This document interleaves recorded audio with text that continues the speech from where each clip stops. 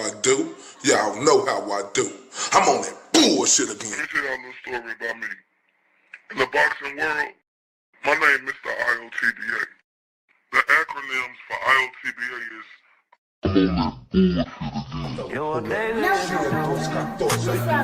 Mr. Undeniable, hold up. Mr. These boys can't touch me. Daisy if you do. Bet I ain't got shit to prove. Boo does gold tooth, Lil Bruce, smile sharp enough to choose. Bang, bang, right through your cool. Walking like a rumor with a pulse. Lip curl sweeter than your cold. My eyes say try me and you freeze like salt. Got your huggle, got your huggle. You wanted that smoke, I'm the whole damn stack. Got your huggle, got your huggle. Step up, I'll clear the room. You're a daisy if you do, you're a daisy if you do. R-U-L. All laces in my hand, better bag. Tongue sharp like a tag, hit a click, clack. You wanted that heat, now it's time to meet the sun. No shade, just black. Walk slow, silver in my lap. Halo, crooked, heart attack. Say a piece, talk that trash. I turn every word to glass. Cut deep. Got your Oh shit, it's your boy Mr. IOTBA. I'm touching down from that 2, 1, 4, and I'm on that bullshit again. I'm on that bullshit today, right? Y'all know how I do.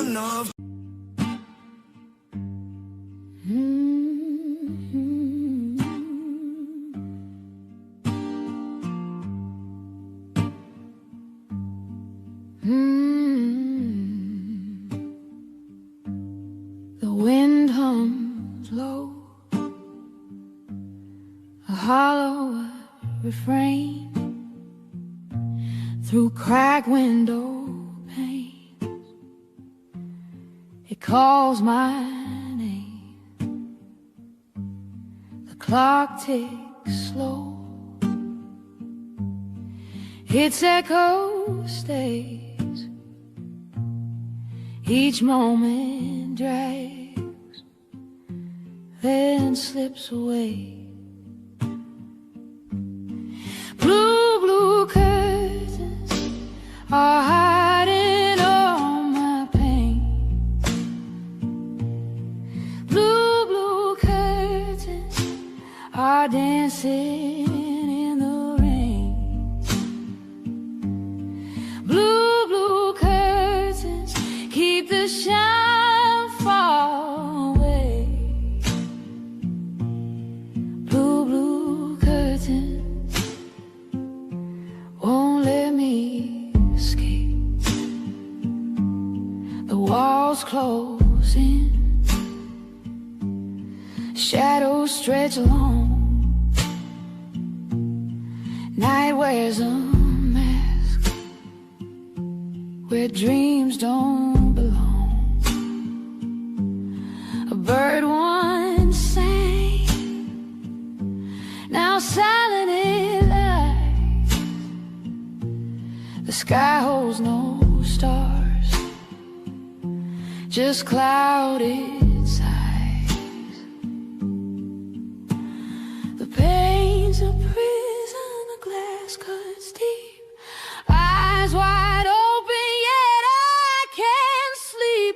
Blue curtains are hiding all my pain. Blue curtains are dancing in the rain. Blue curtains keep the shine far away.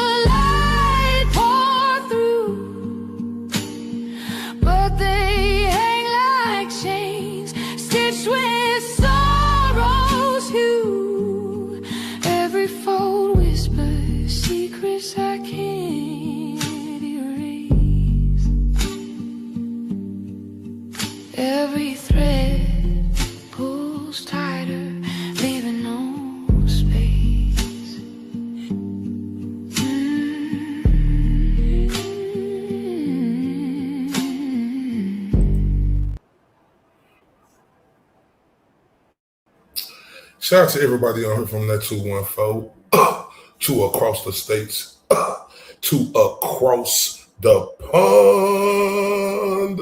Salute. Salute, salute, salute.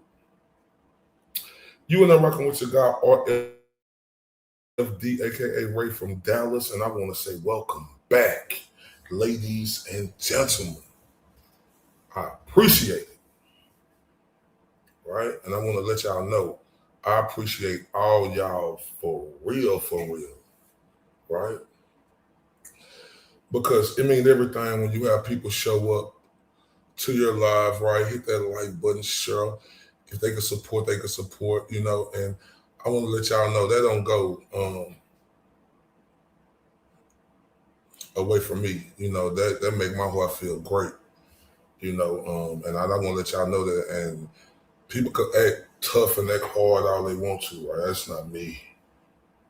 Thanks. Shout out to the beautiful Pretty Cookie, the beautiful Classic. Yeah, I know it did say that. You know me. I'll be high as fuck, and I don't be paying attention to that shit. I smoke big weed, Classic, so I be high as shit, and I be thinking like, damn. I looked at it, you know, 20 minutes. I'm like, oh fuck, this shit say whoopty whoop whoop whoop whoop, right? But I love y'all to death.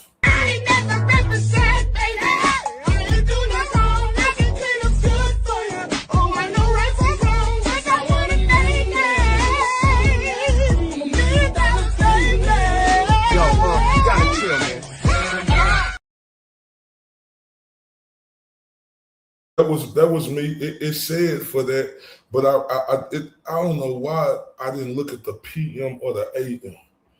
I was just so ready to put it up so I could have it up, and then and that's what I've been doing, getting all everything together, and I noticed that later. So that's on me, baby. That's on me, baby. That's on me, everybody. That's on me.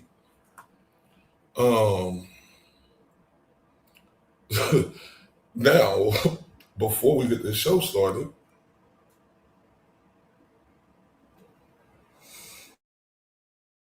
oh my. I mean, I only seen like 15 minutes of, you know, Baker video, because, you know, my show had to start, right?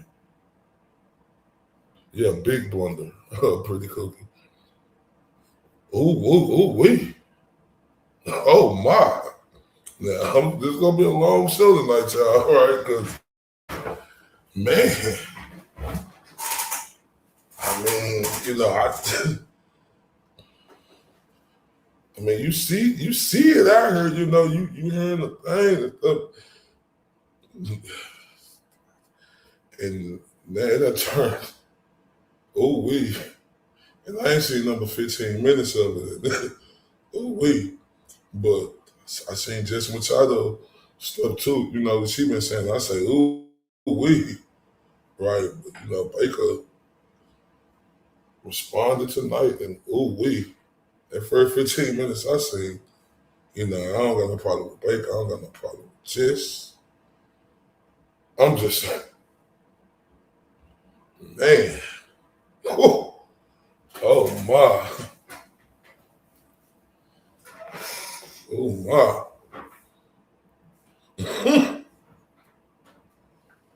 oh my, yeah, yep. Aaron Spencer case got dismissed today. I seen that earlier. Yeah, I've been so out of the loop today, right? It's crazy work, but what I do see all the time is the GOAT, aka Turtle Boy, aka Aiden Kearney, aka the best journalist doing it right now. He put up that on Twitter. You know, I see everything. I get all. I ain't missing nothing, but you know, we like to be visual and watch it. And plus, that racist bigot and Proctor and Good, them racist bigots. Damn. Man, I had to look. I'm telling y'all, look, I don't know if I need to. Oh my God, boy, it's been a lot going on today.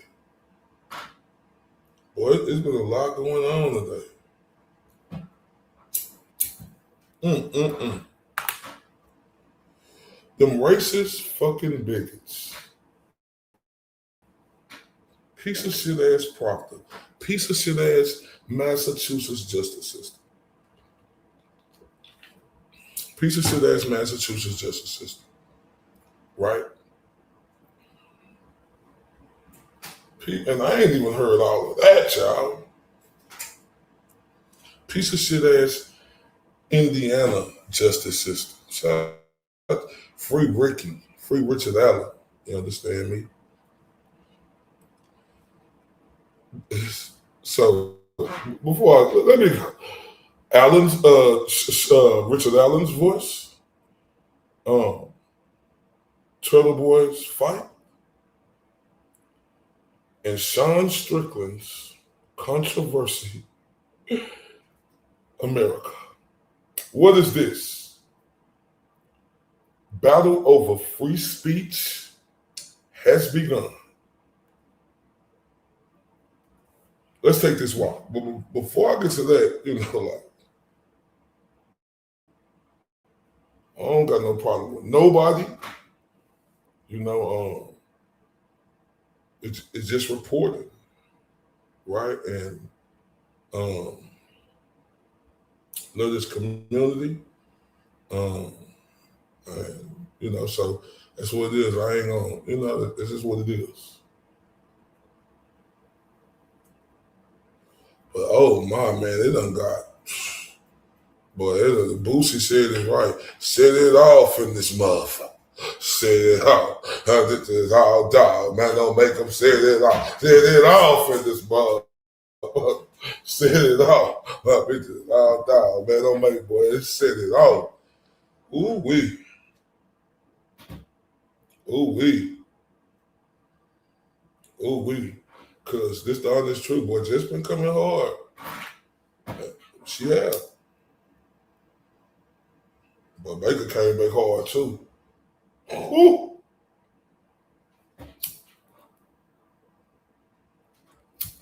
Oh man, so I know in the morning on 24, everybody about to have their alarm set.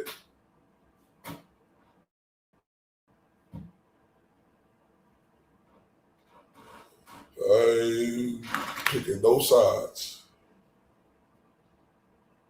I ain't into it. I ain't doing that. Not doing it.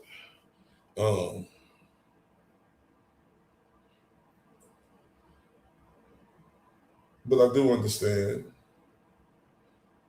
when you out in the community together, it's going to be fights. And I'm sorry, y'all. Look, like I said, it's usually me being, being funny and, talking about some other stuff but this is breaking, Yeah,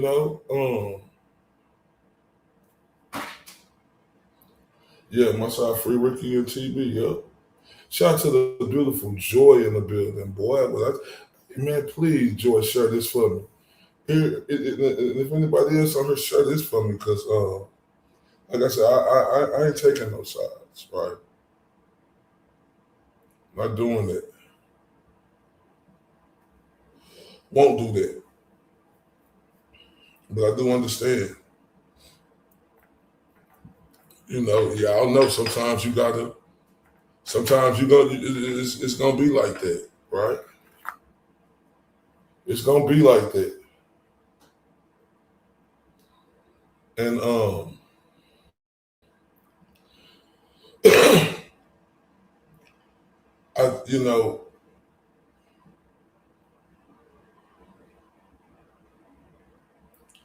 it's a little unsettling, right?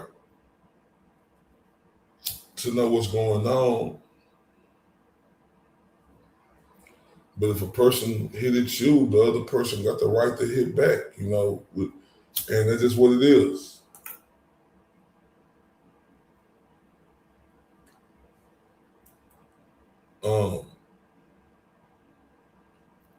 I wish, we can all get along and this could get squashed immediately. You know, I truly do, y'all. I truly do. And I understand some people gonna be on Jess' side, some people gonna be on Baker's side. But we all on the right side. Now I get it, confrontations happen, right? They do.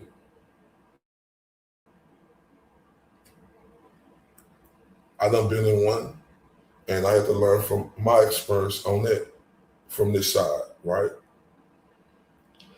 Because the easy thing I could have did was keep escalating it, right?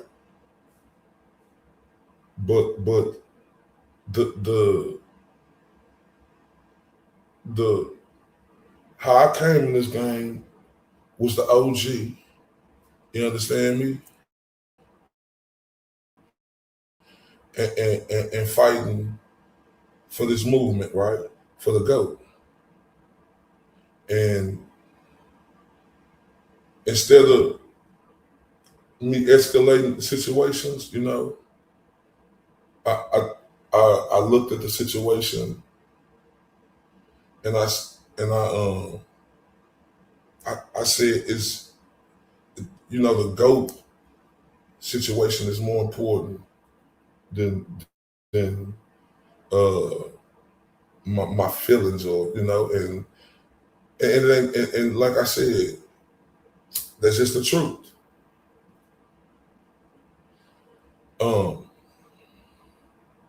Because y'all see this right here, and it all play with it, you know.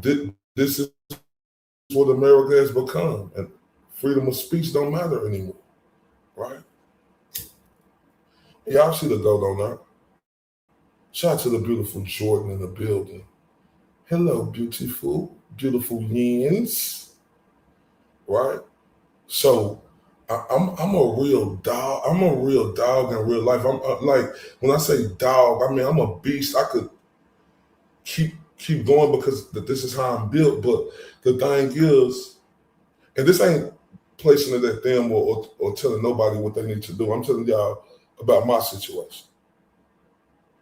You know, the bigger picture to me was the GOAT, right?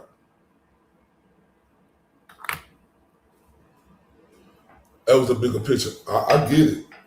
Shit happens. Forrest Gump said it best. Shit happens, right? Yeah, and that's what this whole video go toward. This is my video about Turtle Boy, Sean Strickland, and our favorite veteran in the world, Richard Allen. And it's about that, but this all played into it right now, right? So I'm gonna tell y'all my situation, right? And you know, when I had them situations,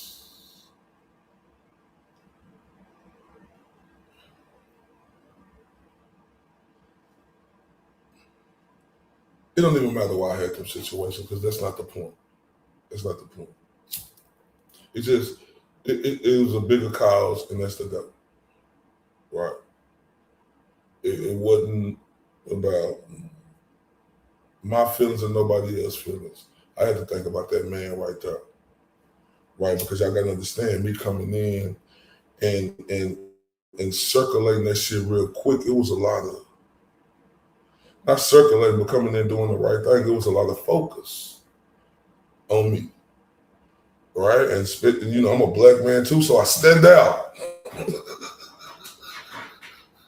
I mean, look, it's the truth. This ain't no race thing, it's just the truth. I'm a black man, I stand out, I talk different. So you could tell that I am, but it ain't me talking no different to where people out here was trying to make me seem like this type of person. That's not that.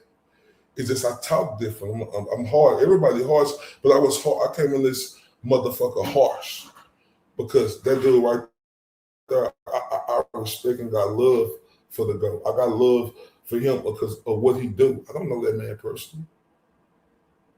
Yeah, you know, that angry black man, right? I don't know the GOAT personally, but what he fight for, our First Amendment right, I got much love for Cuz, right? I don't know Richard Allen personally, but what him being a veteran and him getting railroaded like he did, I got much love for Richard Allen. Sean Strickland, Loving America, right? Sean Strickland, and listen, I don't have to agree with everything individuals do, like Sean Strickland, the GOAT. Richard Allen ain't doing nothing, right? Because he locked up by them bitches in Indiana who need the shit slapped out of him. Yeah, Joy, yes. That too, when we talked about that earlier, them racist fucking bigots, right? But I don't have to necessarily agree. And I'm gonna play Jesse on Fire tonight. This is gonna lead into the video because it's about Sean Strickland, Trevor Boy, and Richard Allen. It's all playing a part. America, what is this? This is what America has become. Freedom of speech don't matter anymore.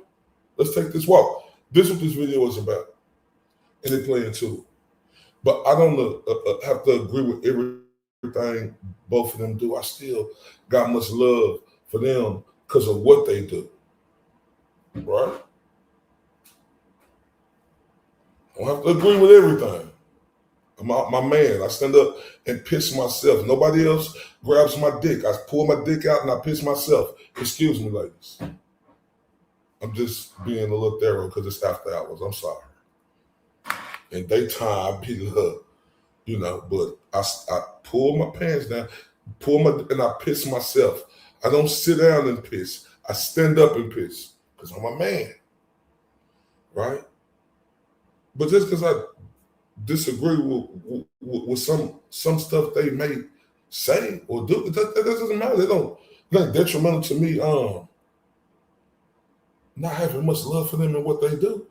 Cause 99, ain't nobody gonna agree with everybody. This is the truth.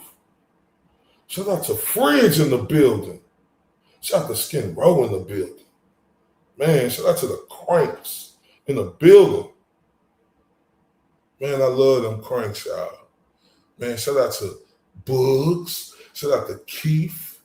Man, I ain't gonna lie to y'all. That's one of the best nights I ever had in the chat. I had a lot of great nights, but that was one of the best chats. Had so much fun. I think his name was DB or DM. He had me laughing my ass off. Skin Row had me laughing. Man, Classic had me laugh. Everybody there, Sharon had me laugh. It was a lot of people there. I can't remember mine, but shout out to all y'all. The beautiful, and they call her because she is the GOAT at what she do with this Richard Allen shit. Ange, the beautiful Ange from Art and Productions. Right? Shout out to the beautiful Catherine in the building. Shout out to the beautiful Emily C's Duddo in the building. Man, I had the time of my life over there. Right? And it was so great. And I want to let y'all know I appreciate everybody who was in that chat, everybody who was part of the Crunch movement, man. Y'all are absolutely awesome. Boy, and Shay Book. I know I'm just, talking my shit right now, boy. Books, boy. She, like I tell y'all how Bob Mata and the beautiful Andrea Burkhardt had me want to run through a wall for him. Boy, Bugs had her rant, boy. Oh my, it's the beautiful Bugs. Let me say that. Because when she had her rant, oh my. I was like, is that me?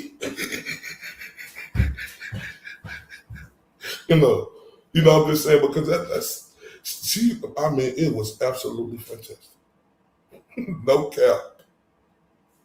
No cap.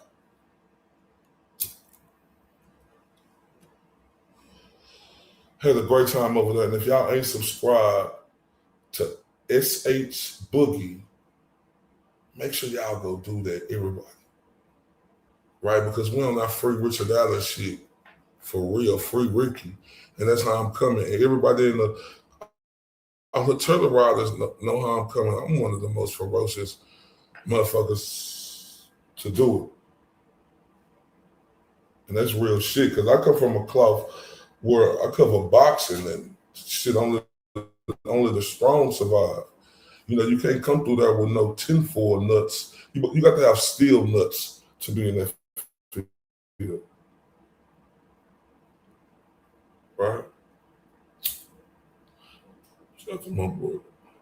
Man, Skin Roll. Hold up, Skin Roll. Man, made goosebumps come to me, cuz. Boy, shout out to Books. Yeah, Turtle Boy was right.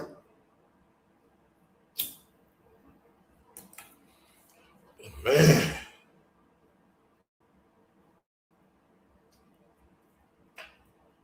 You know, like, boy, man, I ain't lying to y'all. I want everybody to get along, right? But man, that's just what I'm praying for. I hope they could fix this. And that's real talk.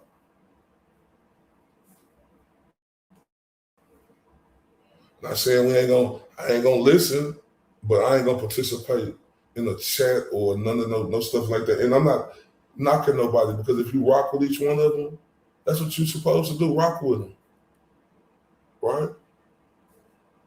But I'm not gonna be in the chat. I'm looking. You know, like to typing. No, because I ain't getting in the mix, because I got respect for both of them. Real talk. You know, it's different because they both on this side.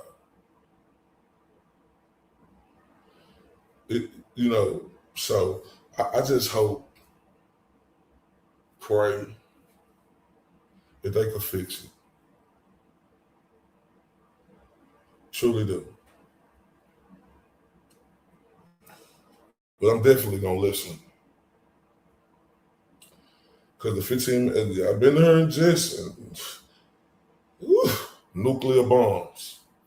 Heard 15 minutes, 20 minutes of Baker, because my live was coming. Because, I got informed, like he live and he was going off. So I had to go check that out.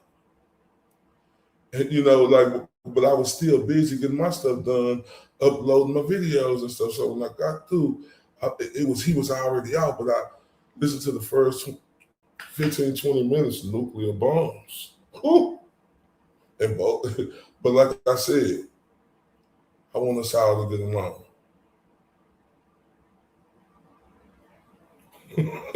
Elvis feels like a melted candle.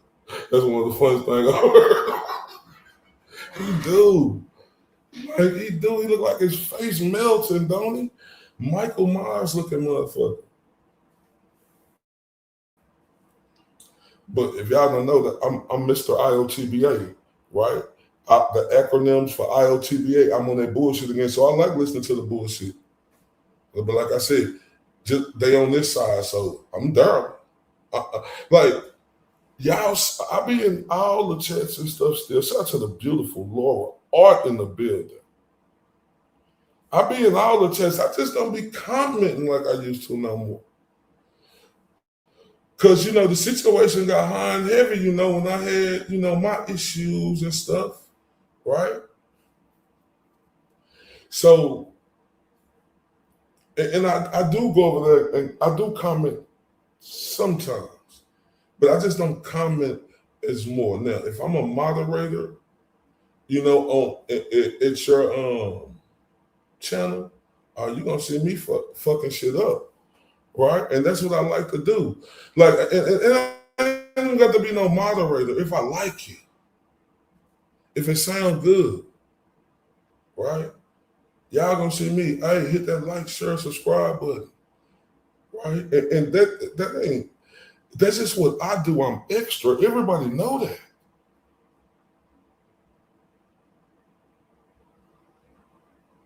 I'm just extra like that. I'm extra, with everything. Not everything I do, but I just like to, if it's 30 people in there and we got 15 likes, I'm going to keep going and going and going until that equals out to that. You might not get that number, but you get close. But it's just reminding people, because people be busy. You can just have your phone down, just listening for a whole hour. Then you find, because you're doing something, you finally pick the phone back up, and then I'm like, oh, I didn't like it. Boom, because they see it. Shout out the fridge breaker. So yeah, that's just what I am like, and that's just how it is, right? Because like anywhere I go, if I like them over there, right, and I thoroughly love that current community, and I thoroughly appreciate them, right? So I don't got to be a mod everywhere. But if I'm a mod, if I like what they doing, like I start looking, I'm like, damn, we got 50 people on here and just 20 likes. I ain't mad at nobody. Shout out to Nefarious in the beautiful Nefarious in the building. I ain't mad at nobody like when I'm doing it, and that's why I don't never wanted to act like I'm it's some type of way when I say hit that like, share, subscribe button when I'm on somebody else's channel, right? I just want, if it's 30 people, I want 30 likes. What's that? It's called ACHD or something. I want 30 likes, and I'm gonna keep going, pushing, telling you I want, because I'm not just gonna speak and say nobody wonderful or they talented if I don't really feel it. I'm not one of them, right? I'm not. But if I like them, well, I'm gonna tell you everything about them, because everything I think of them and what I see them do, I'm gonna express it. Because I want everybody to know how cold they is. Cold means on fire. Talented as shit. I can't do a show without talking about Pretty Cookie. How talented she is. I just can't. Because I want everybody to know. I apologize.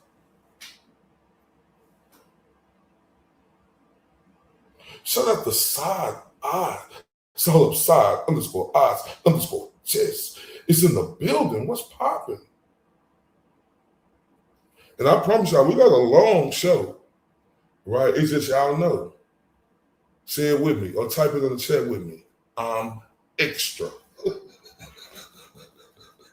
I'm sorry. I know some of y'all may go to sleep, right?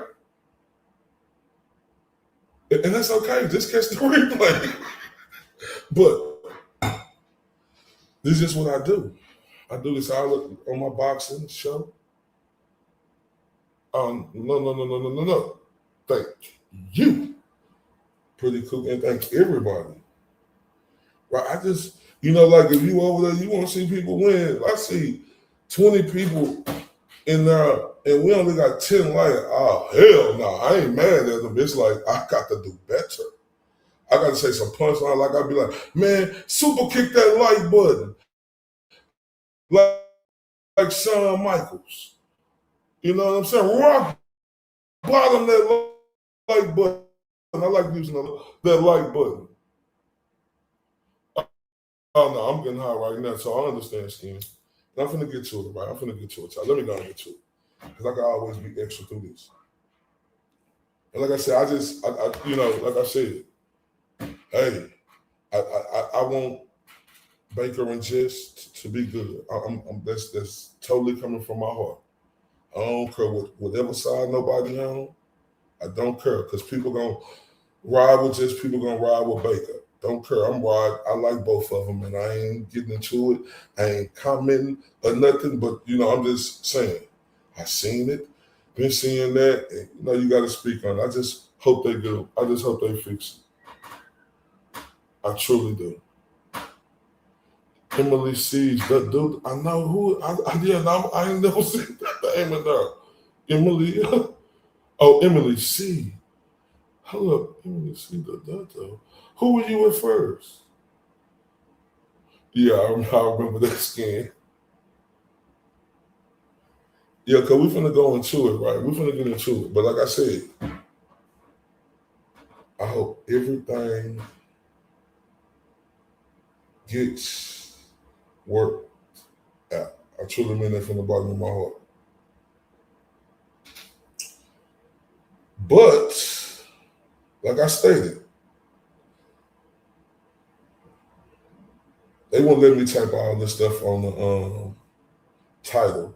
But the title really supposed to say Richard Allen's voice, Turtle Boy's fight, Sean Strickland's controversy, America. What is this? Battle over free speech has begun. Now, before we get started, y'all, right? Can y'all hit that like, share, and subscribe button? You'll have 60 seconds to do it because we got the show started. TRUF. Truth. He's the mirage in the rear view glass. It's Ray from Dallas. Was he here? Was he there? Was he ever mine? Ray from Dallas? Just a trick played by time. This dude is savage Is as he fuck. real or just a dream? What up, Ray from Dallas? Ray from Dallas, tell me true. He's fun. Hi, Ray. This appears to be a black man. Ray from Dallas. Let's take this walk. Is he real or just a dream? Falling stars or a laser beam? Ray from Dallas, tell me true. Are you the myth or the man I knew? This dude is Savage as fuck.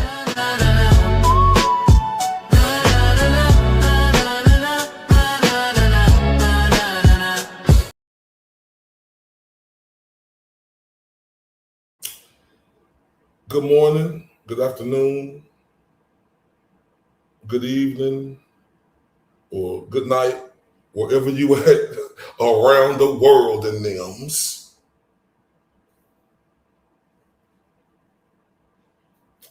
Good morning, good afternoon, good evening, everyone, and welcome back. Tonight, or whatever time it is where you at, I want to talk about something bigger than politics, bigger than personalities. I want to talk about America. Not the America we imagine, not the America we argue about online. The America that was founded on a simple but powerful idea that the people have rights. Rights that do not come from politicians. Rights that do not come from the government. Rights that belong to every citizen. At the center of those rights stands the First Amendment. Freedom of speech, freedom of press, freedom to criticize those in power, freedom to speak your mind without fear. For generations, Americans have viewed these freedoms as sacred. They will separate this country from places where governments control speech, controls information, and decides which voices are acceptable and which voices are not. But today, many Americans and people who are not American are beginning to wonder if something has changed. They're asking difficult questions. Questions about independent media. Questions about public criticism. And questions about whether some voices are being welcomed while others are being pushed aside, ladies and gentlemen.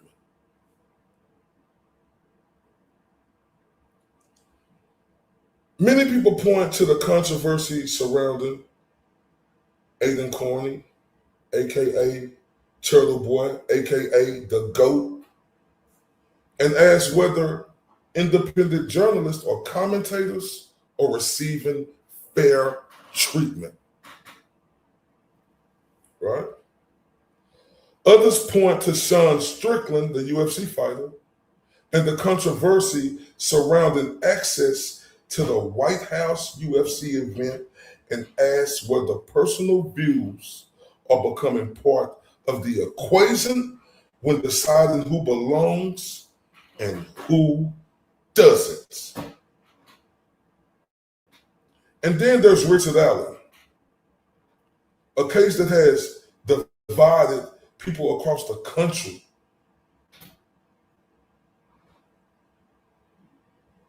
People believe serious questions remain unanswered. Regardless of where someone stands on the case, Americans should agree on one thing. Every person deserves constitutional protections. Every person deserves due process. Every person deserves to be treated fairly and unbiasedly under the law. The Constitution, ladies and gentlemen, was never written for easy cases. It was written for difficult ones. It was written to protect rights when emotions run high. It was written to ensure that power never outweighs principle. That is the test America faces today. Can we disagree without silencing each other? That's the question I ask. Can we debate without destroying each other? That's the question I ask. Can we defend constitutional rights even when we disagree with the person exercising those rights? That's the question I ask. Because if we only support freedom of speech when we agree with the speaker, then we don't really support freedom of speech at all, ladies and gentlemen. Shout out to free_Ricky_Bay. She's in the building. Salute, beautiful. See, the First Amendment is not supposed to protect popular opinions. Popular opinions don't need protection. The First Amendment exists to protect controversial opinions, difficult ones, uncomfortable opinions. And that's the entire point. Throughout history, I want y'all to understand, throughout history, America fought. Richard Allen, he won our vets, right?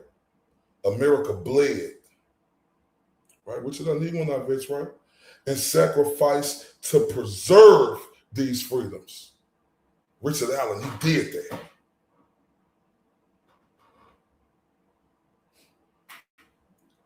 Not because they were easy, not because they were convenient, right? but because they believe liberty was worth defending, ladies and gentlemen.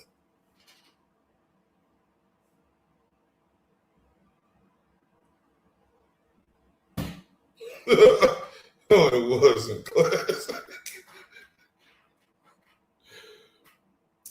And that brings all of us to the question in this thumbnail y'all looking at right here.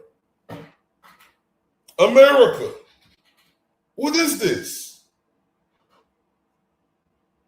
Are we becoming stronger as a nation? Question mark. I'm asking y'all that. Or are we drifting away from the principle that made America unique? And guess what, ladies and gentlemen? That answer is up to all of us. Because rights that are ignored can disappear. Rights that are taken for granted can be lost. And freedoms that generations fought to preserve can fade if people stop defending them. And that's what the GOAT is on here for, right? Because he showed us, not only for, he wasn't just doing that for Karen Reed, he did that for every person around the world. That's why I call him the GOAT. Because he pulled off one of the biggest heists that corruption was trying to put on, right? And I say this, no matter your politics, I could give a fuck. No matter your beliefs, I could give a fuck. The Constitution belongs to all Americans. The First Amendment belongs to all Americans. Remember how I said, no matter your politics, I'm speaking on Sean Strickland. No matter what his belief says, I don't give a fuck, right?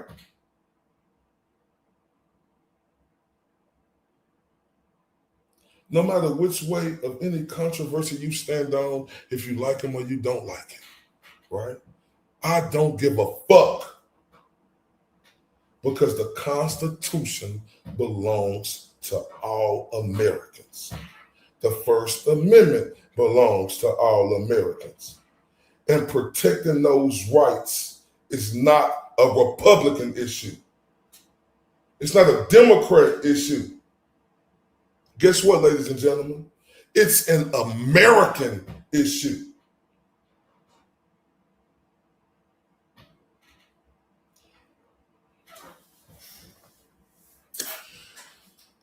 I want y'all to understand that.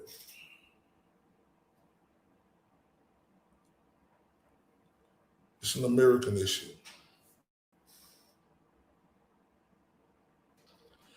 And if anybody been listening to me, right?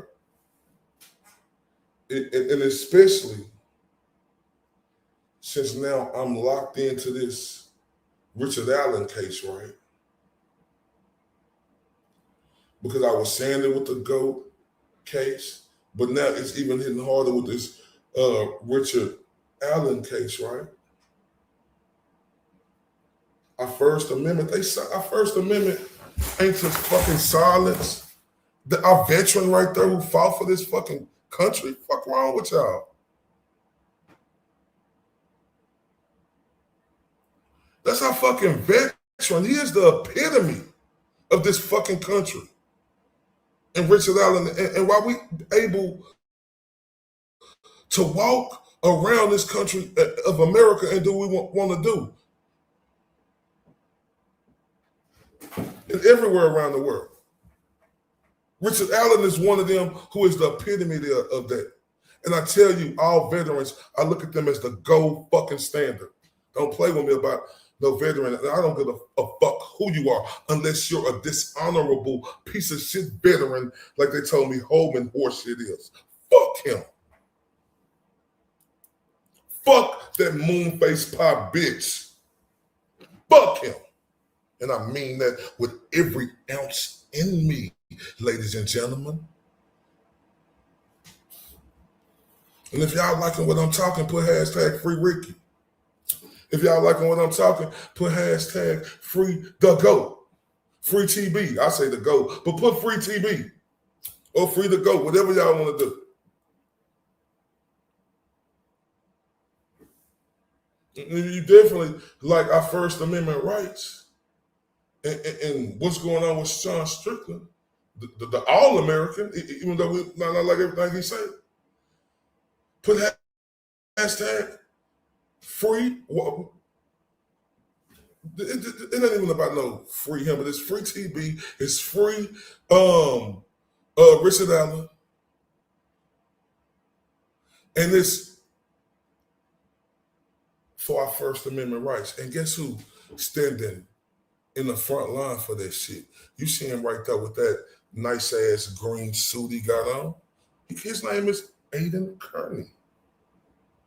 Why y'all think I call him the reason for the season? I told everybody I saying down here in Texas is you got to be built for it tough. And that motherfucker from Massachusetts, he built for it tough. Right?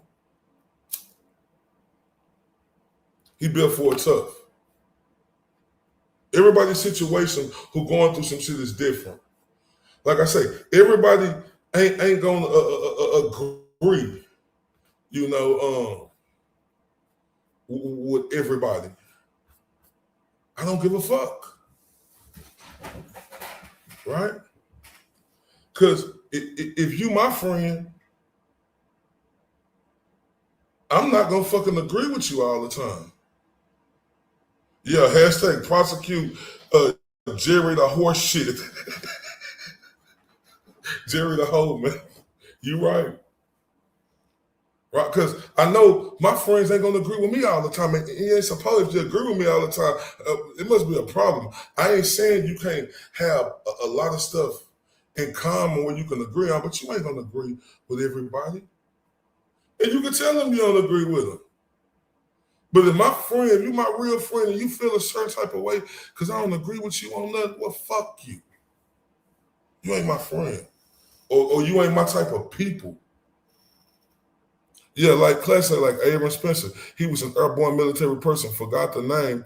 We parachuted onto war zones and they changed him and they charged him with murder. Yeah, and that shit got dismissed today. Right?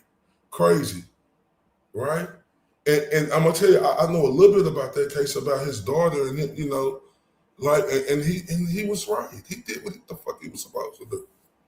He said, I rarely even agree with myself, right? I mean, you know what I'm saying? But that's why I tell people over here, right?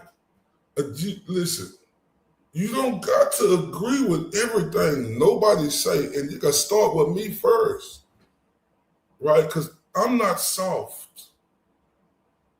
Like real talk, especially on here. And that's just what that is. Yeah, I know for rescuing his daughter, Lord, right? That's some shit. Free Richard Allen. Shout out to Crazy Sammy in the building. No, we on some free Richard Allen shit. And it pissed me off too, right? Because like I said, I love our veterans, y'all. I'm a country first motherfucker in real life. I'm Mr. Oh, say, can you see by the dawn's early light what so proudly we held at the twilight last gleaming? Hold up, that's me, Mr. American. Like real talk. I'm country first person, bro.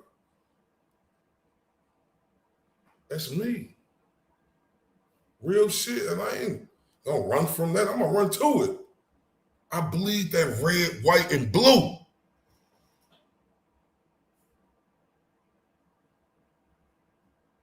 Right, so the reason why I say this is and if y'all like that thumbnail, put one, if y'all like it.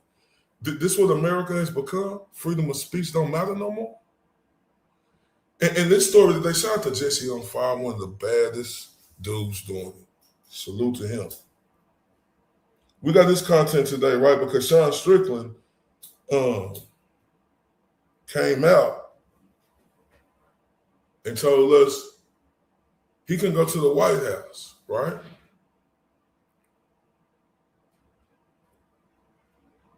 He can go to the White House on America's birthday, right? And it's for his freedom of speech because he talk a certain way, right? And that's fucked up. Because like Jesse gonna tell y'all on her, right? This dude is the 185-pound middleweight champion. Besides the president and Dana, he should have been a third choice to come in there because he all about America.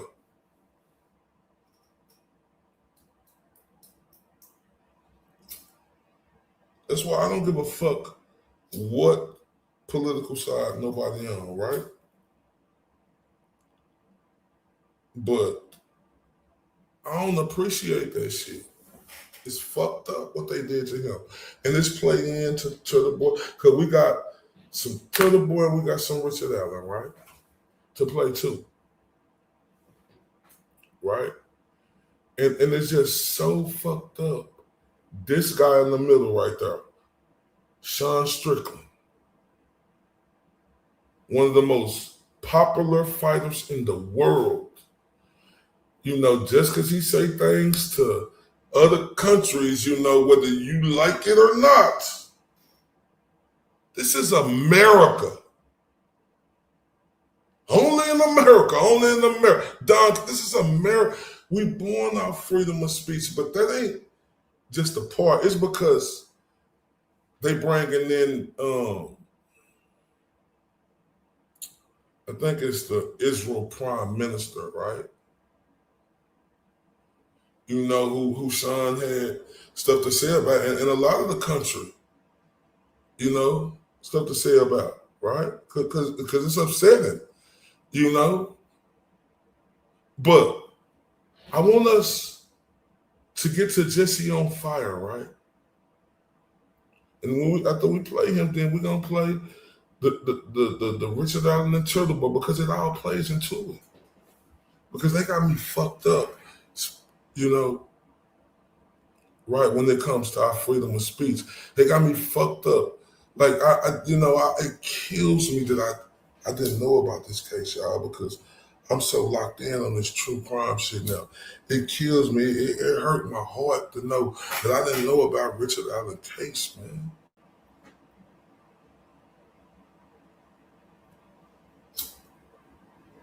And you know what? I am going to play some of that first. Shout out to Classic. I told y'all, Classic is like an angel on my shoulders, right? Because I want to play, I think this was Bob Martha and I forgot their name, so y'all please forgive me. So let me play this Bob Martha, you know, when they talking about Richard Allen. Watch this. A confession. I hit him, and some weird glass out of nowhere. Richard Allen, I was at the bridge, right? I think I did it. I might have done it. And the magic bullet. It's very similar. And Kearney looks like an angel. That's what I kept saying. I'm like, you know, when I was covering the Reed case, I'm like, you know, and everybody's screaming about Kearney and her bias. I'm like, oh, y'all have no fucking idea. You have no idea. You have no idea. It's like, I would have paid to have Kearney on this case. You know, right. She was just unbelievable. Despite Kearney's flaws, she did everything in the open. Right. Yeah. Oh, but with Rick's case, I mean, they were left with nothing. They were stripped and left with absolutely no defense other than leaning on reasonable doubt. You know, and just trying to pick apart their shit, man. And it's like, it's not how this thing's supposed to work. It's not how fair trial. And also not being allowed to bring on experts that could testify about the crime scene, not bringing on experts that could contradict the tool mark woman. They couldn't fucking mention of what the crime scene looked like. And I want you to try to think of any case ever where the defense is not allowed to talk about what the crime scene looked like. Rick's confessions with the F3. There's no mention of it. at all. You would think, yeah, oh, I got started by this van who was 15 minutes later. So I took her to a tree and made her write her own thing with her arm. Like, yeah, the F3 alone just shows no. Rick's confession is a simple crime scene. There's nothing simple about that crime scene. Nothing. We are talking about 3 people at around 5'4" in a spring flood stream that is fucking ice cold, 3 feet high at least. You don't keep your balance in that. And look at which one is the skinny one, Abby? Yeah. 5'4", barely 80 pounds, standing up in a no. I didn't say white van. He said van, and all of a sudden they produce this. What his face, Weber, who has lied for 7 years about where he was that day, and all of a sudden, oh yeah, I was there. And then he lied on the stand, saying, yeah, I was there at 1:30. No, you weren't. You were there at 1:45. Right. So he lied twice. Yeah. The bigger thing is that Nick put him on knowing that he was going to lie. Nick knew he would lie. He had to. And the defense weren't even allowed to have the FBI guy to testify. That guy's a liar. And that's the Napui gloss-up, right? Knowingly put on false information, which is another motion to correct error. Y'all heard all that shit? This what happened to Richard Allen. This what happened to him, right? But all them on there was amazing. That was Nick Starro, the lady Andy, and that was the great Biomarder Defensive Diaries, right? Like Clancy say, all in 19 minutes, that's fucking impossible. That's fucking impossible. These fucking lying bitches, right? But under our constitutional rights were fucking destroyed. They won't let the FBI guy for the defense? Who did they say a Weaver? Who the fuck is a Weaver? What did they just say? Whoever that fucking name was. Do y'all see this shit? Shout out to Andy Coach, but y'all make sure y'all go subscribe. Hit that link right there.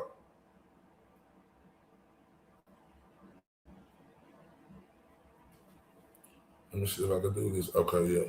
It's pink. It's pink. Everybody make sure y'all subscribe to her, Andy. Shout out to the beautiful Andy. Make sure y'all go subscribe to Biomarder Defensive Diaries. Y'all know, man, that's my. And look, this go back to what they first said, right?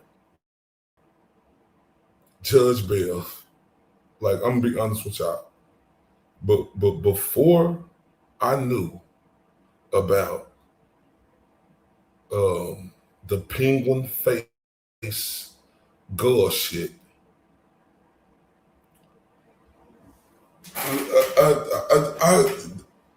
I couldn't imagine, right? Being with Bell, right? Even though there was a lot of bullshit that went on, right?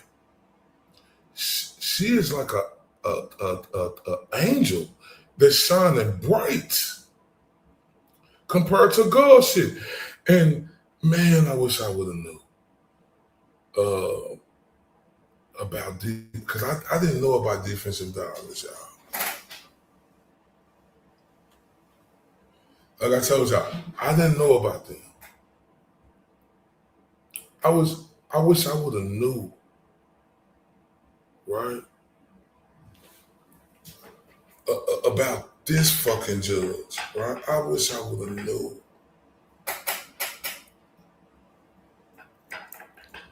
And you know what's crazy? That's why I see now, now, remember like I told y'all, the great Jimmy, Auntie Dale, one of the best doing it, right? He liked Auntie Bell, right? And, I used to say a lot of people couldn't believe it. But now I see why. I see why. I mean, and because look at the job she did, and look at the job this piece of shit a witchcraft woman did. And what's fucked up, Classic, let me know this. That's why she an angel on my shoulder. She let me know her funky ass little penguin junior daughter is taking her seat. No cameras was allowed. And no wonder, like Classic said. Classic told me her daughter, Penguin Jr., is finna take her seat. Oh my.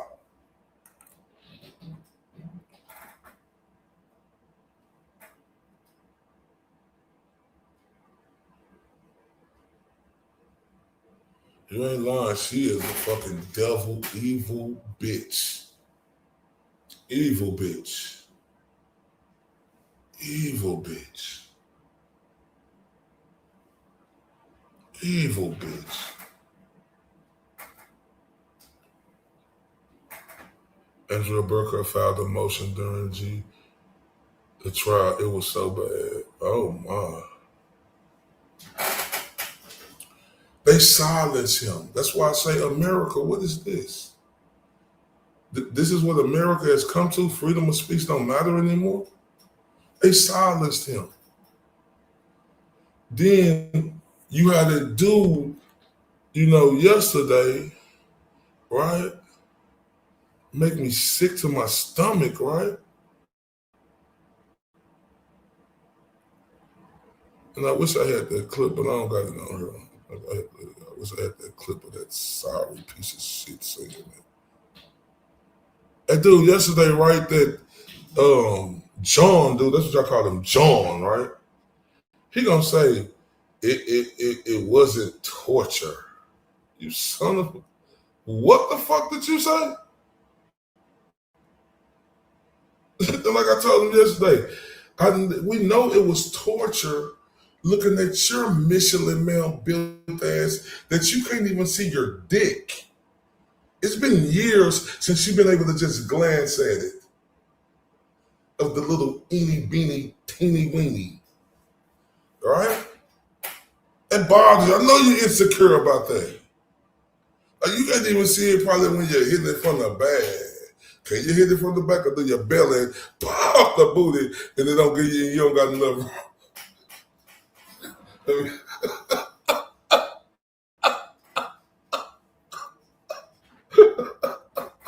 Little baby carrot. Like it's torture seeing your fat ass round hard stomach, fam. Talking about Richard Allen didn't have no torture. Like I said, I don't know this dude personally, right? This is just me attacking what the fuck he said, right? I don't know his wife personally, right? This is me attacking them for what they said, right? Or you think he on Ozempic? Now he done lost some weight? Are he able to see the little beanie teeny weeny now? Nah, it's gonna take Ozempic a long time. It's gonna take Ozempic 2 years. That's hard ass round stomach. We are the world planets. 15 planet stomachs having ass. Right? Right? I don't know them. I don't like what they said, but that don't make me. It just showed the character of what they of what he said. He don't think that Richard Allen. That's asking a lot. Not enough. Anyway, you ain't lying, right? Class say no yet. That just show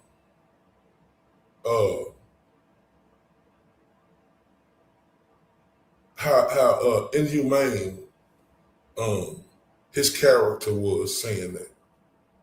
And on his neck, I got this video of him. I'm finna play now. Like I said, shout out to the angel on my shoulder. Classic. Right?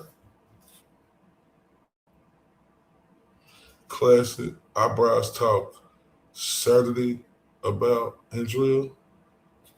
Who is any? Who she talked about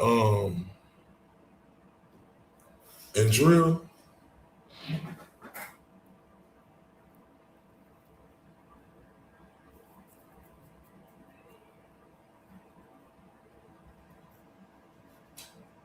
Oh, she talks smack about Aunt Trill.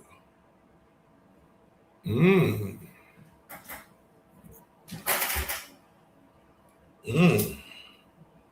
gotta check that out. Because this is the thing right here, and this the honest God truth. Like it's when I seen her, you know, in the go going at it, like I didn't like that, you know, of whatever that situation was. But before I even knew that, it was some other stuff that she did that I liked. But you know, like I said, I ain't no big fan, but I don't hate her or nothing like that. I don't hate nobody.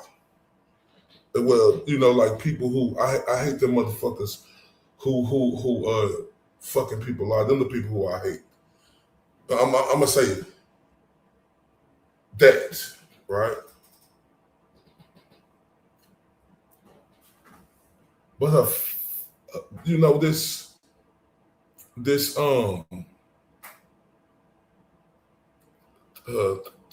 Cabbage Patch Kids put together in John, right?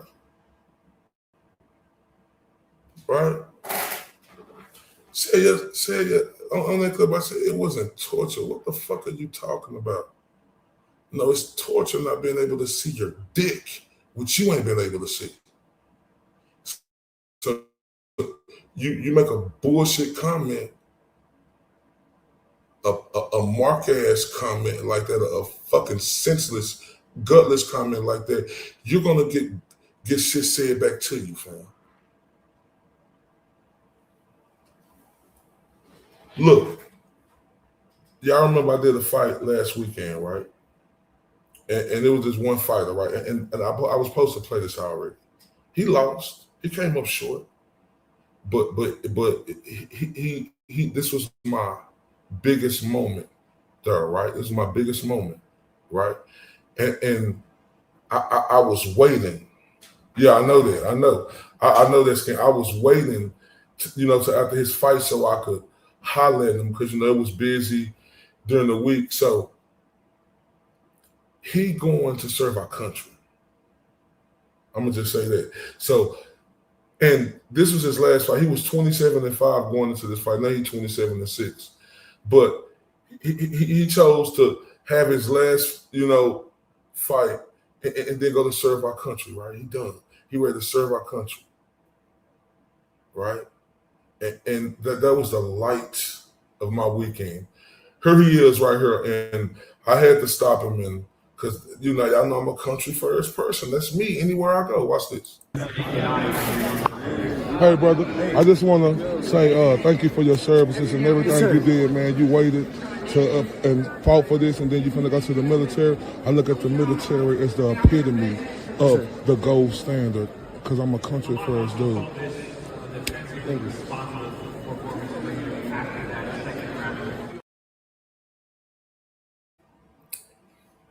See that? That's why I tell everybody, respect our military. They got me fucked up about Richard Allen. They got me fucked up about Richard Allen, fam. Because he served our fucking country, and this is what you fuckers down there in Death Valley, Indiana do? Man, fuck them. Right?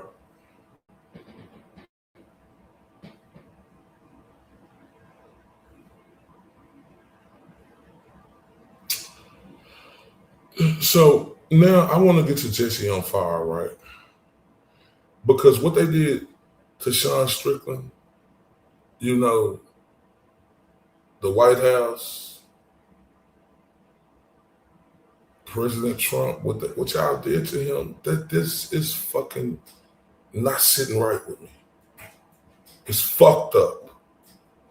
And y'all gonna see how fucked up it is, right? Oh, it's a lot too. And remember I said Chat GPT. Remember that. Oh, this fucked up. Watch this.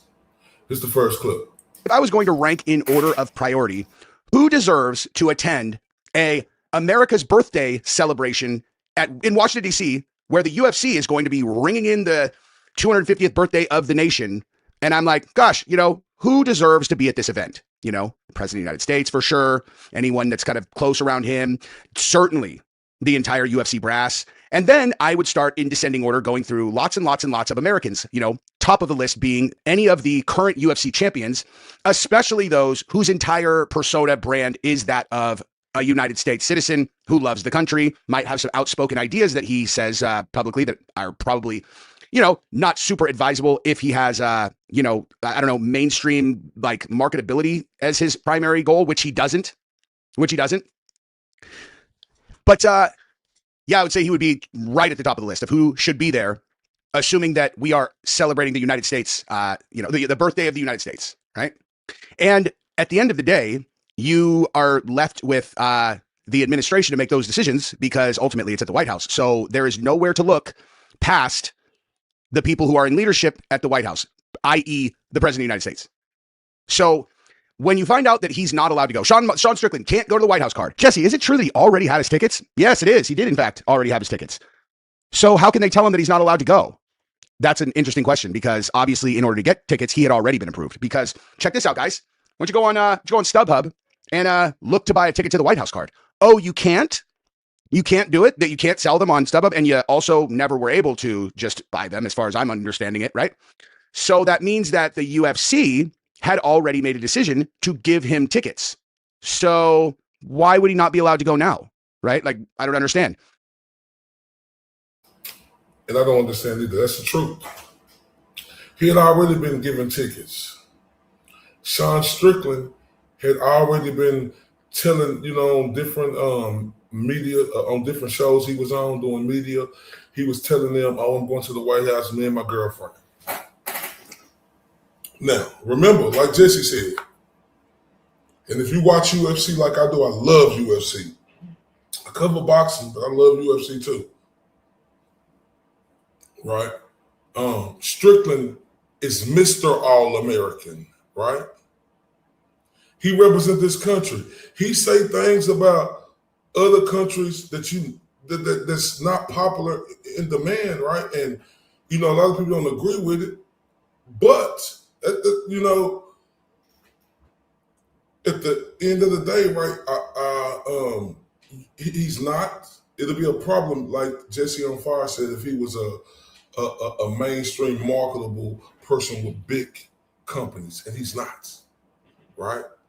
But when his fight come up, when he started talking that shit, especially his last fight against Hamzat Chimaev, right? And the fucking dude he was hanging around, whatever his fucking name is, right? He said a bunch of shit about them, right? And a lot of people didn't like it. And I understand, right? But this is America, right? We were built our freedom of speech. And at the end of the day, right? And y'all gonna find out why Jesse and me is upset about this, right? And all champions at an event like this supposed to be able to be in the building, right? You telling me you got foreigners on this card, right? Which who I love. I love Ilya Topuria, and I love Chama, Mr. Chama himself, Alex Pereira. I love them, right? They are two of the best fighters in the world. And you telling me Sean Strickland can't attend because you don't like some of the things that he said? And this America? I ask America, what is this? This is what America has become? Freedom of speech don't matter anymore? Why do y'all think I went so hard for the GOAT? Right? Because the GOAT fighting for us. Right? All three of these dudes play into what I'm saying. The GOAT fighting for us. Right?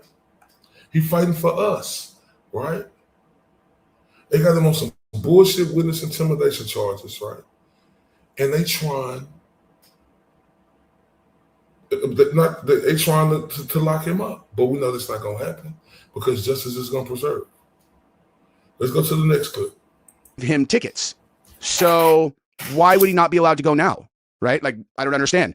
Why would he not be? Oh, wait. So did you say Bibi Netanyahu is attending? Cool. Okay. Cool. I don't care if he attends the UFC as long as he has no other impact. He's there and he's sitting there and he's watching the show and he claps. And then when, they show him on camera, everyone in America boos, all that, like, sure, good American fun. But when you then decide to prioritize whatever agenda they think that they're doing right now by banning the middleweight champion of the UFC, who is one of the most visible fighters on the entire roster, bad optics would be the understatement of the century. And as much as I could talk for 45 straight minutes about this without even getting to a single clip, I'm going to stop myself because I'm going to end up saying those things, shortly. Now, I want to give a shout out to Jake Shields because he got this out fast. And also he did an incredible job of, or his producers, whoever, of compiling the clips of Sean Strickland that tell the story of what Sean had said previously about this topic. And, you guys can make up your own minds about whether you think this is all right or not. For as far as I'm concerned, okay, in terms of who gets to go to a celebration of the United States, and one option is the middleweight champion who says a lot of things that people might not agree with. Well, guess what? From my seat, he's the most important person who gets to go out of everyone except for like Dana and the president, okay? Because Sean going is the exact symbol of what we do here and why the United States is different than other places. He said a bunch of things that probably would have been a real serious problem in other countries, but not here because we have freedom of speech. Okay, 250th birthday party. What better person to have there than Sean Strickland to show that American ideals are still alive? Now, Nim Zimbabwe, whatever his name, I guess that's the prime minister. A lot of people are turned off, right, about what's happening in Israel.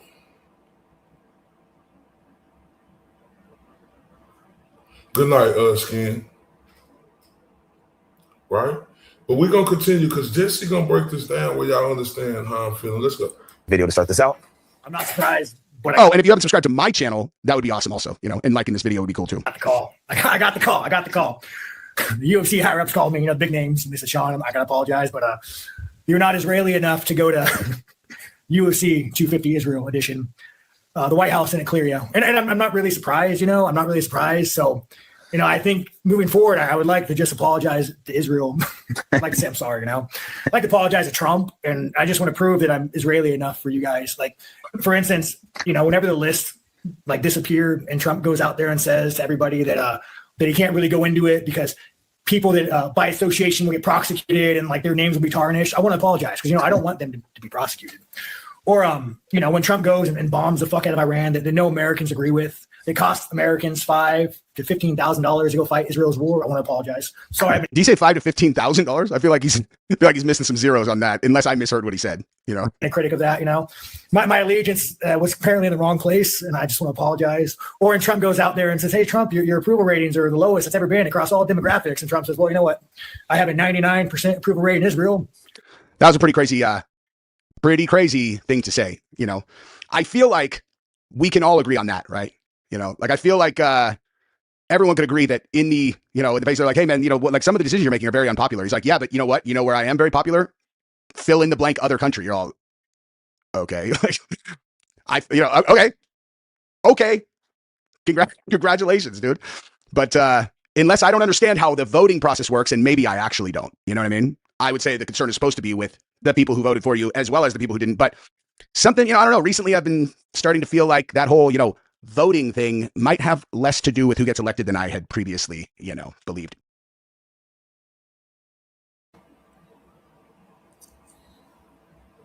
Like I said, right? Sean Strickland is outspoken, right? And a lot of people agree with what he's saying. If you agree with him or not, whether you agree with him, whether you don't agree with him, right? That's not the point. The thing with Iran, a lot of people was unpopular with it, right?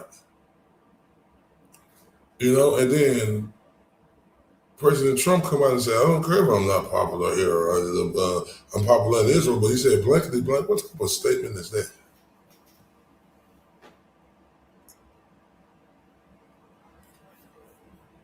Y'all think about that. Think about that. And it's so fucked up because Sean Strickland, good night, Laura, love you to death, ain't gonna be able to be at this fight, right? And like I say, America was built off freedom of speech, right?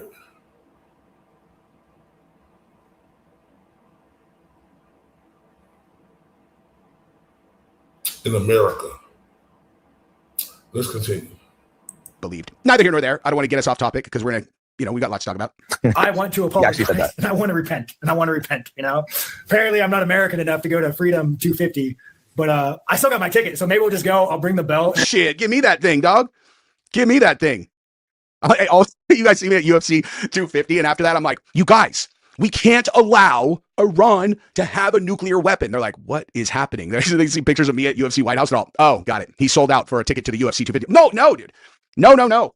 I've done a total 180 on my stance on foreign war, actually. Like, I think it's super important that, we pay taxes to go light up foreign countries that, I don't know, I'm with all of it now. Thanks for the ticket. That's a fucking joke, dude. Okay. I would not change my opinion for a ticket to the UFC. In case that was not clear, that was a joke. That was a joke. That was a real joke. He was saying, right? But it's really fucked up, right? And it's just the gist of it. It's an all-American fighter, right? And you letting that Neo, whoever it is from there, and it's a lot of people who ain't with that, right? Like, come on now. A lot of people's views don't change. But let's continue. Right here and just say a couple things, okay? First of all, one thing that needs to be stated here is that the fact that Sean is putting this information out tells you exactly where Dana White, Hunter Campbell, and the UFC stand as Americans on this, because that's a big deal to me too. It's like, what did they do? And do you know how easy it would have been for Dana and Hunter to go, look, dude, because as much as people think Sean is like this live wire that you can't tell him nothing. That's not true. Like, that's not true. He's a live wire. He's an outspoken, goofy American man that I personally like immensely. And so do a lot of other people. But if you think that you can't give him instruction as the champion, that's not true. And they very easily could have said, look, we're going to consider it a personal favor if you just kind of keep this quiet. We don't want to make waves, whatever. And they did not do that. And if you know Dana White's stance on free speech, I would imagine that this decision was very strategic and absolutely represents how he feels about this, because, it's important to me, at least, that when this kind of stuff happens, that I never fall into the trap of like, oh, well, this happened, this person's decision, this person has, close relationship with this person, which means he agrees with them on that, because I don't buy into groupthink shit at all. Everybody's their own person. Everybody gets to have their opinion. You don't have to agree with someone on every single topic in order to be a close associate of theirs. You could pick anyone that you think that I'm a very good friend of, and you would not be wrong. And then I would be able to pick 2-3 things that are big core issues that I disagree with them on. And you know how that affects our relationship? Fucking zero, because we're not weirdos. I'm not friends with people who are weirdos who think that you need to agree on everything. But like, again, as far as the UFC organization goes, Sean talking about this means they told him that he can do this, which means they knew exactly what was going to happen, which means they're probably telling us exactly how they feel about this. But they're not, multi-billion-dollar organization talking publicly traded multi-billion-dollar organization is different than individual Sean. Like, hey, go tell everybody what they did. Go tell them what they did. And I could not more stringently disagree with this decision. I obviously have hopefully made that clear. Like he said, Dana White and Hunter Campbell, they didn't agree with it. They didn't agree with the White House. But what can they do? It's the White House. It's a 250th birthday. What can they do, right? They couldn't say nothing because they're a multi-billionaire public trading company. And like they said, they gave Sean the go on this, right? Because with them having this at the White House, right? Well, President Trump clearly made this decision. They could have easily went to him and tell him, hey, man, we got to do it like this. Don't say nothing, bro. Don't do that, man. This is for the company. But they didn't do that. And that's clear because they believe in what he's saying, but they can't say nothing because they're a multi-billionaire public trading company that hit different. It don't hit like that when you a person, an individual. And like Jesse on Fire say, he stringently disagree with that. And me too. I'm talking about with the decision of not letting Sean Strickland, the 185-pound American champion, who just beat Hamzat Shamav, who was one of the most feared fighters on this planet, who he was just walking through everybody. And Sean represent America. I stringently disagree. Let's continue. The going back to the Strickland side of this thing, okay, let's continue because he had, you know, again, like Dana and them telling him that he or you know, not telling him that he couldn't talk about this is pretty clear. It's pretty clear where they stand on this for sure. We'll just stand outside the gate and we'll just let him know what we really think. Yeah, he already has his plane tickets. Sound like he bought his tickets out there and it was revoked. This is crazy, and this is kind of funny because me and Sean have been arguing over this for several years. Sean, for a while, he's switched a lot closer to my direction. Obviously, we won't view it exactly the same, but he's geared a lot towards me. When thought he was crazy initially, and like a lot of people, they come around and be like, "Oh, you weren't so crazy." And speaking for myself, I did Jake's show. Like, I mean, but I don't know if I said this. Jake's my boy. Like, Jake's a good buddy of mine. If I go to Vegas, I hang out with him. When he comes to Austin, he hits me up. Like, Jake is good people. But like I said about everything, I don't need to agree with everybody on everything. And like when I did his show, you guys can go look up my episode with Jake. You know, and he was trying to drive the conversation in the direction of Israel the whole time. And, you know, I'm good at deflecting things I don't want to talk about. I didn't want to talk about it because I don't know anything about it at the time. It was like, yeah, you know, because like I have always thought that foreign stuff, I don't need to talk about it because I don't know anything about it. And anytime that I get behind the curtain on any issue, it's always much more complicated than how it looks to me before. So I kind of go, I'm never going to be able to see behind the curtain. So I don't even know what the interests are that are at play. And so I stayed away from it. And now, okay, like this is one of those things. This is cut and dry now. And it has been for me, you know, like I was forced into paying attention to it. Forced into it. And you want to know the moment that it became, oh, I really do need to start looking at this, the second that we invaded Iran, right then. You can go back, look at all of my content, see if I ever talked about it. I never talked about it ever. But that was so straightforward. It's like, what? And so then you start looking, you're like, wait a minute, how many Congress people are automatic votes for that? Like, what? And then they just primaried Massey, and it's like, because he had a problem with this, like, why should they be able to do that? They're a foreign country, you know? So I can understand people not paying attention and then later on paying attention. It doesn't make me hate America. Certainly doesn't make me hate anybody who doesn't see it that way. But it's very obvious to me now that it's a big problem, like a real big problem. Now, like Jesse said, I don't get on here and talk politics, right? I'm never going to do that, right? I listen to people who talk. I'm not going to spread my opinion, right?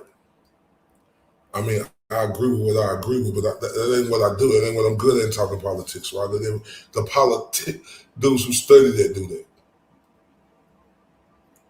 But this is egregious. What's happening, especially in America, what it's built on. Let's continue. End of the day, as a matter of fact, you know what? Let me do it like this. In the event that Gaethje sees this, which I'm sure that he will, let me just pose this to you, though, dude. When you know now that the reason. Hold up, I messed up. Hold on, right? Give me 1 second. I think let me see something real quick.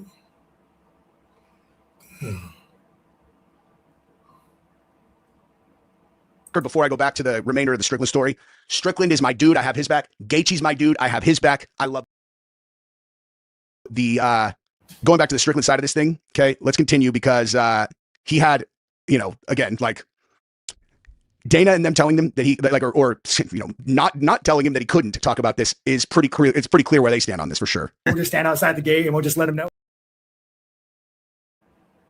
The going back to the Strickland side of this thing. Okay, let's continue because he had, you know, again, like Dana and them telling them that he or you know, not telling him that he couldn't talk about this is pretty clear. It's pretty clear where they stand on this for sure. We'll just stand outside the gate and we'll just let him know what we really think. Yeah, he already has his plane tickets. Sound like he bought his tickets out there and it was revoked. This is crazy, and this is kind of funny because me and Sean have been one of the most valuable tools that I work with. But I want to show you this, okay? Because how he's seeing it, getting his tickets revoked. I want to play a few videos. Actually, look at the comments of this real quick first. This is probably some good comments. My N-word, we can't say that. Had to, yet again, calling for violence against Jewish people. After my ass, I hope Dana fires you. He never called for Jewish. See how they just make stuff up? He's absolutely never done that. They just like make that up. Taylor Greene, this is a congresswoman. They're trying to get rid of her. God bless UFC champ Sean Strickland. He's a great American and has been persecuted by the Trump administration for his First Amendment free speech. Unreal. That is it. True. They banned him, but invited Bibi. Good luck with Generation Z idiots and the younger generation choosing Israel genocidal regime over America that voted for you to stop funding and fighting foreign wars and just help Americans afford life is going to be your downfall. I hope protecting the Epstein pedo elites is worth it. This is the thing that I see from, you know what, actually, I'm sorry. Let me show, like, this is what Jake's take was. They completely own him. I think you see Netanyahu actually wrote up something to try to merge our militaries together. So Israel actually have control. Oh, interesting. That's about right. Take control of the military is, now I thought that this, I had seen this before, but I was not sure that it was, as a matter of fact, I thought for sure it was not real because it looked so kind of like, I don't know about that. But let me show you something because I love ChatGPT. I interact. Now watch this, y'all. Fuck me up. One of the most valuable tools that I work with. But I want to show you this, okay? Because I did this myself. This is the ChatGPT logo, okay? And literally, I verified this myself today, okay? You can see all this is the ChatGPT logo, and it's just been, all I did was I took the original one, and then I did a full 180-degree horizontal flip, okay? So you take one this way, and you flip it, and then you go like this, and like, you can't even make this up, man. It's real. I just did it myself. I did that. That's the OpenAI logo, dude. You know, in case you're not seeing what you're looking at a Star of David surrounded by, you know, another Star of David, and then it turns into what looks like a bunch of interconnected networks. And AI is the future of the world. You know, people are not up to date. You know, if you still don't really understand what you're looking at when they're like, oh, AI is going to replace everything, then I'm not going to waste my, you know, time here today to explain it. But that logo, this is not like some kind of anti-Semitic thing. It's not some whatever. It's like, dude, if you want to see a symbol that should make you extremely concerned about America losing its sovereignty, look no further than Sean Gittin removed from the White House card and the fact that the logo, the company that logo belongs to, okay, just ripped and replaced, okay, the AI system that was already in the American, like, intelligence and military. So OpenAI recently struck a deal with the U.S. Department of Defense to supply artificial intelligence models for classified military networks. Oh, really? Is that right? So that's cool. And the company replaced rival firm Anthropic as a primary supplier after Anthropic was blacklisted by the Pentagon over disputes regarding AI ethics and autonomous weapons usage. I'm sure that's what it was. And then this is the logo of the new AI system that is going to be in in all the classified military networks. Oh, cool. Okay, yeah. Hey, don't worry about it, guys. Nothing to be concerned about there at all. You know what I mean? It's like, I mean, I don't think I'm being like a super crazy conspiracy theorist to, like, you guys understand that's a foreign nation's flag. Foreign nation's flag. You know, we don't. There's a lot of follow up to that. If we're having, you know, a different type of video, you want to go into some historical things that might make you a little bit even more, you know, a little bit more concerned about that. But like, like classic say, made me question everything and change my mind, but I don't know enough to talk about it. She said my 20 and 23-year-old kids say Israel run the world. Now look at this. Hey. Now look at this. Is this the one right here? Oh, this was he said this, if you bring both of them together, it's the Star of David. And the Star of David is the only country that currently features the Star of David as a central official nation symbol is Israel. The blue six-pointed star sits promptly on the white background, flanked by two horizontal blue stripes. The Star of David is globally recognized emblem of the Jewish people, and you can find it adorning item in Jewish community, synagogues, and cultural sites across the globe. It say globe at the bottom.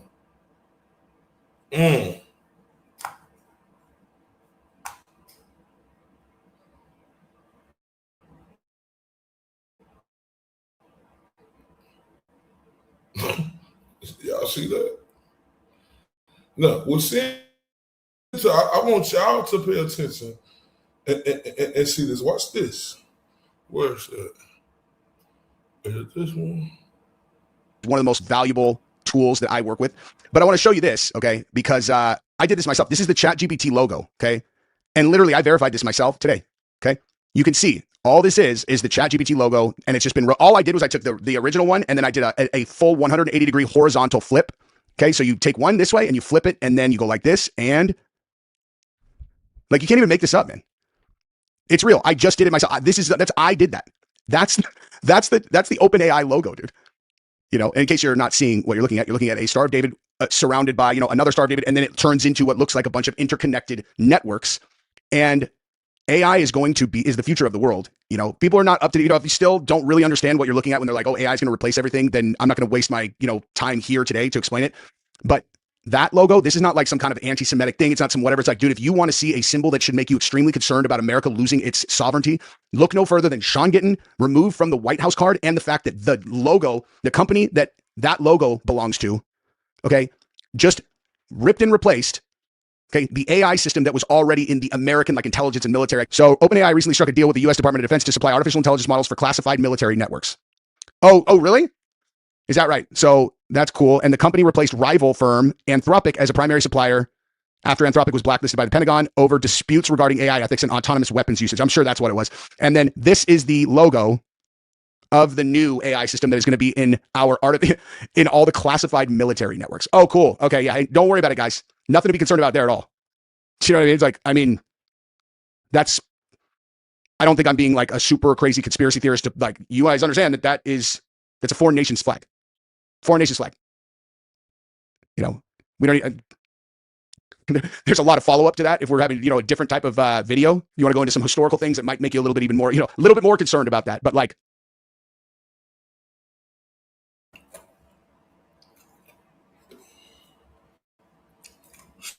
Star of David as a central official national symbol.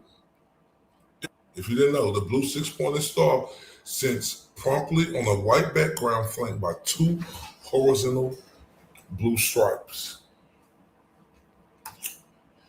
And y'all know that is taking over our military system now. I want you to think about that. Do your research, right?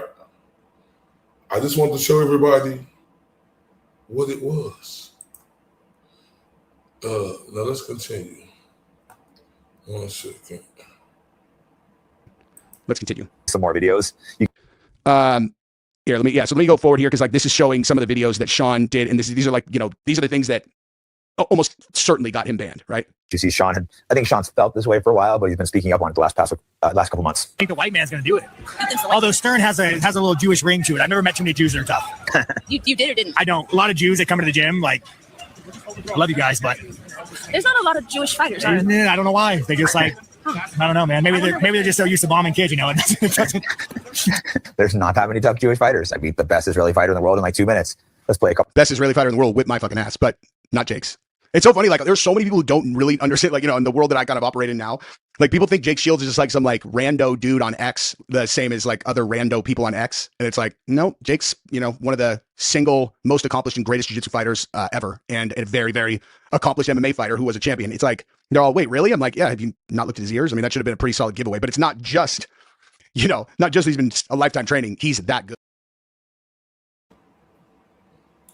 Now, like he said, a lot of people don't like what Sean Strickland say, right? But he's speaking, it's coming from on his beliefs and what he believed was happening over there.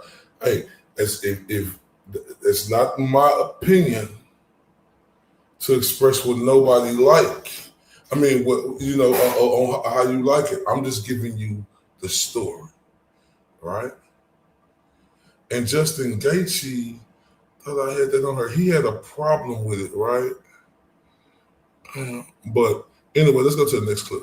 If I did not take the time, as promised, to at least go, okay, what would the counter argument be if they were going to try to justify making this decision? Okay, I'm going to give it to you. Then you guys can do with it what you will. Prioritize it wherever you want in terms of its value or persuasiveness. Okay, so this is not a normal UFC. This is a UFC that's happening on White House grounds, which of course is going to have a very different level of security, period, right? There, and you're going to go anywhere. You're going to be, whoever's there is going to be very close to the president or prime minister of Israel, to other people. As much as you might dislike him, like, you have to acknowledge there are security protocols around any of these people, especially president of the United States, you know, prime minister of Israel, whatever, right? And if you're going to assess threat levels, like Sean has, aside from verbal stuff, Sean has at a UFC event turned around and attacked a guy before. Okay, like he did that. Like Dricus du Plessis and him had a problem, and he turned around and attacked him, like just attacked him on, you know, as part, like, while the show was going on. Do I think there's any chance of Sean doing that at the White House show? Of course not. 0% chance. Well, less than 1%. But if you were looking for a reason that you could justify not having him there, you could say, well, listen, he's been very critical of the Prime Minister of Israel, and he's going to be here. And from a security standpoint, we would never let someone who's been openly critical and displayed a penchant for violence, especially in the exact environment that he's going to be in, anywhere near the Prime Minister of Israel, given his, his history of attacking people, whatever. If I was their PR team, that's exactly what I would say. Now, again, do I think there's any chance that he was going to actually do anything? Of course not. Do I think that it's like a super valid argument that would supersede all of this stuff I've said in this video? Fuck no. But that is what I would say, and it's not the worst argument, It's just that from my perspective, the America thing is a little bit more important than the honestly safety of anybody. It's like not safety, but like just bottom line is, if someone is going to disrupt the thing and make the middleweight champion of the world not able to attend this, a dude who represents America, that's the thing is, Sean actually does represent America when you really think it through. I'm not saying he represents you personally and your views as an American, but the fact that he can say them and then still go to the event, that's America. That's America. And I can't see anyone with a coherent argument that I would agree with. There's no counter to that argument, because freedom of speech is the First Amendment, the very first one. So kicking him out, from my perspective, is a stone betrayal, as close to treason as I could see it. But, at the same time, I might, if I was going to, treason's a stretch for this, but maybe not, actually. Is it? Actually, I'll just leave it at that. Is this treasonous? But in terms of that particular word, I might be a little bit more concerned about the fact that we just handed over all of our classified stuff to a company that has technology that 99, probably nearly all of the decision makers don't even understand. And their logo has a secret flag of a foreign nation that we know is very, very, very much trying to gain full control of, what seems to be our entire system, right? When I say we know, I just mean like kind of feels that way. I would never make any statements of fact on this channel about anything like that. But, take that with just do with it what you will. Like you say, do with it what you will. Shout out to the beautiful Mo and Mary B. They up and it's smooth as Tennessee whiskey. Hold up.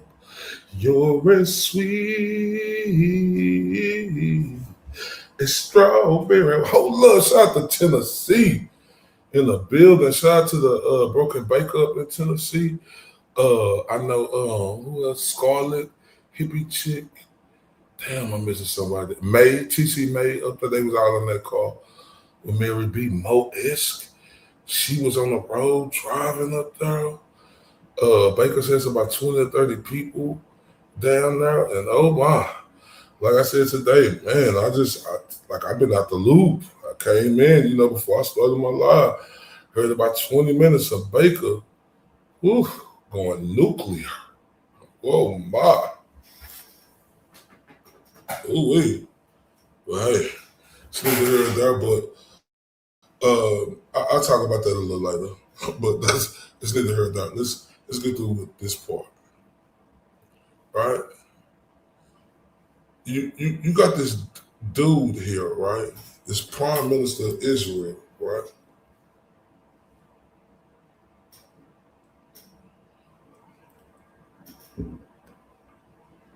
And the White House, the correspondence, President Trump, what is we doing? You chose to have him there and not have our all-American champ there, right? And like I say, his views ain't everybody's views, right? That's the truth. And shout out to Jesse on Fire. He mentioned treason, right? Let's look at that.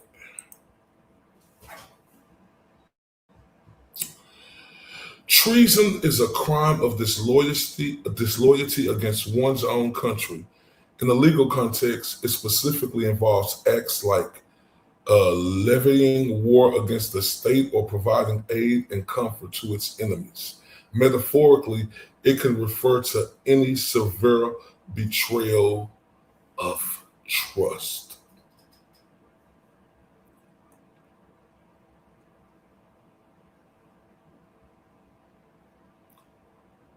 Like I say, I'm here to give y'all the story. I'm not on here to talk politics. He said, this is what it feels like.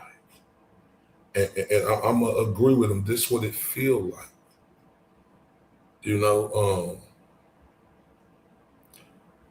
this country stand on our First Amendment rights, right?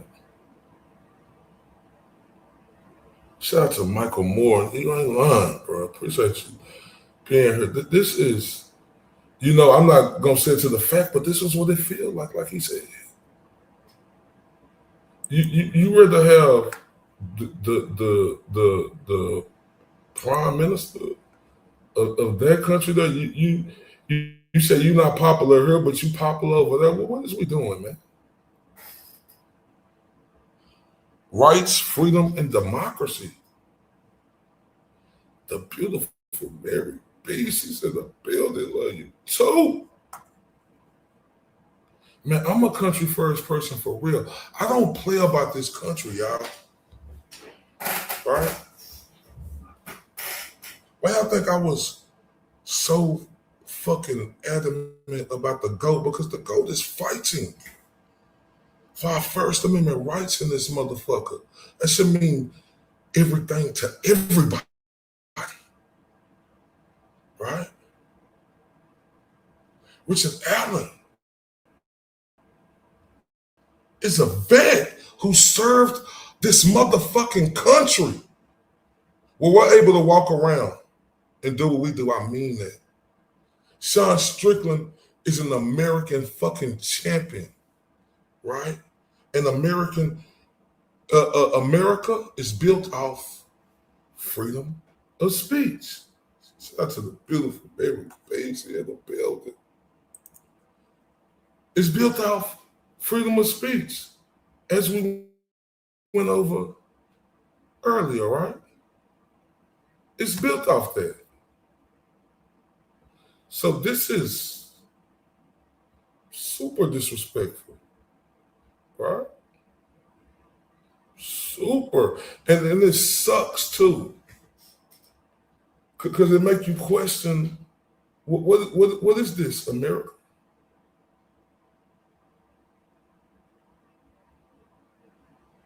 Right? Because, like I say, the America that was founded on a simple but powerful idea that the people have rights that do not come from politicians, right? That don't come from governments, right? That belong to every sinner, every citizen. And at the center of those rights stands the First Amendment. Freedom of speech, freedom of press, freedom to criticize those in power, freedom to speak your mind without motherfucking fear. And for generations, Americans have viewed these freedoms as sacred. And that is what separate this country from places where the governments control speech, information, and they decide what's acceptable and which voices are not.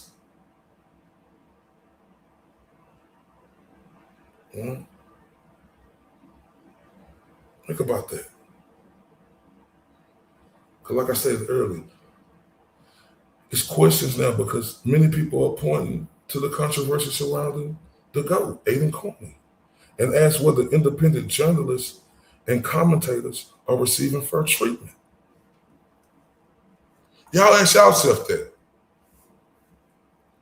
The GOAT, stand up. Dude, is he receiving fair treatment? Fighting for our rights and doing his job? No. He getting played by a bullshit, corrupt ass system in Massachusetts. Do you hear me? And he fighting, he ain't got no quit. And y'all playing with that man like that, man? What the fuck is we doing? I say, America, what is this? Is this what America has become? Freedom of speech don't matter anymore? And that's a motherfucker right there who put his life on the line for our freedom of speech and still going through it.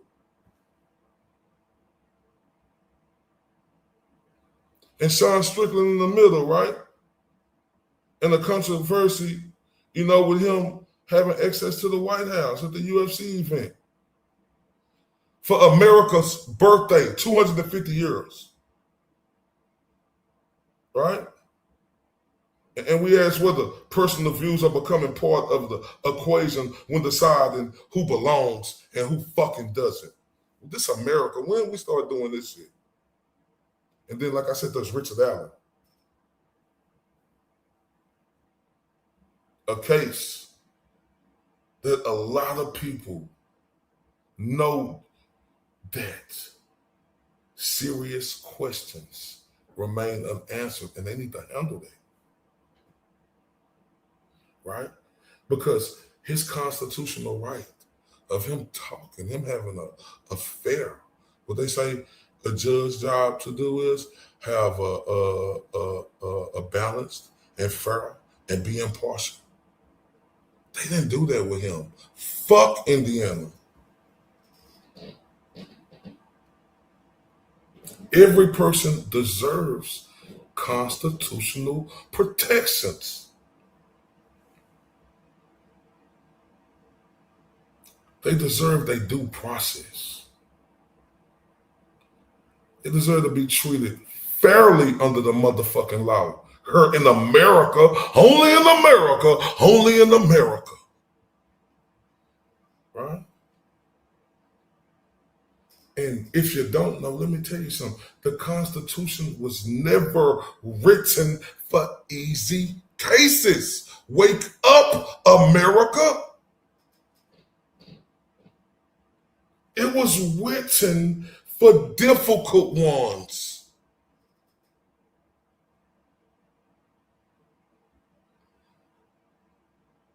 To protect rights when emotions run high, skyrocketing. That shit was written to ensure that power never outweighs principle, all capital letters.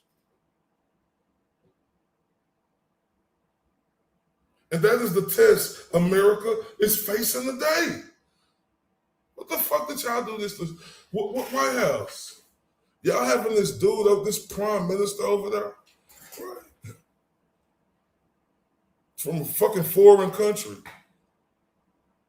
And what we built off of when he almost visible American champion hero, yeah, he controversial and it ain't up. For me to like you, like if you don't like it, you don't like it, but this is America. And he is the main fighter who stand on that shit when it comes to America. He represents that red, white, and blue to the fullest.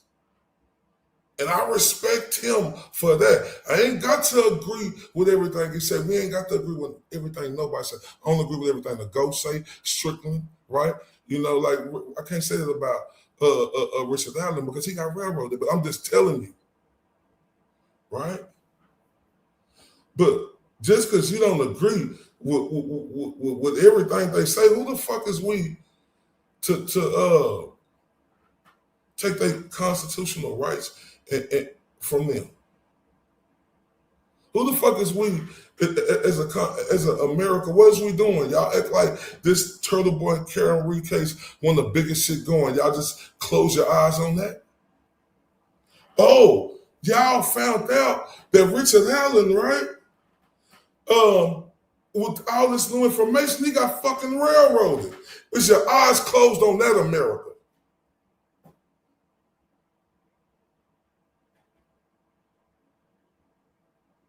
Damn, I thought America is that we can agree without silencing each other. Like we can debate without destroying each other. And we can defend the constitutional rights when we disagree with the person exercising those rights. Because, ladies and gentlemen, if we only support freedom of speech when we agree with the speaker, then we don't really support freedom of speech at all. And that's what the First Amendment, it's not supposed to protect these fucking popular opinions. Popular opinions don't need protection. First Amendment exists to protect controversial opinions, right? And everybody know the GOAT is controversial, but he's controversial in a good way. You don't have to like it, agree with it, but he gets shit done, and he doing it for us. Man. Like difficult opinions, uncomfortable opinions. And that's the entire fucking point. And through our history, the Americans fought. Like Richard Allen, served this country, bled and sacrificed and preserved these freedoms for us. Not because they were easy. Not because they was fucking convenient. Because they believed liberty was worth defending. Right? And that's what got me mad.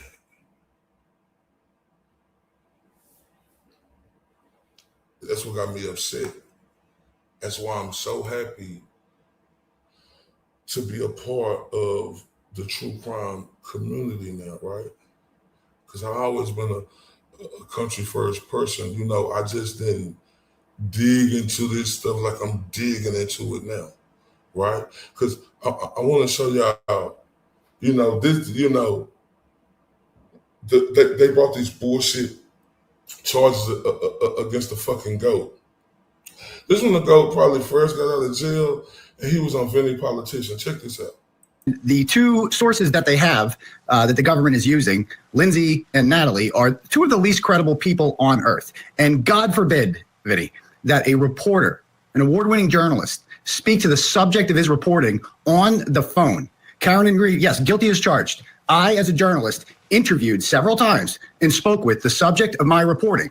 She asked to remain anonymous, and I honored her anonymity because that's what I do as a journalist. If she gave me information on the record, I reported it. If she gave me information off the record, I didn't report it. Mystery solved. This is an investigation without a crime. This is a pathetic last-ditch attempt by the Commonwealth. They're going down, and they know it, and they're trying to basically smear my credibility and smear Karen Reed's credibility to try to save themselves, but it's not going to work. It's not going to work. It's not going to work. It's not going to work. Right? Because ain't nobody got steel nuts like the GOAT do.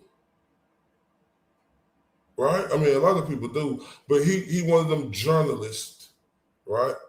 Award-winning journalists who stand out.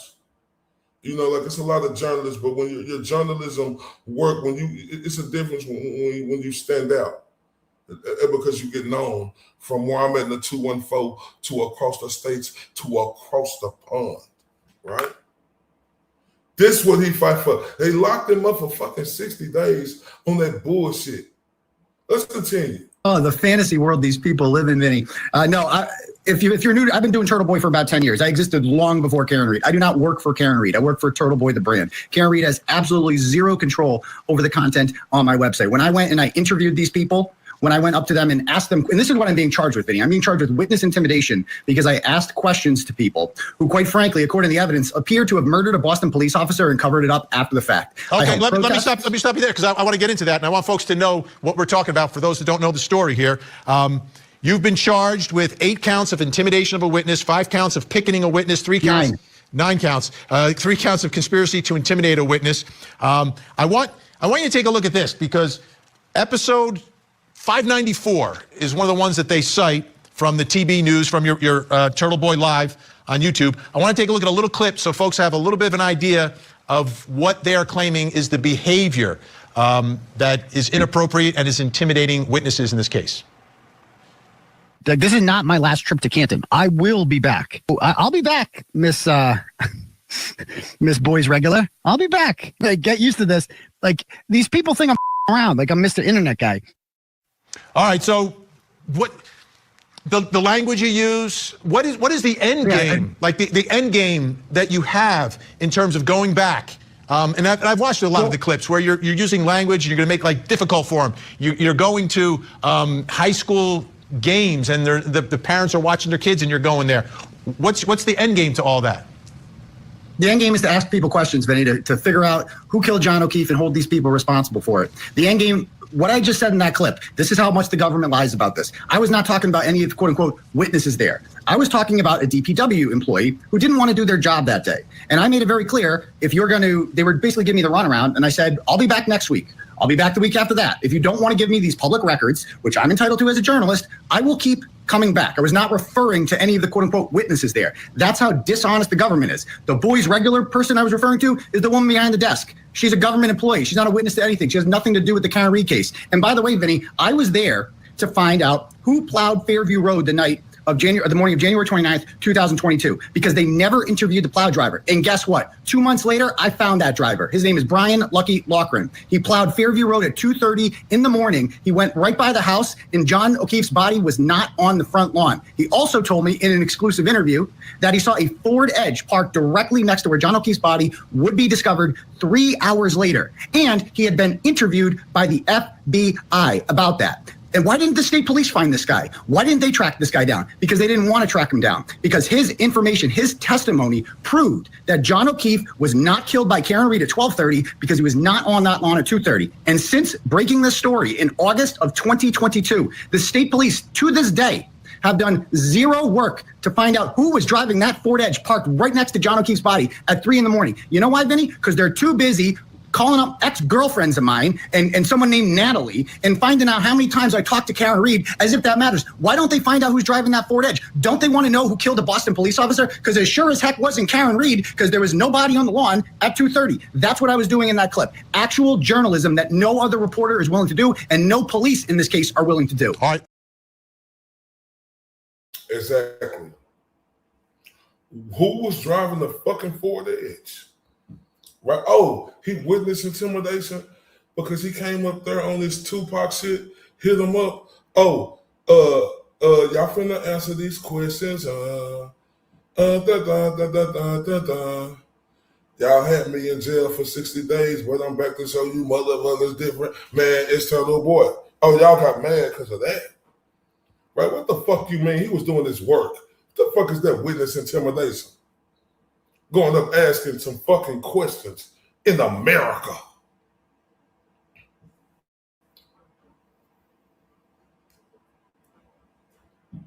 Like I say, calling up his ex-girlfriend.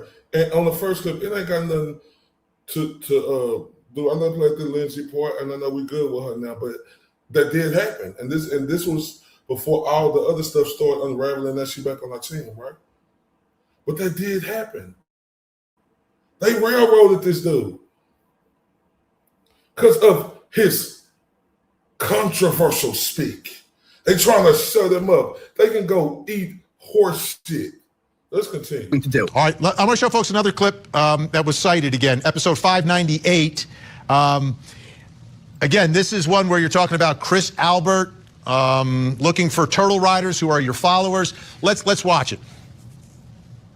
This guy's got his head on a swivel. Everywhere now, he's like, turtle riders, where are they? I got bad news for you, Chris. I got really bad news for you. They're literally everywhere. You can't, you guys should just stop going out in public. That'd be my recommendation. And it's only going to get worse from here. I did not direct this person to do this. I can't stop them. They're everywhere. They don't like you. Nobody likes you. You guys killed someone. You literally killed someone. Not you. You didn't do it. You raised someone who did it. And, your big bro did it. But and you obviously know this and you're helping to cover it up. But I guess you didn't kill anyone. So you got that going for you. So good job, Chris. You just raised the killer. Anyway, and we're going to get to that too. But he's obviously, when I saw him, this dude is ready and looking around. They insist on going out in public. Chris, I know where you guys were today. Y'all were in Agawam, weren't you? I got pictures of you on my cell phone. I got people sending me pictures. You guys were at some sort of Little League thing in Agawam. I got pictures of Courtney Proctor. I got pictures of, who was she with there? I forget. There's a whole crew here. Alberts, McCabe's, all you people were there. So just know that there will be no, life as normal is over. Okay. Life is normal. You had normal for a while there from January 29th till about April, January 29, 2022 till April of 2023. You guys literally got away with murder, okay?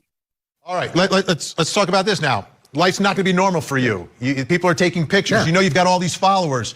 Are you concerned that they're being doxxed? Wait.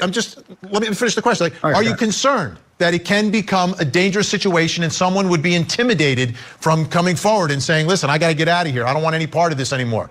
Because that's what they're alleging here. No, is that you're intimidating these folks to the point that they will no longer be able to be witnesses. And the concern is that the Commonwealth will not be able to either prove their case or witnesses will disappear because people are interfering with justice in this case.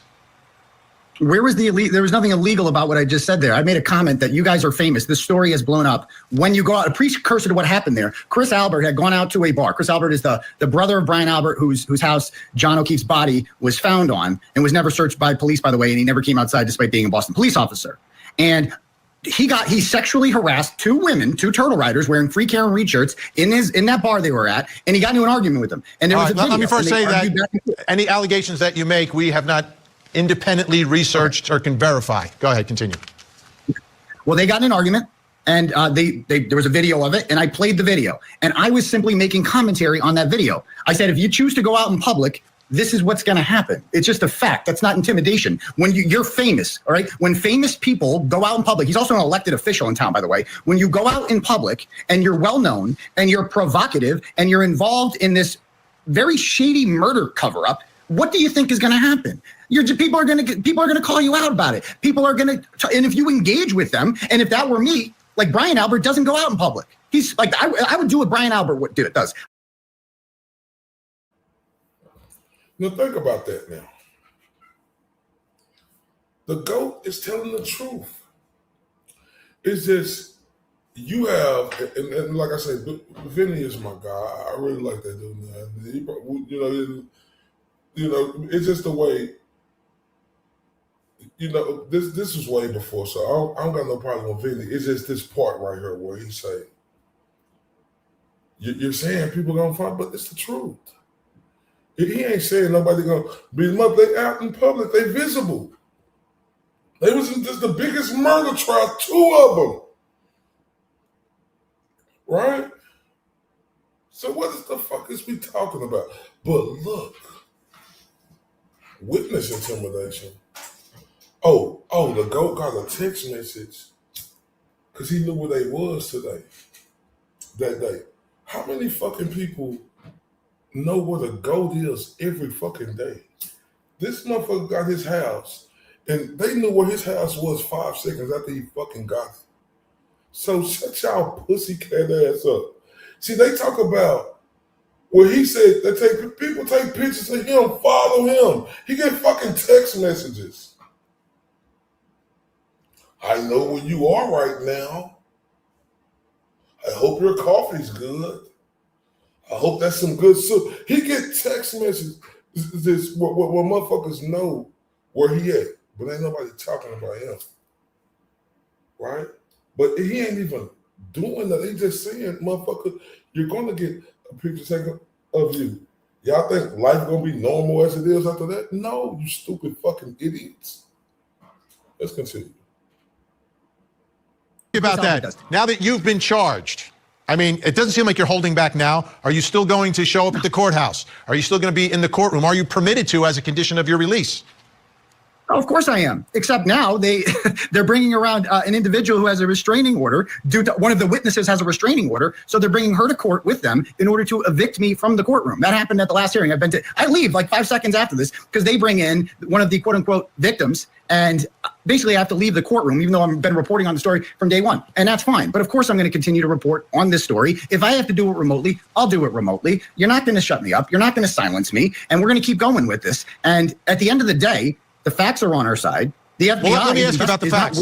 This is the one question, and every time there's a conspiracy allegation, we have other cases where people are saying that someone else is responsible, and there's some level of conspiracy. When do you believe this alleged conspiracy was hatched, right? At one point, do they decide, is a decision made that we are going to frame Karen Reed for what we did? And who's there? 12:30 a.m. And who's there when all this decision is made?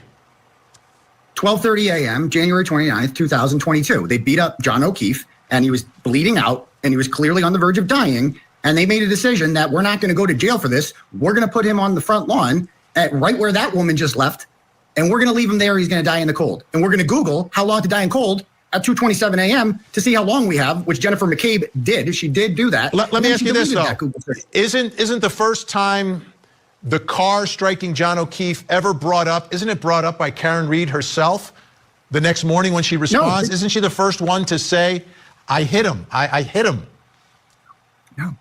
According to Jennifer McCabe, it is. According to the woman who Googled how long to die in cold at 2:27, it is. Okay, if you consider her a reliable source. So think about that. Listen to this first part. About that. Now that you've been charged, I mean, it doesn't seem like you're holding back now. Are you still going to show up at the courthouse? Are you still going to be in the courtroom? Are you permitted to as a condition of your release? Oh, of course I am. Except now they're bringing around an individual who has a restraining order due to one of the witnesses has a restraining order. So they're bringing her to court with them in order to evict me from the courtroom. That happened at the last hearing. I leave like 5 seconds after this because they bring in one of the quote unquote victims. And basically I have to leave the courtroom, even though I've been reporting on the story from day one. And that's fine. But of course I'm going to continue to report on this story. If I have to do it remotely, I'll do it remotely. You're not going to shut me up. You're not going to silence me. And we're going to keep going with this. And at the end of the day, First Amendment right, trying to silence him. Witness intimidation, fake witness intimidation charges. At the time, they brought Lindsay in, right, to make him leave the court so they can get another charge on him. What is that? And we know how the situation played out now on what they did to her. Right? But it was fucked up. Still. Then asked him, is he gonna still be reporting? And I said, absolutely he is, and that's what he's been doing. And been doing. And been shining. Getting bigger and fucking bigger. Through all these hurdles he have to jump over.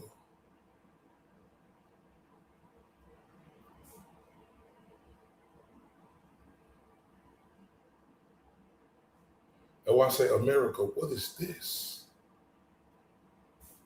This is what America has become. Freedom of speech don't matter anymore. What is we doing?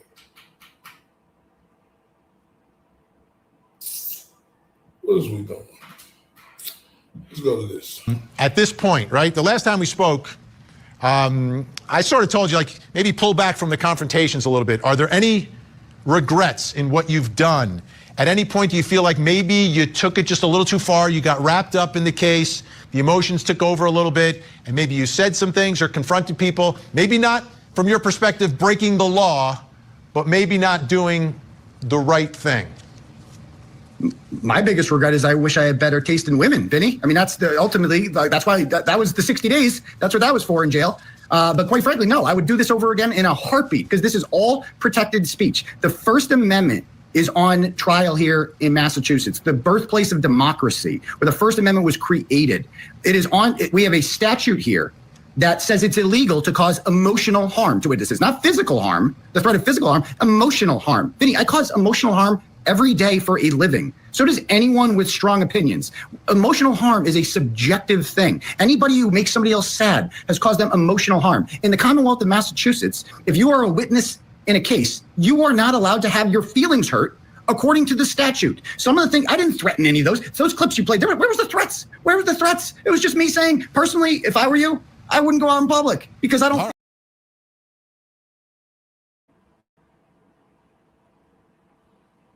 Shit, I talked to you before. So you're gonna tone it down. Would you change anything about what you said? Oh, go tell him again. At this point, right? The last time we spoke, I sort of told you, like, maybe pull back from the confrontations a little bit. Are there any regrets in what you've done? At any point, do you feel like maybe you took it just a little too far, you got wrapped up in the case, the emotions took over a little bit, and maybe you said some things or confronted people, maybe not from your perspective breaking the law, but maybe not doing the right thing? My biggest regret is I wish I had better taste in women, Vinny. I mean, that's ultimately, that's why that was the 60 days. That's what that was for in jail. But quite frankly, no, I would do this over again in a heartbeat because this is all protected. I would do this over again in a heartbeat. Massachusetts is the birthplace of democracy, right? They got a statue. Oh, in Massachusetts, they got a law where you can have emotional harm. The fuck are we, excuse me?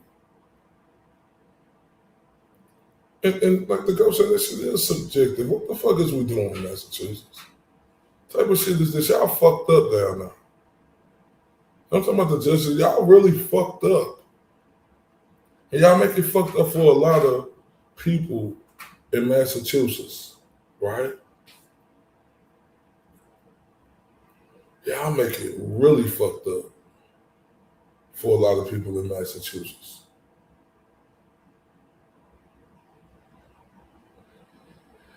And I know the case wasn't over yet. So Vinny at the time and nobody at the time, you know, didn't know how to, everything, right? So this just keep it at that. Right? I know it wasn't over with yet. But this is the thing right here where he showed. Shout out to Lusha Business in the building. Thank you for being here and stopping by. This will separate the GOAT. Dude went to jail for 60 days. Lost time with his kids. Didn't get to spend his last days with his mother. That he should have had. And they said, would you do this over again? He said, in a motherfucking heartbeat. Y'all see why we got much love for this dude? This ain't no motherfucking corpse. We got much love for this dude because like he said, the First Amendment is on trial. And he fighting for our First Amendment fucking rights. He went to jail. We all know that. Unconstitutionally. On some bullshit. You know, shit could fuck you up. But look what he said, look at as first as he do. Cause he the GOAT. Say, would you do it up again in a motherfucking heartbeat? I told you to hold back. No, he ain't holding back on nothing. I get it. Sometimes you have to do like, but in this case, they said hold back, right? And like I said, this was before the case was over with. But now the case is over with. Rights, freedom, democracy. Yes. Yes, ma'am. Like, look, if he would have held back and not be Turtle Boy, Aiden Kearney, the GOAT, the reason for the season, then an innocent woman in Karen Reed would have been fucking railroaded like Richard Allen.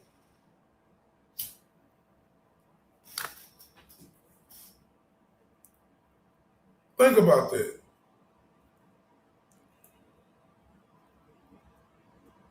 Think about that.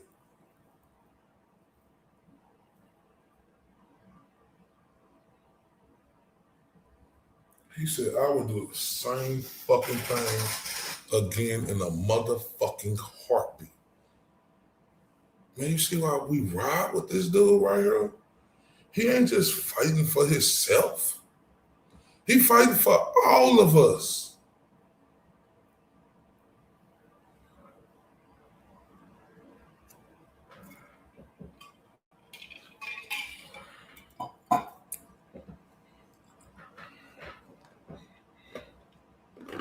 Mm-mm-mm.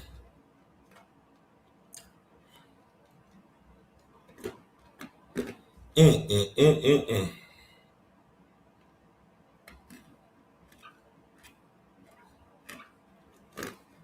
Mm-mm-mm-mm-mm.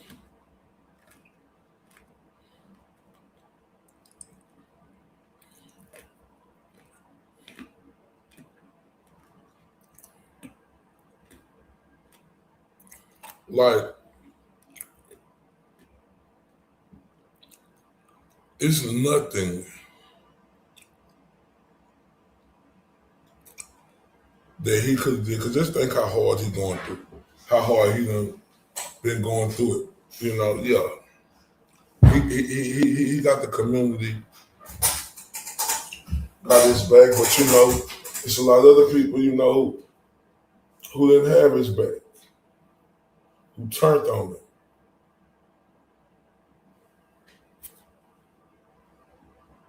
And did all that other shit they did, right? Even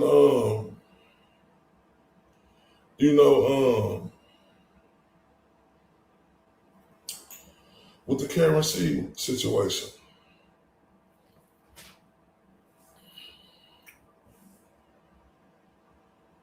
You know, with the recording.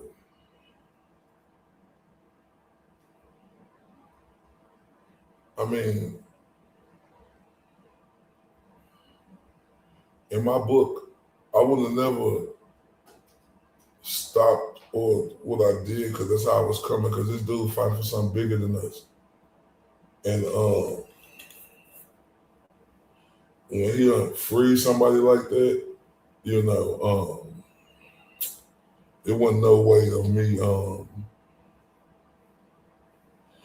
not doing what I do. But like I said, I should have kept her still in consideration. I don't want to be her friend. I'm happy she's free, right? But I should have thought about her going through having PTSD from going through all of that, right? I should have thought about that. And I could say that,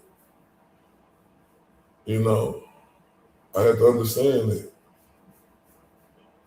But I don't regret it. I don't regret shit.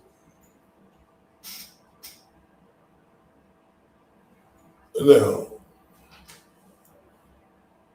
it's a lesson. You know, to have more understanding, but at that time I couldn't have no understanding because his life was still on the line. She was free. And I don't regret that. Not 1 ounce in me. I don't. Because I meant that shit.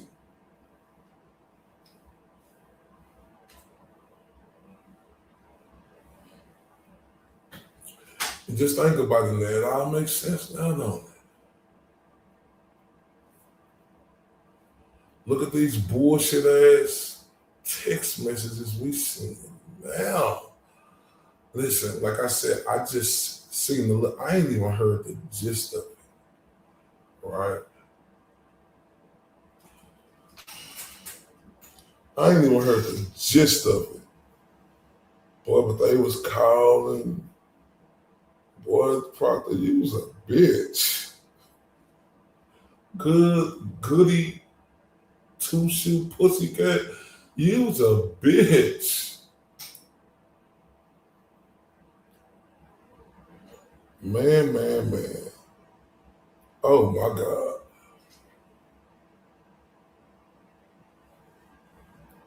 When I heard that little bit of that shit, I was listening to Attorney Larry Funk.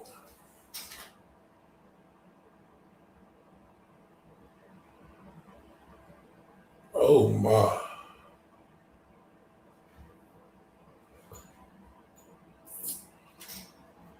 Because I'm going to do a video about it, but I know it's real late in the wee hours in the morning, and I want to have, I want to I could do it now, but I'm going to just say this right here.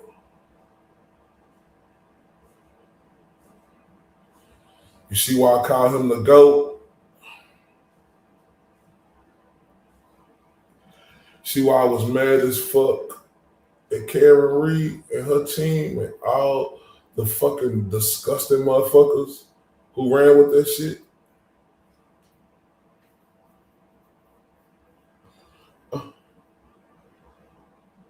Oh my God. I'm not classic, but man, you good.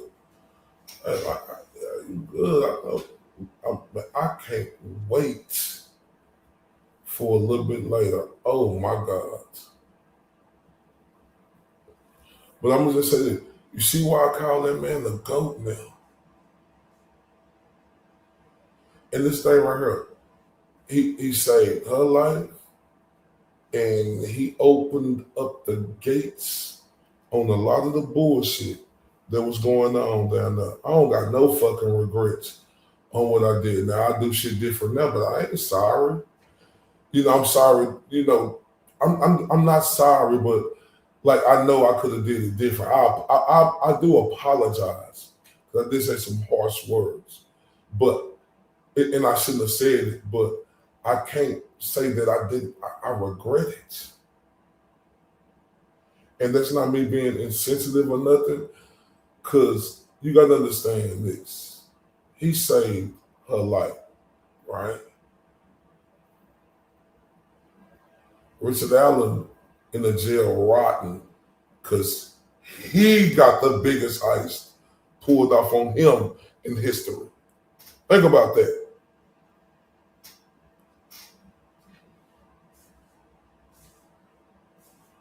Think if Richard Allen had to go, but that shit was going on at the same time. But just think if he had him.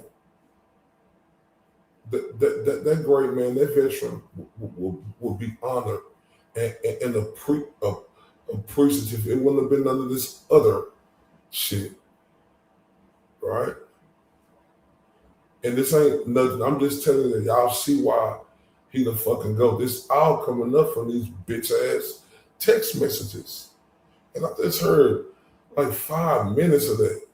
Because I had just got back late, had to get these videos ready and like whoop-de-whoop.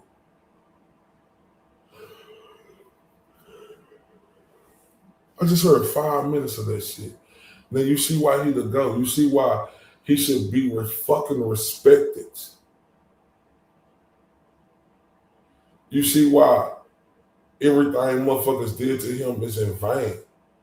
Because look at these bitch ass text messages now. Look how the fucking police department think of black people, Jewish people, who are a lot of, you know what I'm talking about? You know, look at the nasty shit they said.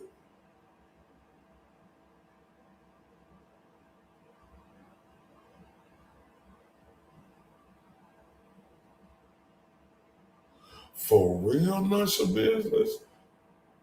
Oh man.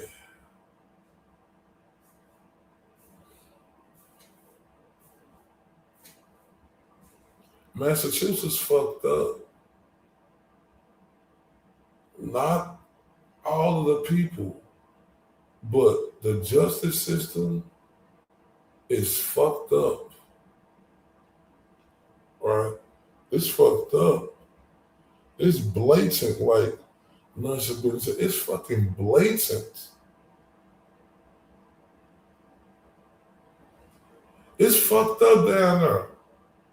That's a horrible, listen, not no bad, but it's a horrible state and injustice. And it makes that state look trifling as shit. Not the people. The people who's in charge. It's fucked up, y'all.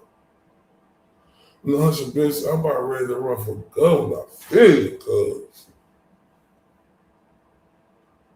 I ain't bullshit. It's fucked up. And I can't wait till tomorrow.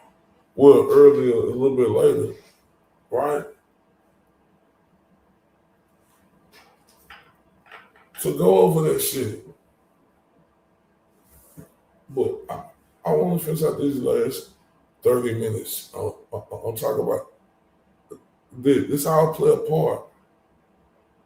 Look how that's unfolding now. You know, look how everything is unfolding. Who is that? Who the reason for that? Don't talk to me about no lawyers. Like, okay, Alan Jackson, David Nettie, Alessi, the lovely, that all of them get major props. I'm not disregarding them because they were very much needed. Promise you that. That's just clear cut, no debating. But who is the MVP of the Commonwealth versus Reed? Who is the one they try to say is controversial, which is some bullshit? He just let the truth come to the power and the power come to the truth. Who is the one who did that shit? I'm ready to pop out. Everything is piling on now. And they can't explain away everything. Nah, for real. For real. Who is the reason for the, y'all see why I went hard for him and still go hard for Cuz? Forever. It ain't no cuts. Look what he done popped out. And look, this report I got too. Man, classic. Oh my God. Larry Foreman said this.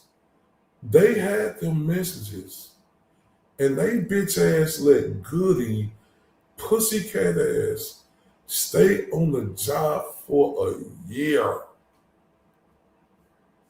Man, I can't make this shit up. Yeah, they're just the tip of the iceberg. See, Proctor, that door closing, it's starting to get smaller and smaller.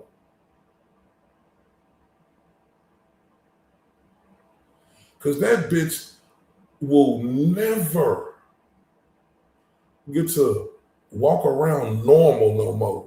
Because we know the disgusting pig he fucking is.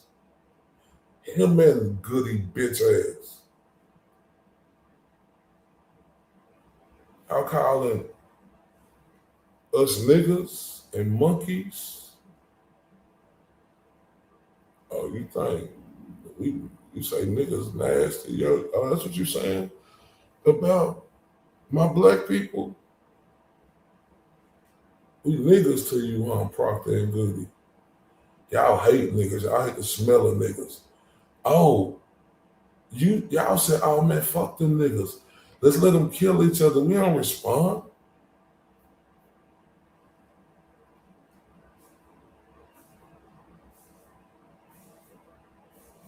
You bitch ass, punk ass, fucking piece of shits.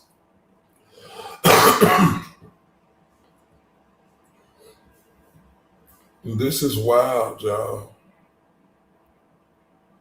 How does a society create someone like this? Man, ain't that the realest shit? But this is what's so fucking wild about this shit now.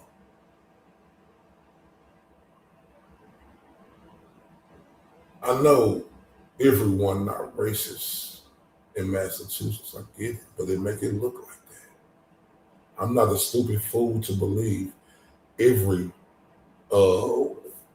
white person or police is racist, but they make it look like that. And what they say about perception, it's everything.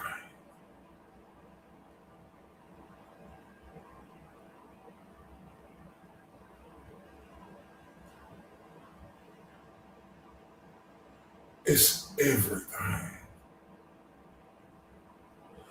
And you got a bunch of Uncle Tom fucking black folks who work for them racist bigots.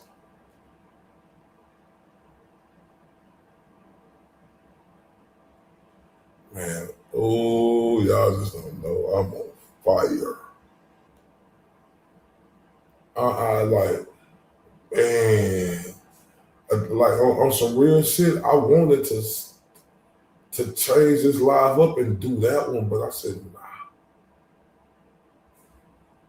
I already got everything how I want to do to get the message across, right? With these three guys that's on the screen.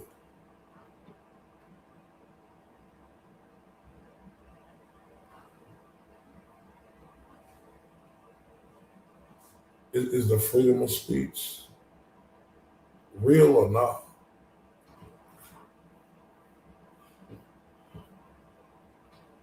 it's fucking disgraceful that President Trump chose to have a foreigner there instead of an American champion. Oh, fuck the American. What the fuck is this, Trump?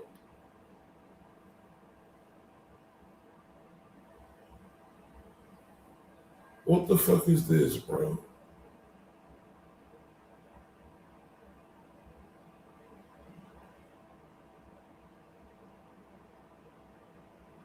Look how, and you know, I heard this for a long time about black people in Massachusetts get done dirty by the police. They get them dirty in a lot of ways. Like I said, I love all people, but one thing about me, I will let the truth come to the power when the power comes to the truth. I'm talking about what's flowing around down there. That's what everybody thinking. That's what's been going on for years. The stories about Boston and Massachusetts and how they fucking treat black folks in the railroad.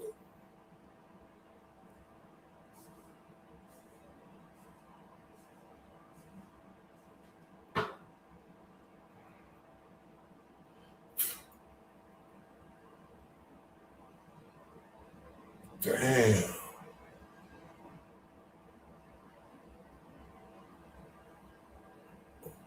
That's the way to just think about all the black folks who done got fucked off there, man. By them racist bigots. Think about that.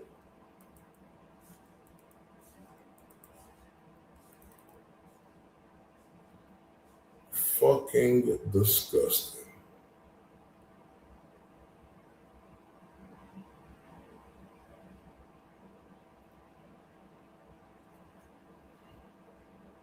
But they go back to my point.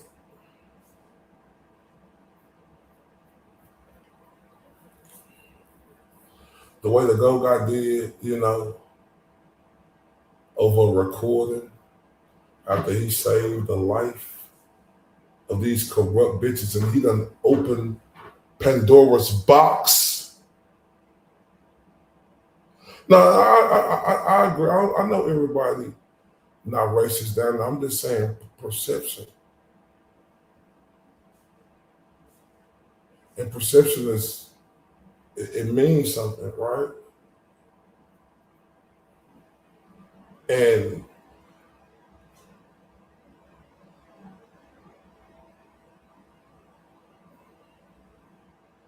damn, you don't get exposed to other races unless you're in the city. Damn.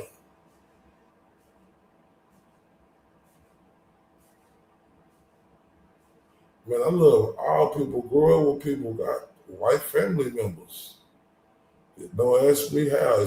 You know it's not through genetics.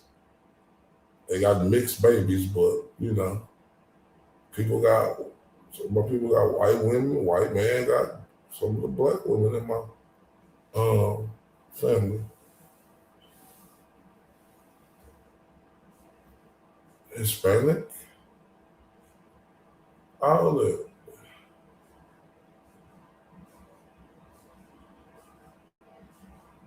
Like I told y'all, I grew up, it was Mexicans and blacks.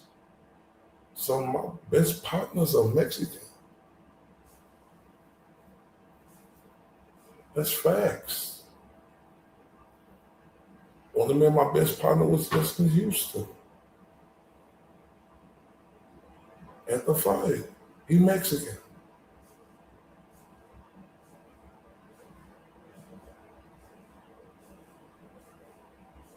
I was with my other Mexican partners up there too.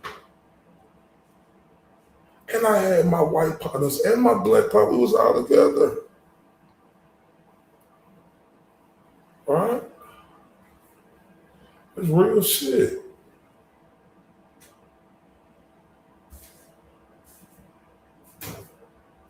But it ain't about, because it's not everybody. I get it.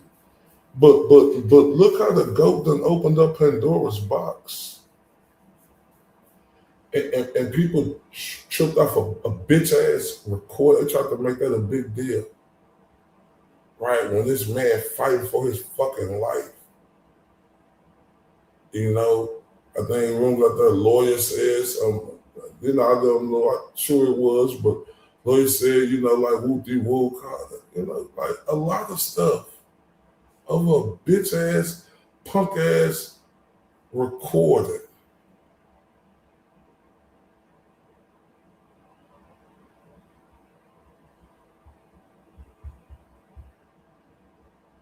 Like, motherfuckers who went against the grain on him on that, they'll never be able to, it will never be the same.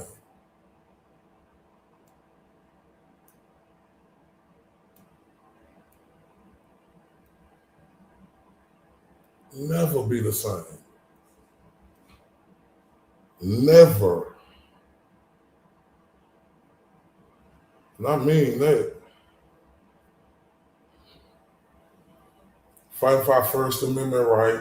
Free somebody, boy. I bet you Rick wish he had that. And this ain't to no fight. It's just the truth. Boy, I wish Rick had somebody like that at the time. You know how valuable Turtle Boy. You know how he looking. We know how he been looking. You know, because he uncovered this. He the main reason for the season. But man, he done turned into a Hall of Famer to me.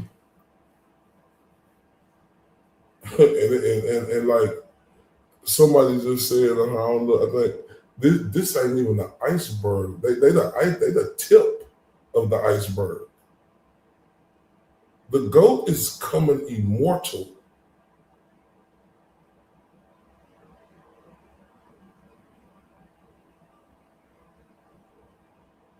The GOAT is coming immortal.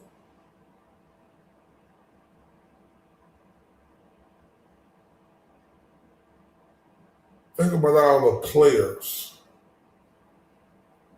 bitch ass motherfuckers who arrested them, and you know, the people who was close to that pussy cat cone head ass in Proctor, right? Yeah, if you're a good person, I don't care if you're black, white, or purple. Facts. Classic.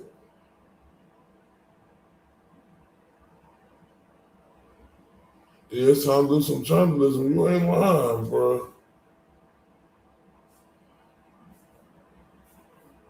Man.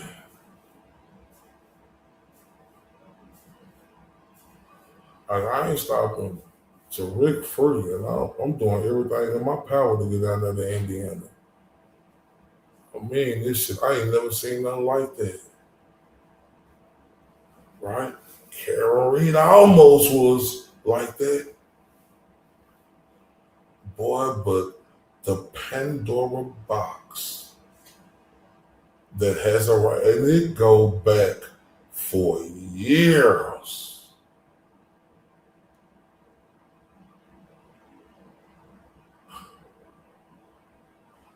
And then on one of them, he said, oh man, I hope I pass this. I don't know how. I hope I pass this breaker. I said, I don't know how I pass this breaker. I said, he said, somebody gonna call you, you know, like, and then they say some bigoted ass shit. And look, this is the main thing right here. I almost got out track. The Proctor, that pussycat, been connected with the Alberts for years. They bigots just like this pussy. Remember, they had the little Colin dick sucker in a wedding. Someone my aunt is friendly with. Shut your bitch ass up. It's a bigot too, pussy. Boy, listen, this is the thing right here. Listen, Colin and his little fucking people, they couldn't have went to school with us. Like, real talk. Somebody come smash your brains in. Now, boy, you would have got the shit beat out you.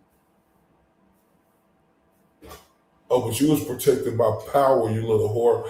Just like your fucking daddy, his whore ass, killed the man and got off, left the scene.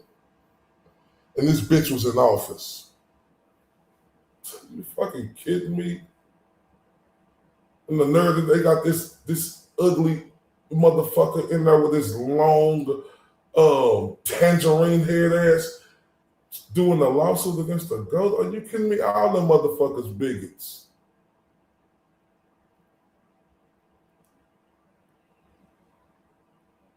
All of them feel like that. He's been in their family for years. They've been around each other. Jim McCabe is a racist, bigot, ugly bitch. Her husband is a fat, bigot, ugly bitch. Brian Albert and his fucking wife is some bigoted bitches, and all their kids are fucking bigots. They think black folks are niggers and monkeys.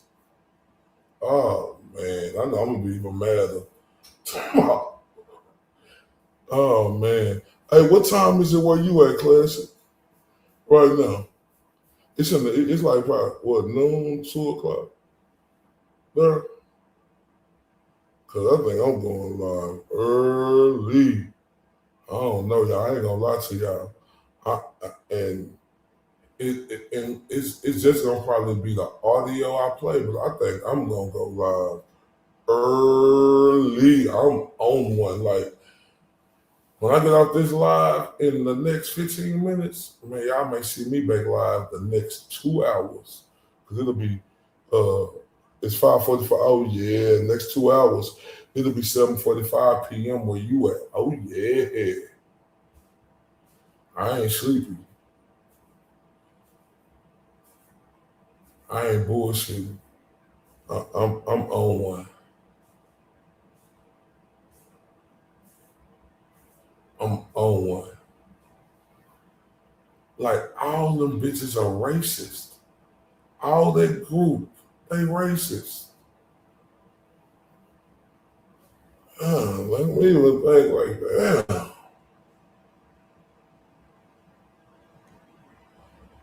That circle, that's how y'all feel.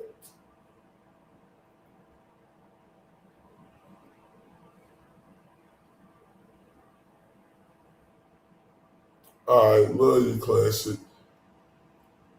Oh yeah, it's gonna be since your time, Nanya,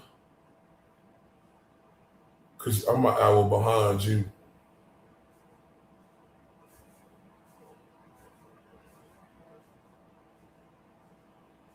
Oh man, damn.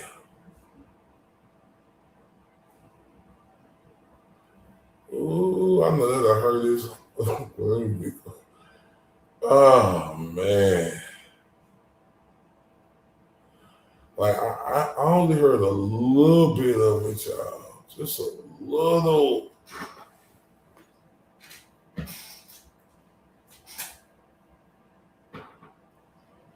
Do you know about the Flora 4? No. No, I don't, Classic. No. Put me on. Because, you know, I'm on this shit. I don't give a fuck if it's new, old.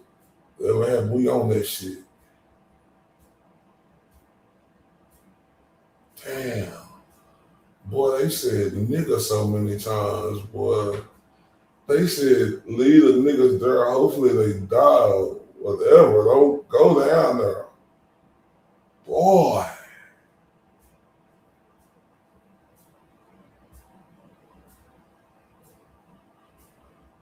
Oh, man. Oh, man, Classic. I want to see it, though. I want to cover it. I want to go over it.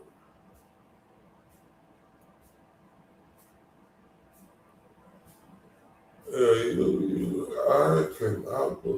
Well, it ain't that I cannot believe. It's just. Well, it's just. This is what I'm saying right here. And what everybody who went against the grain on the go could go suck a donkey's dick. Right? And I hope you bitches gag.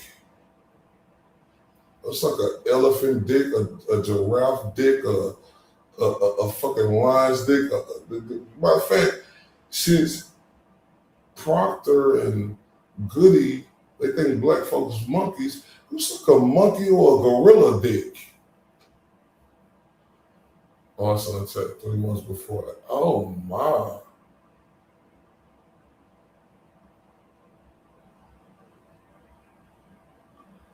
And what part of town was that in? Classic. Hey, whoever want to get the girl on the ground, I can go suck a horse dick. All right? Go suck a frog's dick. All of that. What type of time I'm on? Because I don't give a fuck. Look at the Pandora box. His award-winning journalism done open the fuck up. Y'all tried to go against that grain on him. Man, motherfuck y'all. Right?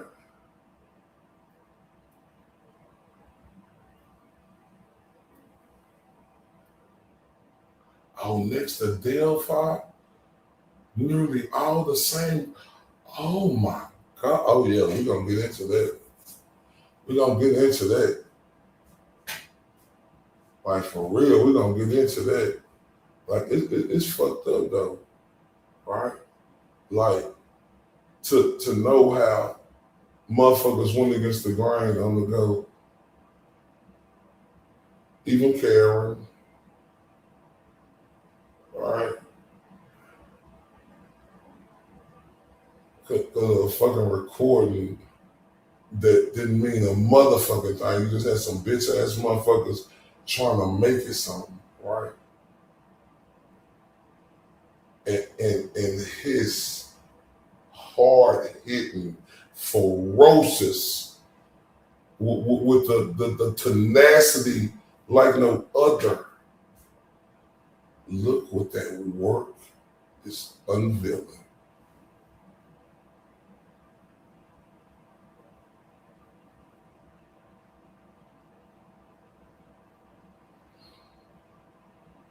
Lawyers have to fight. They do. Lawyers get a lot of credit. Yes, send it to me.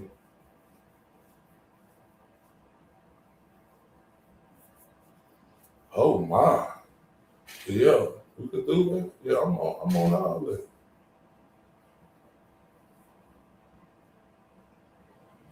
Man. He done opened up Pandora's box, man. It is hard work. 60 days in jail. Missed them days with his mama. God rest us, bless and rest us soul. And I hope the GOAT, I wish the GOAT and all his family come. I know they gonna never be there, but I wish them to get better on a daily basis, right? He lost that time. That's what pisses me motherfucker out.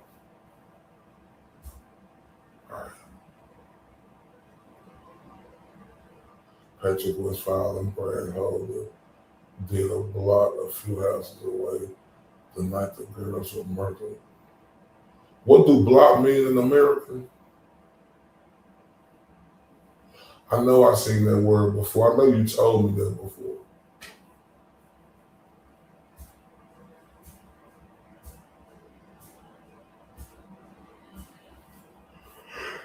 Yeah, most of them bitches, he done made all them bitches retire or lose their job, right?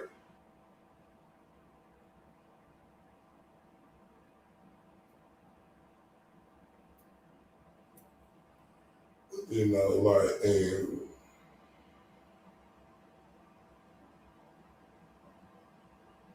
him losing time with his kids, his mother last days. You know, I will never forget what you suckers did to him.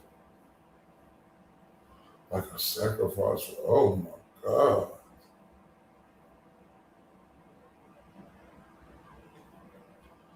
Oh yeah, I might do that too.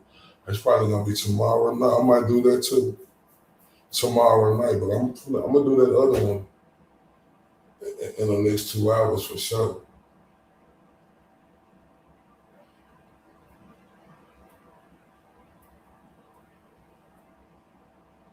know, had people coming at me because I was going so hard for the GOAT. Like, seriously? Look at the Pandora's box they got open. Going hard for him when they tried to put that bitch ass recording on him, right? And I say, fuck it, seriously.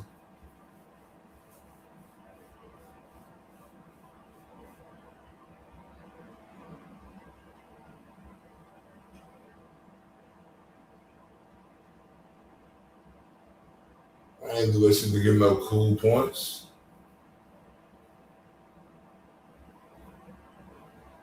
Yeah, me too. I want to know everything he did. No, yeah. I ain't do that for no cool points. You know, I came in because a man who had just saved a woman's life from misery turned her back and had a bunch of bitch ass motherfuckers coming at the GOAT. And you had ignorant bitches and pussycat ass dudes making a big deal out of it. It's like they was on their menstrual for fucking months. Yeah, they should be compensated by the CW for that. Man, boy, they should go. Look, they should get paid all the money to GOAT. And I can't wait for him to get his just due because he deserves more money than Carol Reed. Shit. And she deserves a lot of money, but the GOAT do too. Shit. He saved your life. The fuck? I mean, that shit. Pandora's box opening now. Look at what he brought out. Everybody want to talk about lawyering. Yeah, lawyering got something to do with it.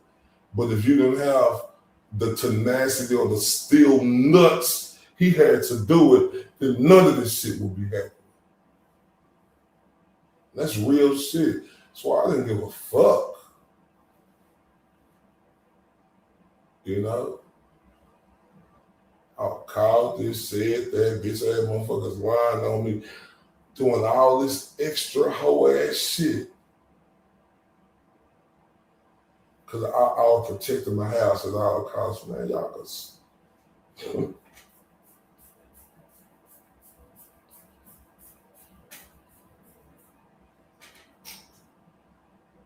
they were trying to railroad fucking GOAT over a fucking recording. Dick eaters.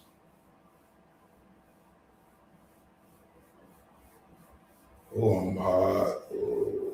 Oh, I'm hot. I'm hot. I ain't gonna lie to y'all, man. I think I might just like play the recording, right, of the OG Larry Foreman, like right now. Like I just need to take a quick break. Oh, okay. All right, classic, cool. Love you to death. I appreciate you with everything in me. I really do, but I think I'm gonna stay up. I think I'm gonna play this fucking recording. Cause I ain't tired shit. I'm pissed off. And I don't want to be pissed off and get it out of it. I ain't gonna still, but at least if I get it out of me, right? Or do I need to wait? I think I might wait.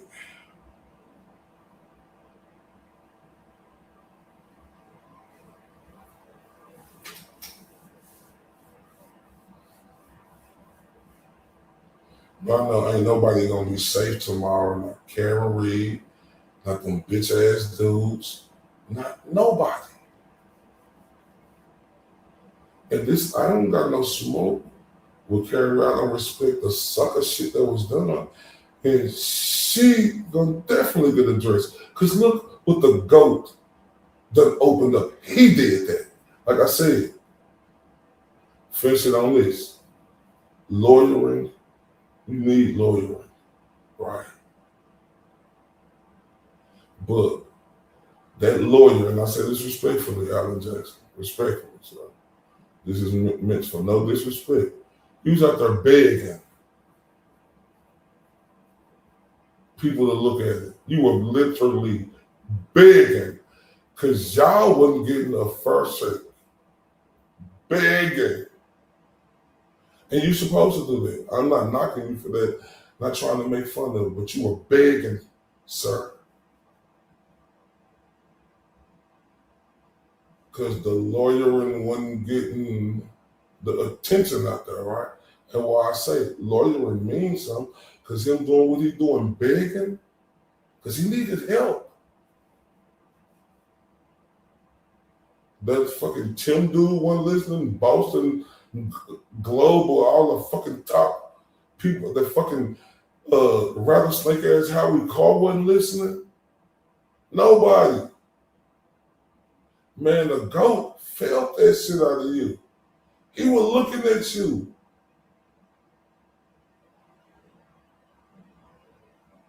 He looked at that shit, clothesline that shit. Look at the Pandora box opening now. So, yeah, lawyering means something, right? It means a whole lot. Because Alan Jackson, one of the best lawyers ever seen in my life. I don't mean that to be disrespectful, but I have to just tell the truth. He was on that courthouse begging, please, please, please, y'all, look at this. We not getting the first say. Because these racist bigots are playing us.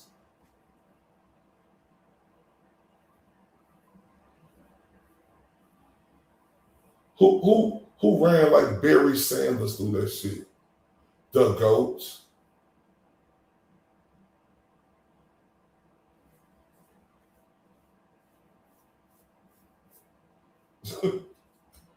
Tomorrow gonna be fun. Well, in a few hours, it's gonna be fun.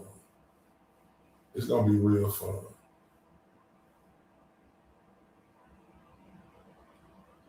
Real fun.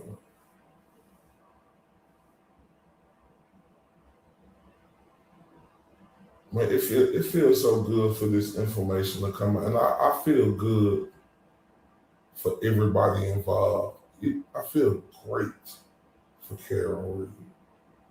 Right? Because, man, when I seen her going through that shit fucked me up. So I feel great for her. So I don't want that to get it twisted, right? I hope she get as much money as she can because she deserves that shit. Clear cuts, no debating. But my happiness, more, and it's extremely more, is for Aiden Kearney. I'm so happy, so grateful, right?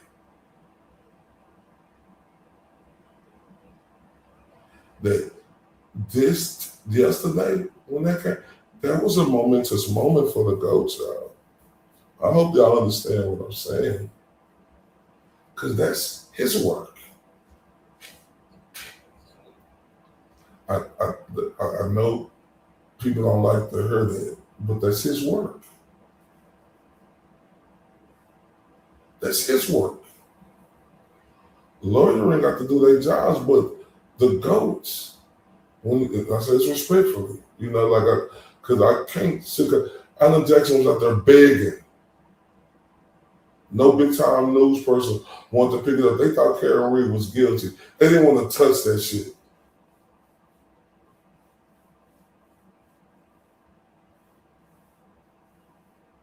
And I say he was begging, but as great of a lawyer as he is, he had to do that.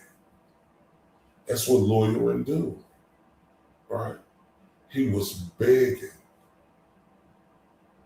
right? You could beg, you could have these dudes doing this, like, but who's gonna have the tenacity, willing to go through the trials and tribulations, the dark moments, as the fucking GOAT. Man, y'all better put the capital motherfucking respect on his name. Like I say, man, I'll run through anything for the GOAT.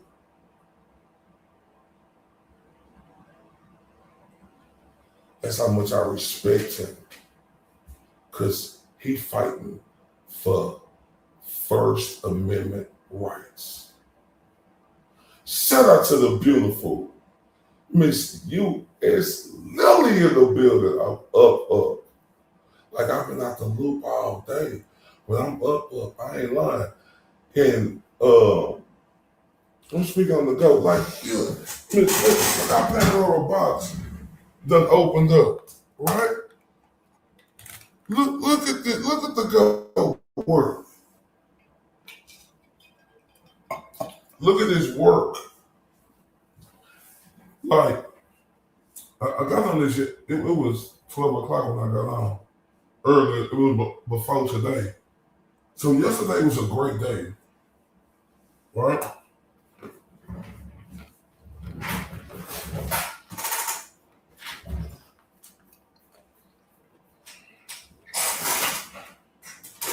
I mean, sensational.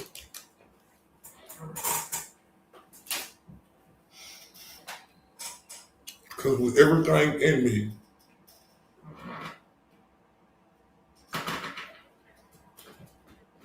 yes, ma'am, it was. With everything that happened with the case where the case got dismissed, now he really gonna win office, I think, if he's still running. Right? But the GOAT getting his Pandora box open, we find out that these racist bigots, boy, Proctor think he think we niggas, he think we monkeys and gorillas, huh? That's what you think of black folks, you and Goody, huh? And Detective former, the bitch ass motherfucker Bukaki. Right? All you some bitches, racist, bigot bastards. And I hate you hoes too, right? Not literally, because God said don't hate nobody, but I hate you hoes. So if y'all get what I'm saying on that. Because look, it ain't just black people they hate. Now listen. Boy, they hate their own color. Look how they did Cameron. Look how they did the GOAT. Look at, we need to see the history of the other people they did. But they didn't give a fuck about them white people in Cameron Reed and the GOAT. Boy, it's fucked up all around. But you hear the way you think we niggas and monkeys and we eat bananas and all that shit, don't hunker. Man, oh my God.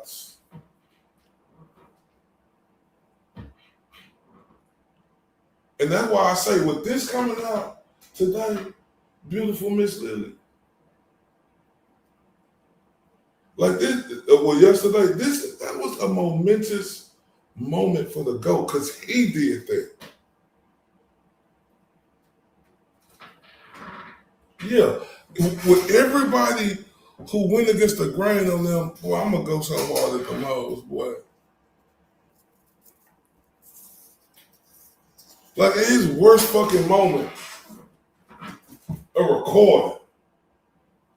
Yeah, they hate everyone. Them bitches is 30.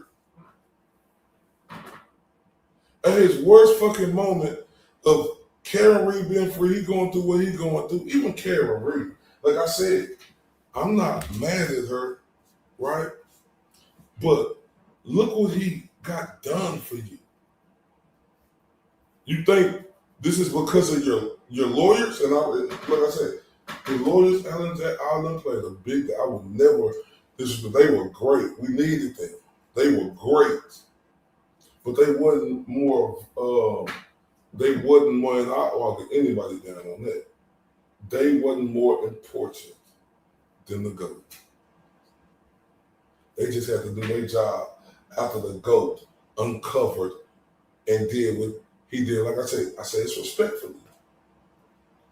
Like I say, lawyers are lawyers, they be lawyering, right? But respectfully, and I think Alan Jackson, one of the best lawyers out there. Right? I know. I ain't even listened to it. It's more. Oh my.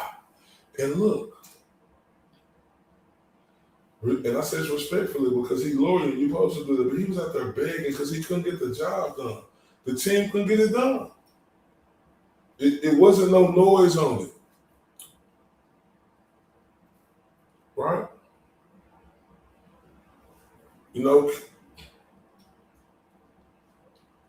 Karen was like, please, you know, with this and like whoopie-whoop. You know, and like I stated, I am so happy for her. Right?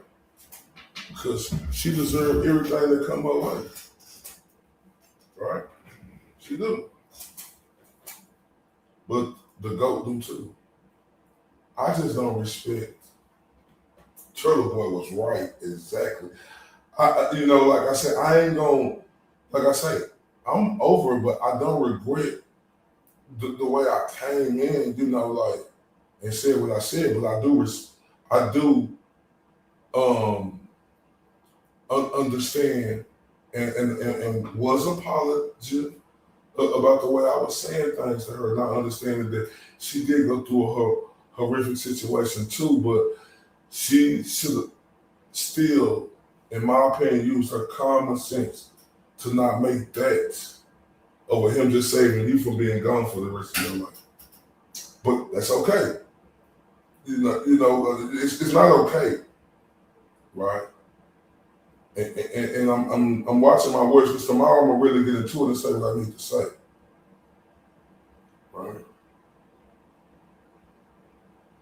But what you saying? The Turtle Boy was right, man. Man.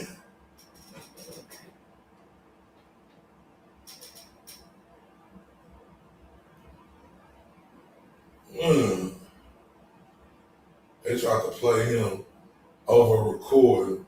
Like I said, man, the lawyer, okay, shout out to the team, they doing their job, right? And great lawyering, that they are great lawyers, right? What I'm saying is this. We know who the reason for the season is. Yeah, grateful and humble. And like I said, I am like I said,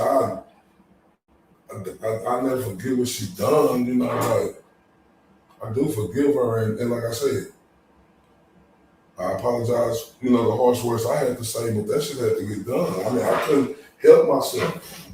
Right, and it ain't me, you know, nothing. I didn't like the way the gun was getting done. Now look at Pandora's box open. Look how more we know. I always been saying he was the MVP for Commonwealth versus Ricky. I remember that's the best thumb. It probably ain't the best thumbnail I ever did, but it's the best thumbnail ever because he is the MVP of the Commonwealth versus Ricky. Did 60 days in jail and came out and shouted loud. Man, talk that shit, Miss Lily.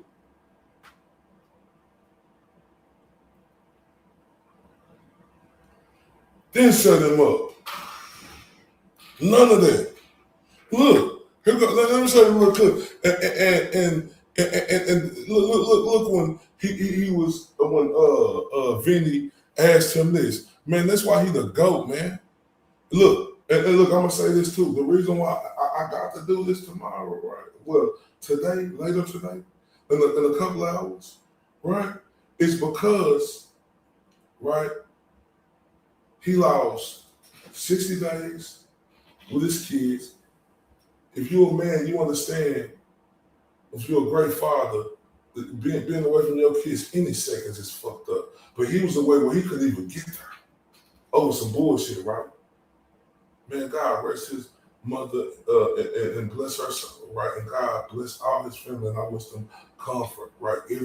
Every day, right? But he missed all them last days with his mother, man. Man, sorry.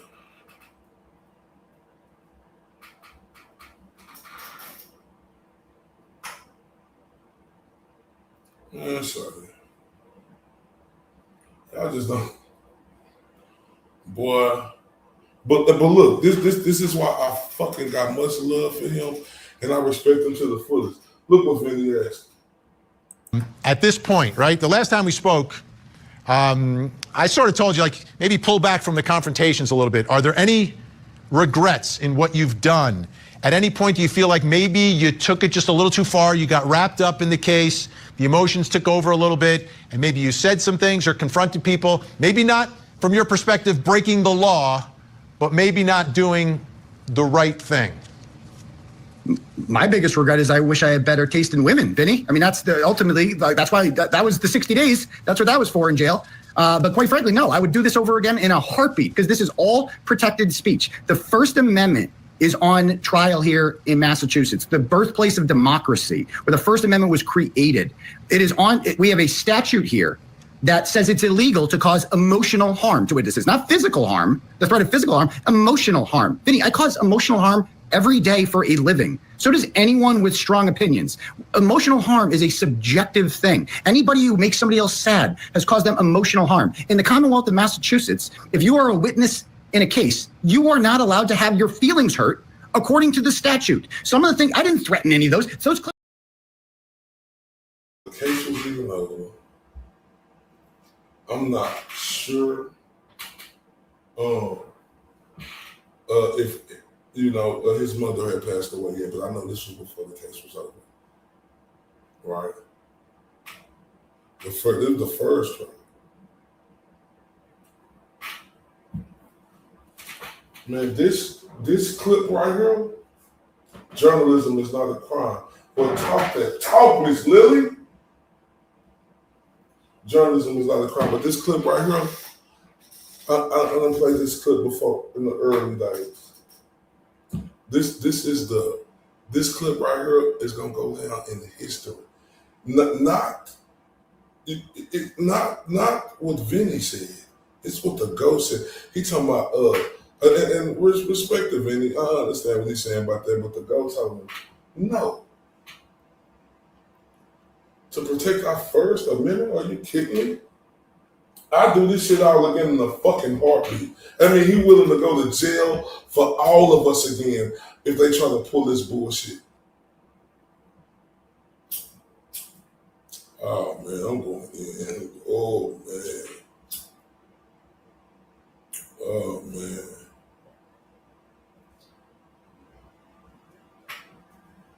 Oh, I can't wait. Like, he is a Hall of Famer. He is a Hall of Famer, bro. The GOAT is in a Hall of Fame, bro. He a Hall of Famer to me. I don't give a fuck what nobody else talking about.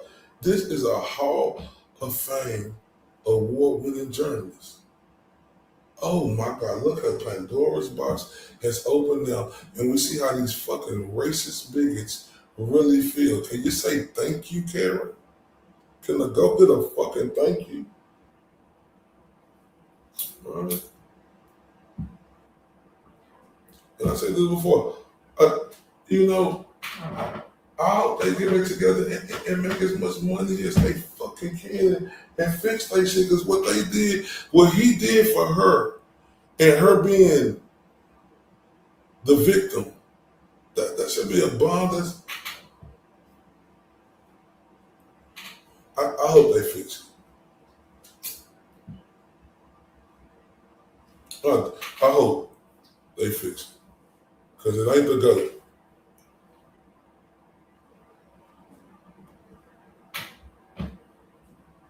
And I'm going to say that with everything. It ain't him. Right? And I just look at stuff like this. I pray what happened. We just have to get TV free, you know. I already got, and we're going to keep working, but I already know the GOAT going to be free. Boy, look at this shit. He just look at all his hard work, right? Because I say lawyering is lawyering, right? But you won't be able to lawyer if you can't have a thorough, investigative, award-winning journalist, which all the other big media around the fucking crooked justice system and all the media didn't give a fuck. They were just saying, fuck the woman. Right? He uncovered all that shit. That's how they're able to be great lawyering. And they nailed it. But this wouldn't be possible without the GOAT. And with this opening up now, man, them fucking charges better hear up and be dismissed.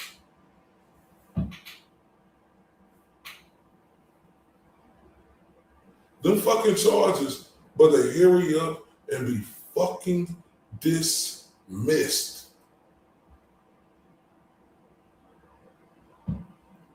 Right?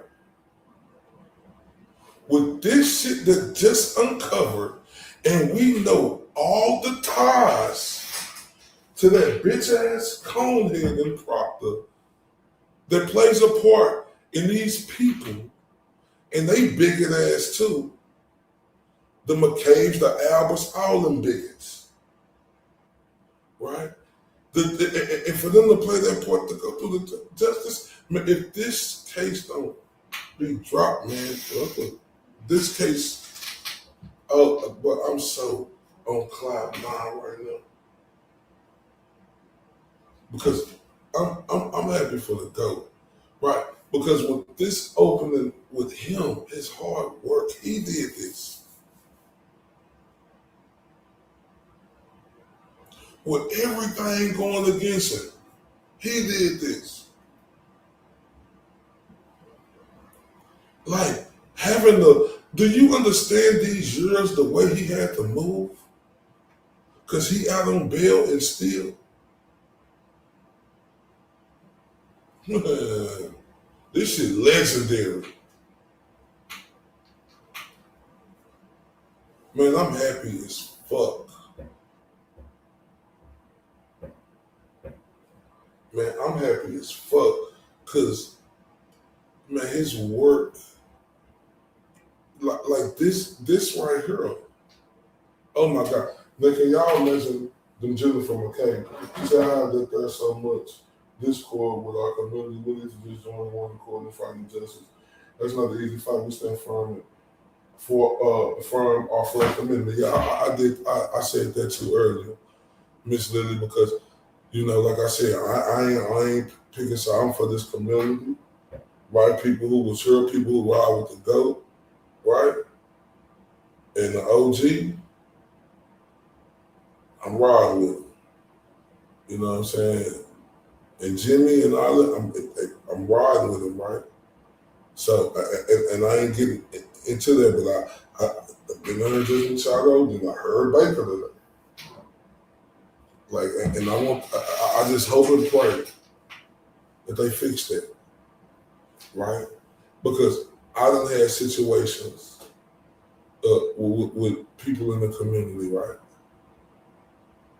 And this is so important where I had to look in the mirror.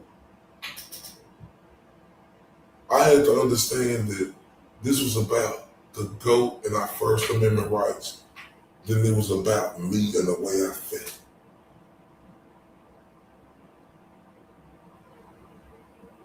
Do you understand? That is, and I let that go because his fight is much bigger. And we all for one and one for all. That's why I didn't let my ego get the best of me. Y'all seen me keep riding, keep doing my thing. Yeah, a lot of people don't. I get good nights, but you know, like the first beginning, because we had issues, and I get it, but that ain't gonna stop my determination because everything I do, it ain't no I quit in my vocabulary, right? And I ain't never too big to apologize or say I was wrong. And that don't mean nobody got to, people got to fuck with me no more. I'm talking about me as a person. Because to me, this community is bigger than any of that. Right? Think about it. Think about it. Me and Val had issues. Y'all don't heard me talking shit about her. Because it's bigger that she on this side. Right? So it ain't no smoke with her. Like, whoop-de-whoop. I'm not doing that because it's bigger. That. Right? But I just think, I'm just saying this. I can't think that all I can do is just hope and pray.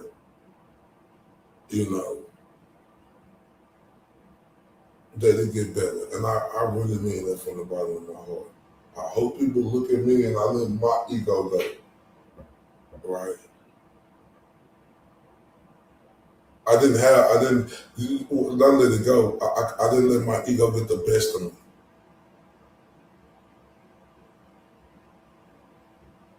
When I had a situation, right? I let it go, right?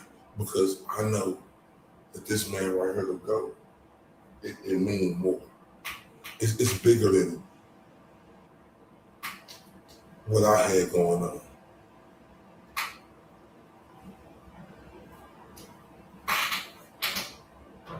Good morning, Walter. What's popping, man? I'm up.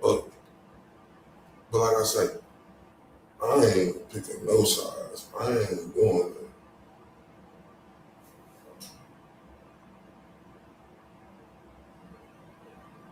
Yep, that's right, Miss Lily. And like I said, if you could be accountable and accept, that you did something, apologize, move on, man, that's character. It's okay to, have words, but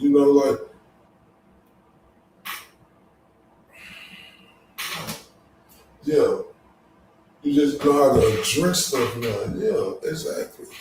That's it. And you know what's crazy? It ain't even no anger no more. It's just, we human beings, and we get reckless sometimes. But that's the thing about getting reckless, when especially when it was with me with this community, right? Don't keep being reckless. Understand that something is bigger than that. Like, you tripping. Hold yourself accountable for what you did.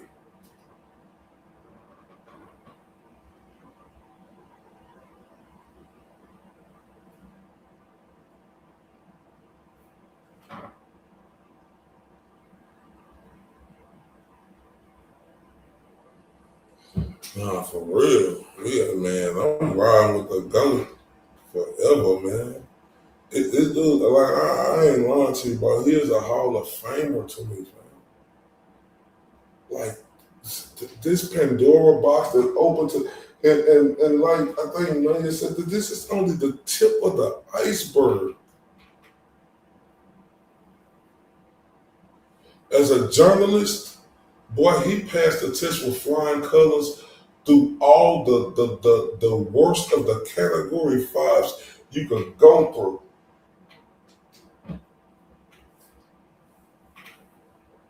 To have them lawyers in the position where they at now. He did that.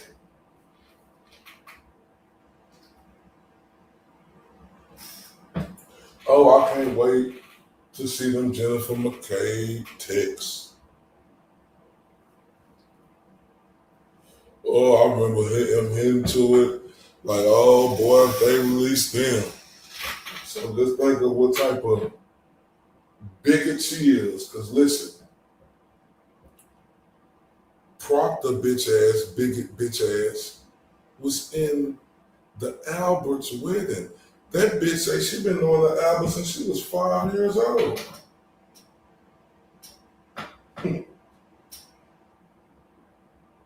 Yeah, and look. Yep.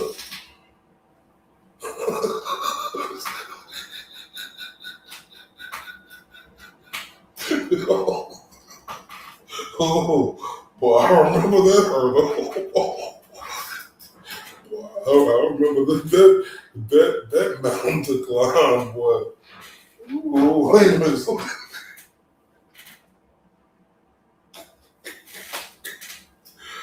Oh man. Oh wait.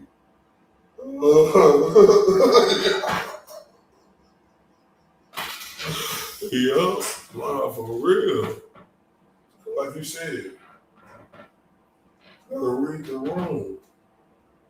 Not in no sucker way, but that is some of the best advice you can give somebody. You didn't read the room. You gotta know how to read the room. Like, and know what's what before you. That's why I say, you gotta let your next decision be the best decision. Hey, sometimes, hey, we fuck up, but don't continue to fuck up. You know, simple as that. That's why I pray to God, man, that this what's going on with bacon. Just I pray that it get fixed. I pray it do.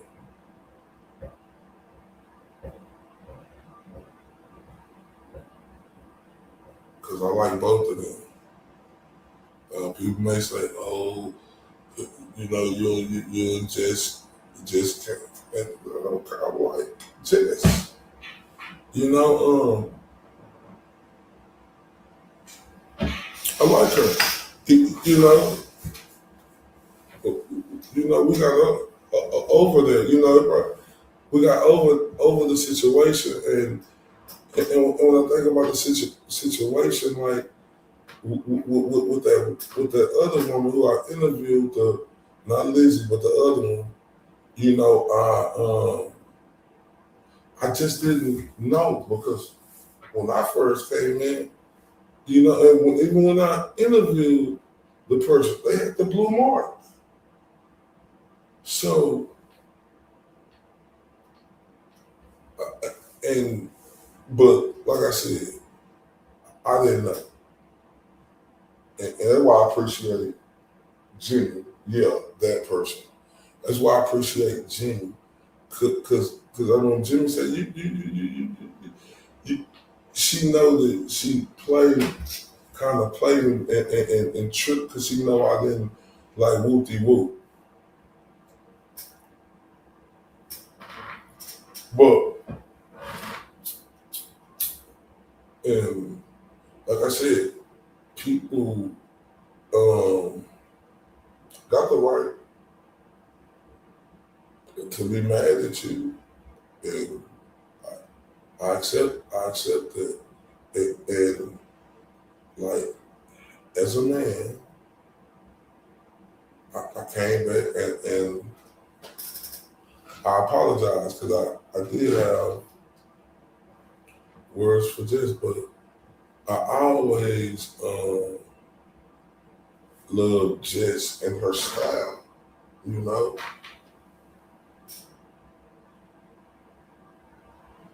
Yeah, you gotta have thick skin, yeah. You do in this business, boy. Whoo!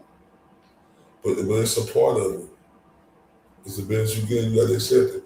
But I really do love Jess Child. I love her style. Right? And if y'all know, she probably wasn't watching me at first, but like, I loved her style. Anybody who came in, I was getting at them. Just like everybody else who people was coming at in the community. Because the one thing about her, I love her ferocious style. I do.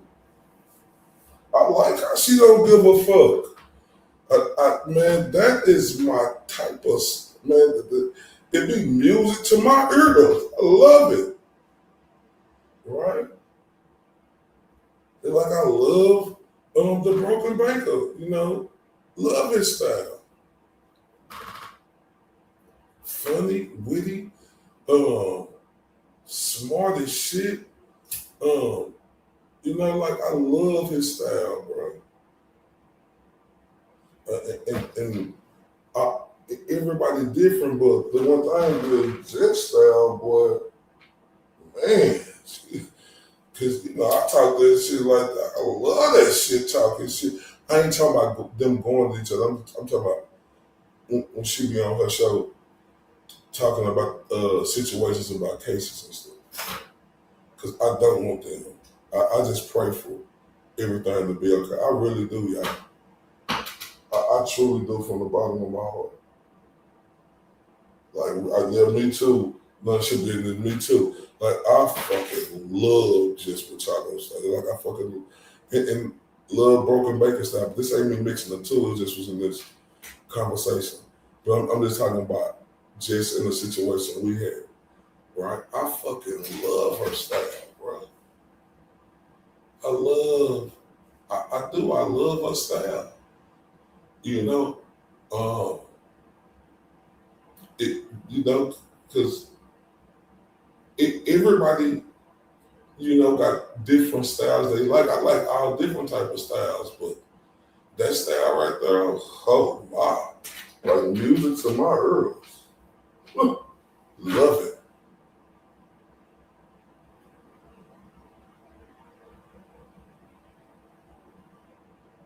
All right. Man, I be so happy when I see the Broken Baker one, you know, because he be big and stuff. And, you know, our time be different, man, but he always popping my check once in a while. Just like, you know, I'm just speaking on it, and I appreciate this. Because I love what he do. That dude is the truth. TRUF, truth. I mean that.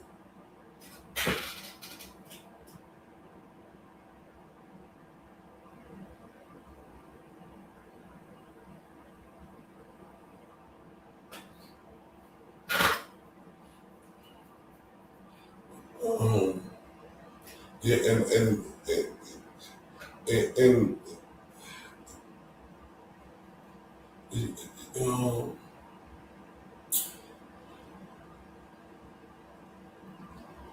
yeah, I just pray everything be better because I fucking love this community. You know, and like I said, y'all gotta understand, I got a real big boxing community, which I'm dominant with ain't nothing, but look, I love this shit so much just like that.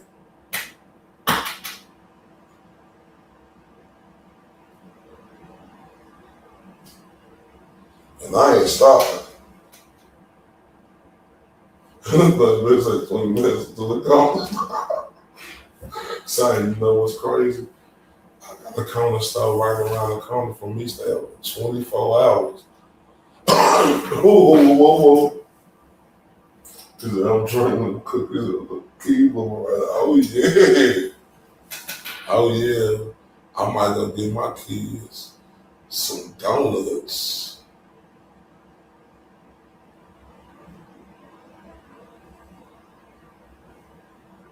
That'll be lighter though, cause it's, you know, you in Massachusetts, so it's like 440 something, or it's 340 something $100. No, for real. I mean, I love this community so much, and you know, like, I ain't on nobody's side. I ain't getting into it. I ain't getting into that mess. Not in this community.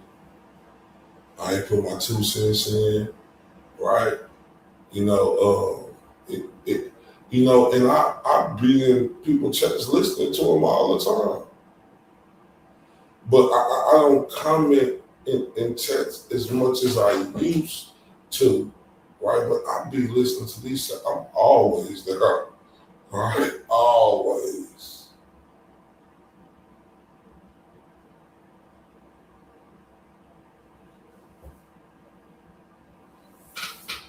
Like I said, I ain't into that. Like I just want everybody to be good. I ain't taking no sides. I ain't taking no sides. I ain't spread my opinion about it. Nothing. I never, you know, each side throw nuclear bombs at each other. I ain't saying I ain't gonna watch it. I don't want, you know, because when something go down, you watch it. But I don't want that to happen. You know, like I don't want that, but I ain't saying nothing. And I just hope the community just root them on everybody instead of taking. And I gotta understand, you got your core people who rock with you, right? And I get it. You know, I get it, and I can't feel no type of way, you know, because people rock with the Baker, people rock with just, you know, like, and they gonna ride for them. But I just hope a lot of other people in this community just, you know, pray and just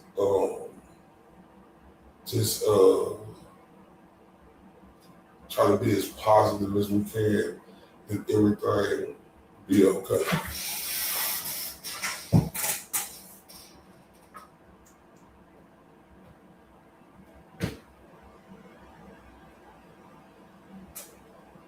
You know nothing about the New England boxing scene. What's his name? Now I can't think of that fight. I can't think of that fight right now.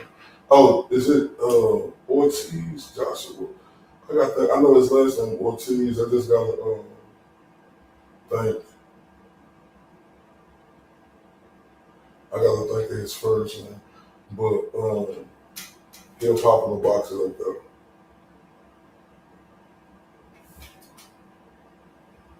You don't know nothing about boxing, Liz? I see you erased it. I could have read and understood.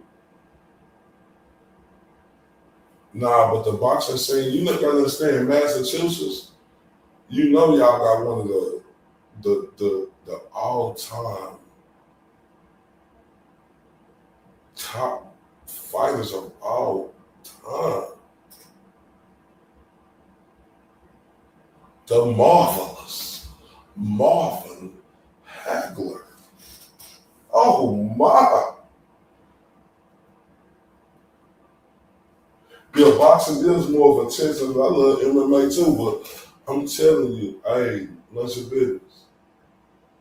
Go look up documentaries and stories of the marvelous Marvin Hagler from Massachusetts. I forgot what city he was from. Oh yeah, Rocky Marciano. Rocky Marciano was from Massachusetts too. I didn't know that, and I'm in boxing. I didn't even know that. I thought Cuz was from New York or something. I guess because they right by each other. I don't know, but I ain't no Boston. But go look up the marvelous Marvin Hagler. He was better than Rocky Marciano. That's the truth. Rocky Marciano was good as a motherfucker, but just comparing them two, it ain't close. The marvelous Marvin Hagler. Oh my. And he got robbed against Sugar Ray Leonard. I wasn't born, but seeing that fight over, he got robbed. Yeah, Marvin was from Massachusetts. The Marvelous, you didn't know that? He just moved to Italy. He took his family to Italy. I think it was Italy, because he moved overseas after his career. I know I'm right. I know I'm right. I'm questioning myself now. Hold up now. Where's Marvin Marvelous Hagler from? Oh yeah, he's from Brockton, Massachusetts. Okay, they say he was born in Newark, New Jersey, but he grew up in Brockton, Massachusetts. And this is the thing right here. When you look, he moved there like as a baby. So Brockton, Massachusetts.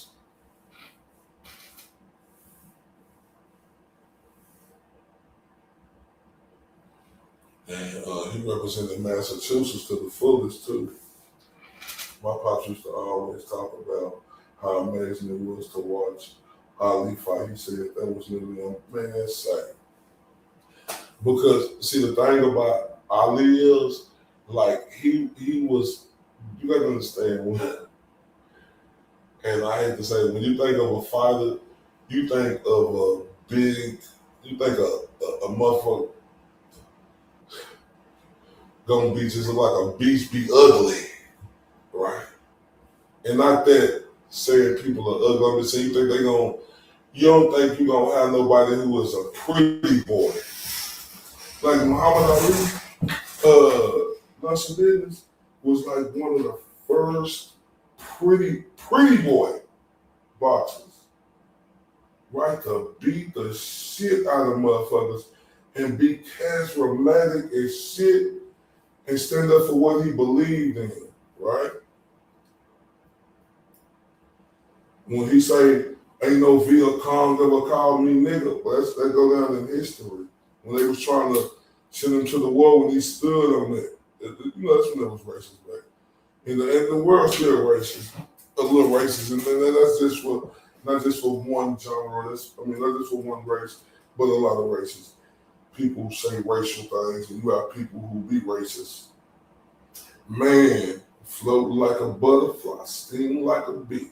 Rumble, young man, rumble. Ha! Man, all up. And then you know what was so called? Look. See your pops and everybody else, because I didn't see Muhammad Ali. I just looked at all his fights on highlights. That's before my time. What made him so good? He used to call the rounds. He was gonna whoop people's ass. You gotta think of back in the time that day. Right. When like he called the fight, that was just something unimaginable.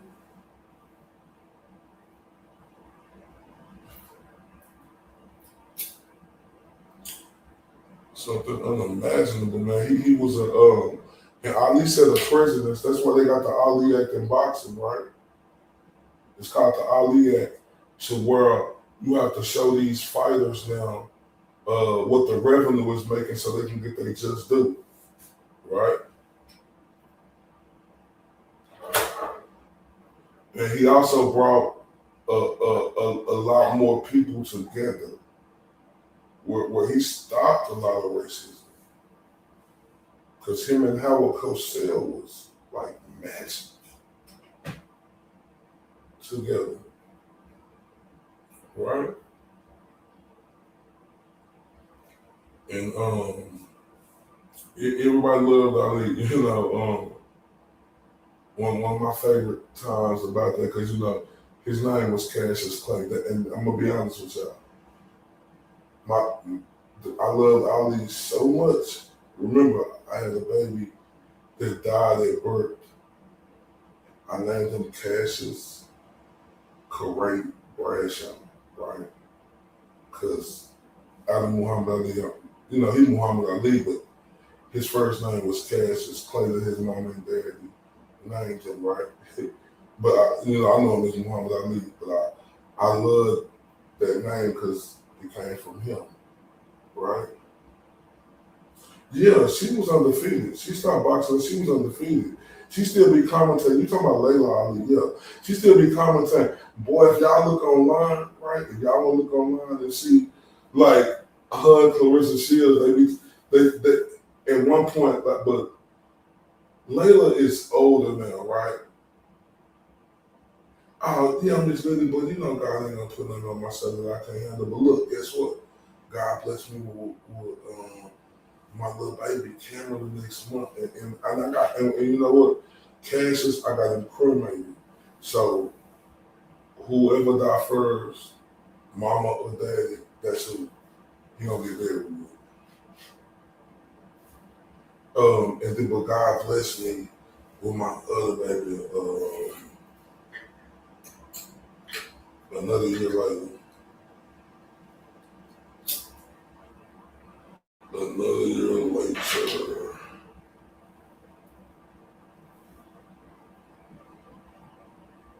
Man, God is great. God is great. Super great.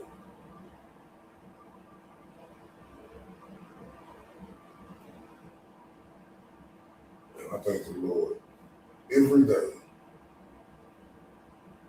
Right?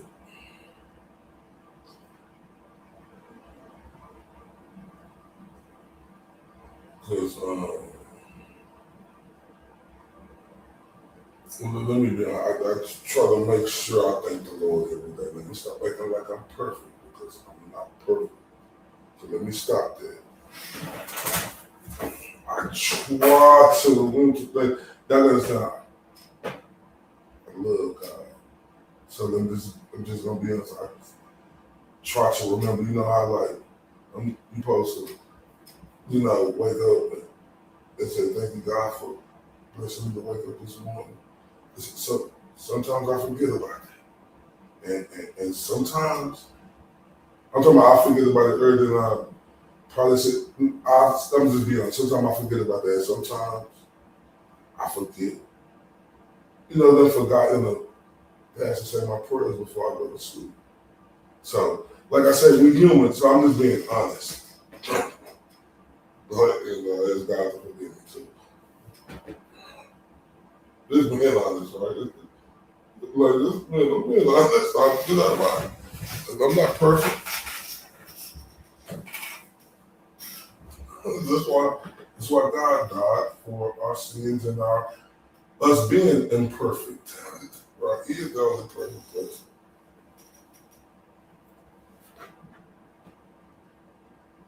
I'm trying to get biblical, just giving God one of them.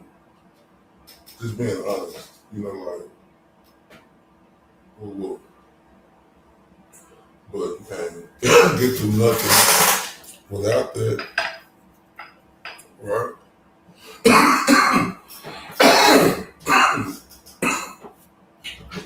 You can't get through nothing without that.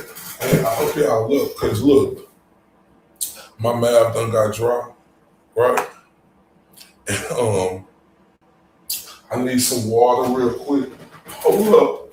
Wait a minute. Oh, Miss Lily, she done turned me up, y'all. Oh my. She saying, always put God first. None of us are perfect, but God is, and He loves us all. Can I get a amen? Boy, you want to tell them, Miss Lily?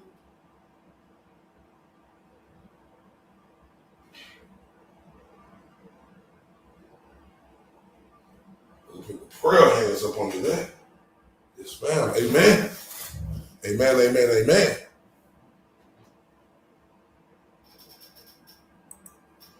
She said, my white widow weed vapes. Well, this week. What's up, girl? I'm too. I'm sorry.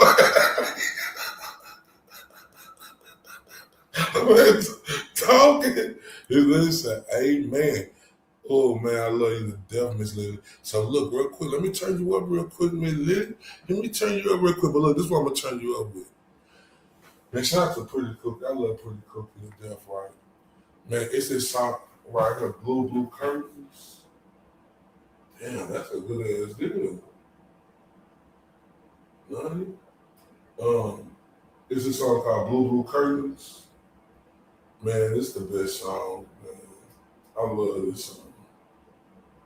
I love this song to death. Pretty Cookie is so talented.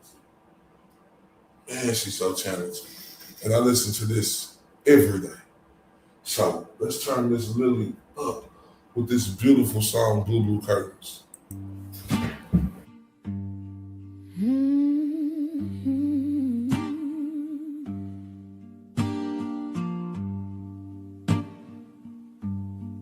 The wind hums low, a hollow refrain through cracked window panes. It calls my name. The clock ticks slow. Its echo stays. Each moment drags, then slips away. Blue, blue curtains are hiding all my pain. Blue, blue curtains are dancing in the rain. Blue, blue curtains keep the shine far away. Blue, blue curtains won't let me escape. The walls close in, shadows stretch along. Night wears a mask where dreams don't belong. A bird once sang, now silent it lies. The sky holds no stars, just clouded sighs. The pain's a prison, the glass cuts deep. Eyes wide open, yet I can't sleep. Blue, blue curtains are hiding all my pain. Blue, blue curtains are dancing in the rain. Blue, blue curtains keep the shine far away. Blue, blue curtains won't let me escape. Oh, if I could tear 'em down, let the light pour through. But they hang like chains, stitched with sorrow's hue. Every fold whispers secrets I can't erase. Every thread pulls tighter, leaving no space.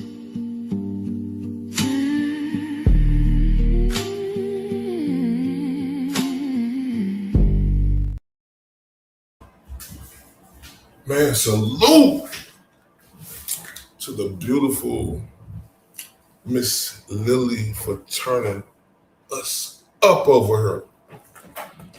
And yeah, you right, bullseye. It's a lot of talented people in this community. A lot of talented people. Super talented. And that's what it's about. Right? Keep grinding. Beautiful song, that is Miss Lily. That is my favorite. That is my favorite.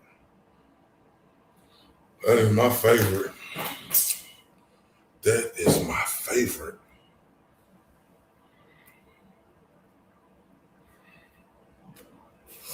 Oh, Mary B. I love her to death. Mary B is sensational. Sensational.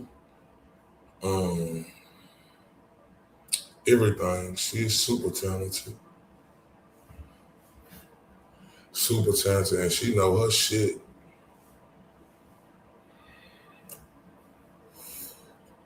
And the main thing I love about her, boy, she love her country just like me. Oh my. Oh yeah. Beautiful, talented, creative, witty, smart, funny, ferocious. She got all the qualities. And and listen, the other day, bro, when I first heard that stuff, but y'all know Jimmy's song. I'm not gonna lie, Jimmy's song, right, was the best intro to me. But now him and Mary B, it's a tie. It's a tie. It's close. I'm gonna say that because I ain't gonna lie, but because man, when I heard Mary B shit, I said, God, oh my. Nah, for real, and I ain't lying. When I heard that stuff, I said, yeah, it's competing. She come up with things on the spot. Oh yeah, no, I love the OG. And another one, I'm not gonna lie to you. Red House Media, man, I'm not gonna lie, the GOAT. That like I ain't gonna lie to you, the GOAT, Mary B, and Jimmy. I ain't gonna even lie because I gotta shout out to Red House Media and Toy for that intro. The GOAT, this shit is cold. I ain't gonna lie. This shit cold.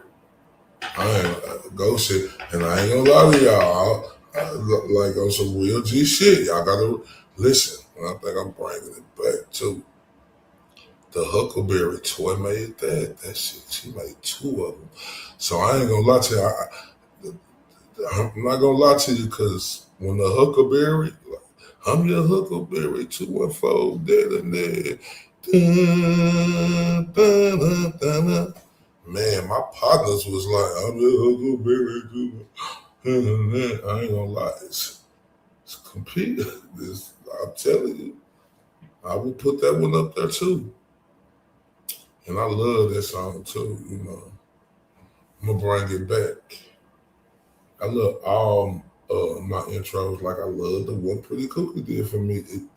All of them fit me. And I love all the intros, right? But, you know, she the truth. I'm not gonna lie to you, like, I don't know. I think, I mean, you know, like, with Huckleberry, that song right there. Woo. Mm-hmm.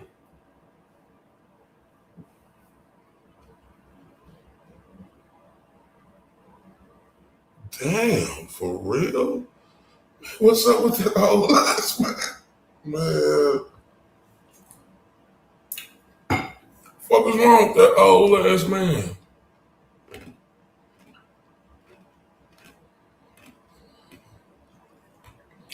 I ain't gonna lie, y'all. That Huckleberry that Toy created is competing with the best ones. I like it. You know, it might be one of them. And I ain't just saying that because it's me. I'm honest. But it might not though. Because like I say, I like Jimmy shit so much, Mary B shit so much. I'm not gonna pick, but I know it's in the mix.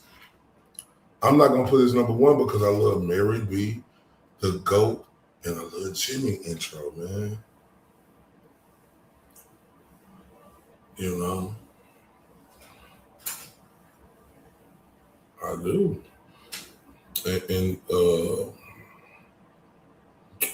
they're competing. They are competing. Yeah, you ain't lying. They are competing. I ain't gonna lie. I love the GOAT shit.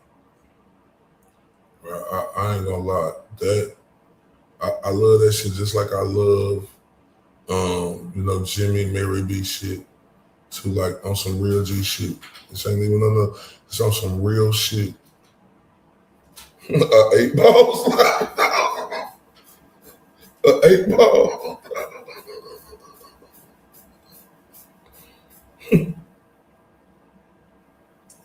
They are. Who dragging them? Good. Are you for real?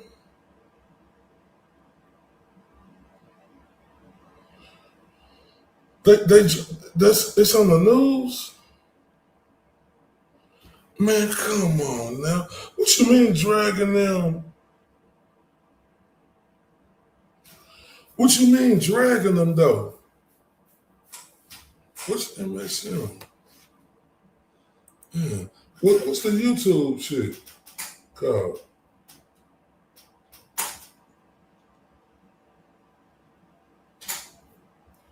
They taking them to jail? Oh, talking about the mixed conduct text and misconduct? Okay, because it's 5 o'clock there right now, right? What's the YouTube channel name? Let me put MSM Boston. MSM Boston.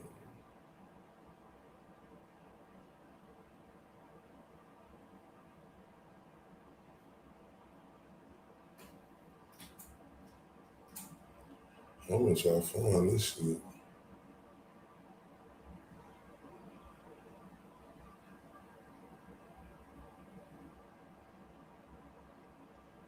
Man, I can't find this shit. What the fuck?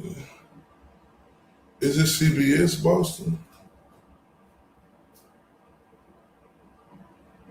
Damn.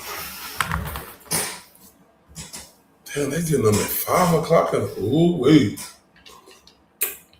I'm telling y'all this right now. Remember how the GOAT used to say that Proctor need to flip? One of them finna flip. Mm-hmm.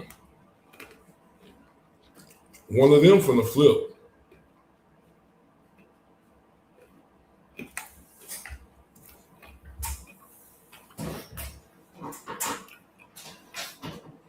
I remember the GOAT told Proctor he should have flipped and took a deal because they fucked your life, you stupid bigot bitch. Now, man,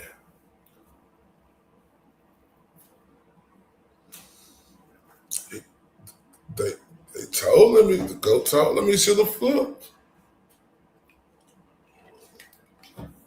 They threw that motherfucker out under the bus in that second trial.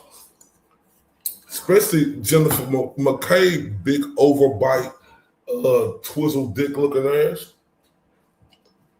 Mm-hmm. Mm-hmm. Yep. That's why I say. Do people see how important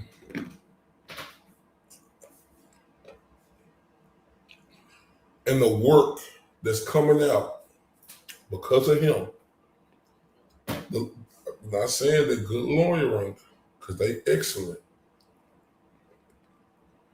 But this case was set around for 13 months, 15 months, something like that, with no attention until Turner Boy got it. Remember, I say this respectfully because I call it lawyering. Alan Jackson looked like no hope when he was out there begging the news people, everybody, and that's respectfully begging. They wouldn't do nothing. Turner Boy heard him and had the eye of the tiger. Right? That's just the truth.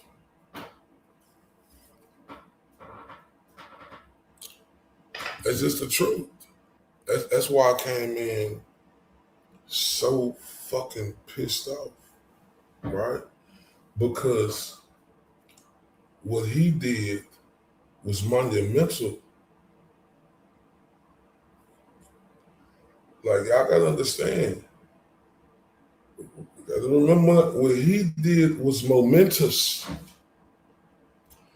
I ain't even seen all the checks, right? And I think I'm probably gonna go live again later because I know, other people finna come on right now. I know the GOAT gonna probably be on in like another hour or two. So I'm gonna wait to even talk about the tech shit. But man, and they talking about why people donate. Oh yeah, they filthy bad. Like, okay, everybody can't donate, but everybody could do they. But the people donating, it thank them. We think Turtle Boy thank everybody who could donate, but he also thankful of everything else too because it's important. It's donating, sharing, liking, helping them get the word out.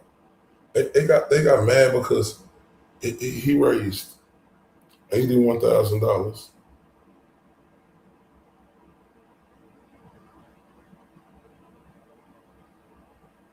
Oh yeah, all of them. Come on now, all of them, none of you, all of them troopers.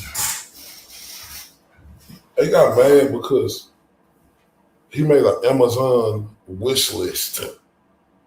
And people want to help him because he done paid a fucking $1 million in tax in fucking court fees. And it's going and going. The fuck?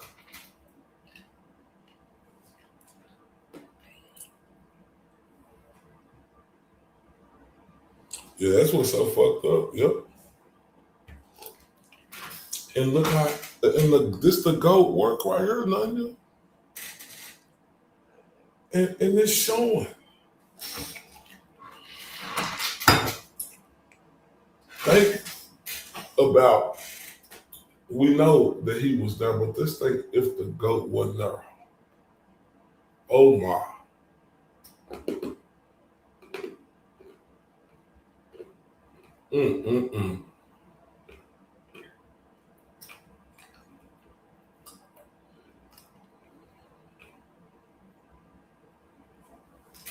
Tell y'all like this. With Lucky Locker, the most important witness in the case. One of them, I'm gonna say one of them. But to me, he could be the most important witness in the case.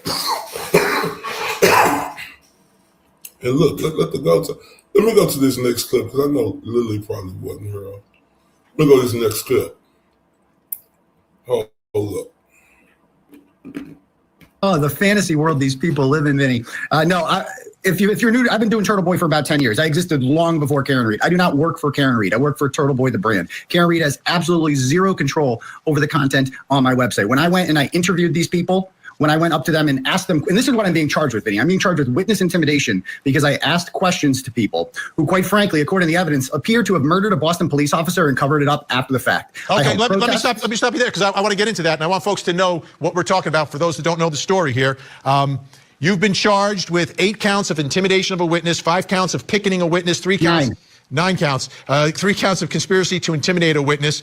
I want you to take a look at this because episode 594 is one of the ones that they cite from the TB News, from your Turtle Boy Live on YouTube. I want to take a look at a little clip so folks have a little bit of an idea of what they are claiming is the behavior that is inappropriate and is intimidating witnesses in this case. This is not my last trip to Canton. I will be back. I'll be back, Miss Boys Regular. I'll be back. Like, get used to this. Like, these people think I'm around. Like, I'm Mr. Internet guy. All right, so what the language you use, what is the end game? Like the end game that you have in terms of going back? And I've watched a lot of the clips where you're using language, you're gonna make like difficult for them. You're going to high school games and the parents are watching their kids and you're going there. What's the end game to all that? The end game is to ask people questions, Vinny, to figure out who killed John O'Keefe and hold these people responsible for it. The end game, what I just said in that clip, this is how much the government lies about this. I was not talking about any of the quote unquote witnesses there. I was talking about a DPW employee who didn't want to do their job that day. And I made it very clear, if you're going to, they were basically giving me the runaround. And I said, I'll be back next week. I'll be back the week after that. If you don't want to give me these public records, which I'm entitled to as a journalist, I will keep coming back. I was not referring to any of the quote unquote witnesses there. That's how dishonest the government is. The boy's regular person I was referring to is the woman behind the desk. She's a government employee. She's not a witness to anything. She has nothing to do with the Karen Reed case. And by the way, Vinny, I was there to find out who plowed Fairview Road the morning of January 29th, 2022, because they never interviewed the plow driver. And guess what? 2 months later, I found that driver. His name is Brian Lucky Loughran. He plowed Fairview Road at 2:30 in the morning. He went right by the house, and John O'Keefe's body was not on the front lawn. He also told me in an exclusive interview that he saw a Ford Edge parked directly next to where John O'Keefe's body would be discovered 3 hours later. And he had been interviewed by the FBI about that. And why didn't the state police find this guy? Why didn't they track this guy down? Because they didn't want to track him down. Because his information, his testimony proved that John O'Keefe was not killed by Karen Reed at 12:30 because he was not on that lawn at 2:30. And since breaking this story in August of 2022, the state police to this day have done zero work to find out who was driving that Ford Edge parked right next to John O'Keefe's body at 3 a.m. You know why, Vinny? Because they're too busy calling up ex-girlfriends of mine and someone named Natalie and finding out how many times I talked to Karen Reed, as if that matters. Why don't they find out who's driving that Ford Edge? Don't they want to know who killed a Boston police officer? Because it sure as heck wasn't Karen Reed, because there was nobody on the lawn at 2:30. That's what I was doing in that clip. Actual journalism that no other reporter is willing to do, and no police in this case are willing to do. All right. Well, look, I like Vinny a lot. I've been watching him for a long time, so like I said, it's my first amendment right to criticize him, but I respect the hell out that dude.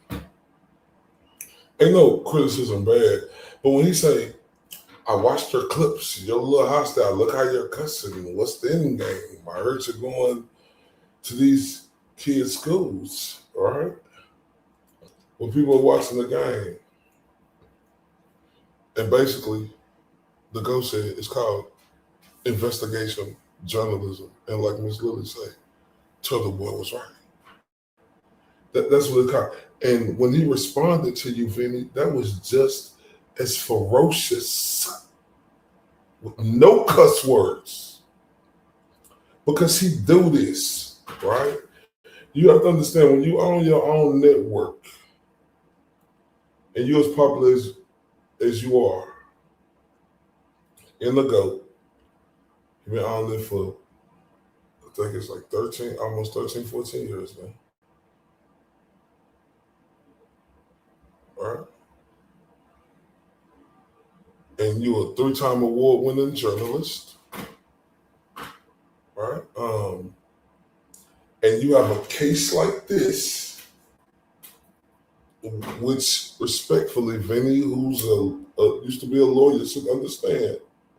Because I guarantee you, in cases he had that he probably lost, he wish he had a Turtle Boy. But when you got cases like this, and how it's so fucking corrupted, listen, Vinny, respectfully, and I know this was past tense when he said that, but I say respectfully, and I'm just saying this to like anybody, right? Like when you ain't always gonna talk. You can't talk nice to corruptive people. Look, they was corrupt as fuck. And if you're trying to get shit done, it like if something means something to you, right? You shouldn't be worried about the way you talk, right? You know, it was places like, oh, you're going to these. They fucking were liars. I mean, I know after the fact, nah, for real. Turtle Boy need that man. It need to be a Turtle Boy week, a month. That Massachusetts just, and I'm talking about the people, fuck the government in the state. Turtle Boy need to pick out, we need to make a Turtle Boy month, right? Or a week or something, you know, like to celebrate Turtle Boy. You know, I know a month a long time, but at least he deserve a week. But, you know, I know it's past it. We talking about going to, or watching the game. Well, it was that woman with the biggest overbite ever, at the time, right? She was in that house. The go tell you, it was he wasn't hit by no car. He had raccoon eyes, sir. I know it's past this. My point is this right here. When it's injustice and they ain't listening because Alan Jackson was out there begging, doing this lawyering, and I say that respectfully.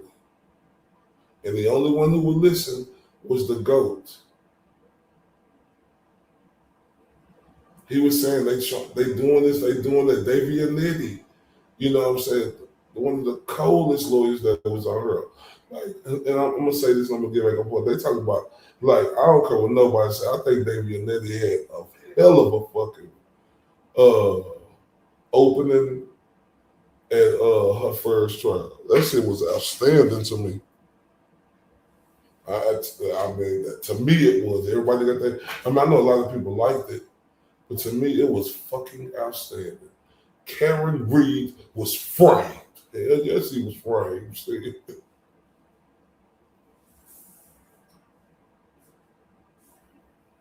But like I said, nobody wasn't listening. The GOAT was listening. And when you trying to save somebody's life like he did that woman that saved her family, that heartache of her getting wrongfully convicted, you can't play Mr. Nice Guy. And when you own your own network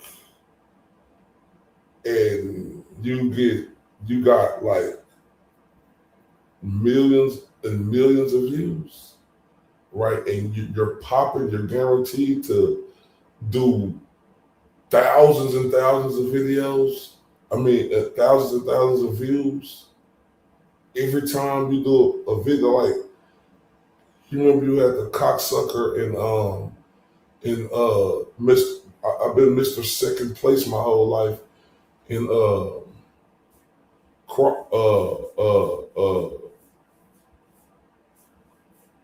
jerk offs, right? Shouts in the Forest. What I said earlier, but to dismiss this shit, right? Like, Mr. Second Place, what the fuck I forgot what the fuck I was saying. Cause I seen the Forest comment, I'm finna make a point. But the GOAT was everything to this, right? Everything.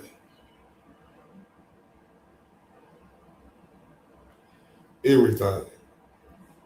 And all of this, it is coming out because of his hard work. Oh, that's what I'm gonna say. You have that piece of shit ass dude, Mr. Second Place, this whole time. Remember, he would come on Turtle Boy show trying to tell the GOAT how he should do things. Man, shut the fuck up. The nerve of that just in itself, right? And it's like, but when I say, when you got your own network and you build yourself up and you got freedom of speech and you got the biggest case of your life and you have this fucking corrupt justice system, you going again, you got to make noise.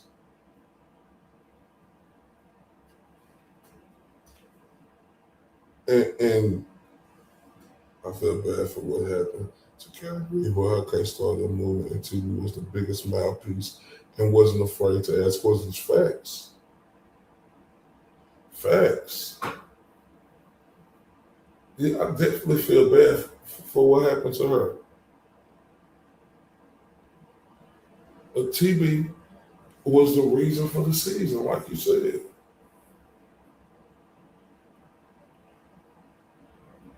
He was. And that should be respected. Right?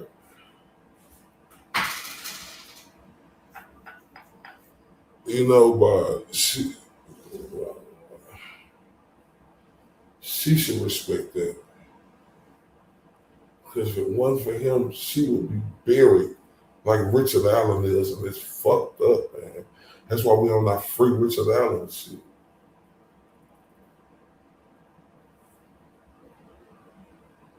All right.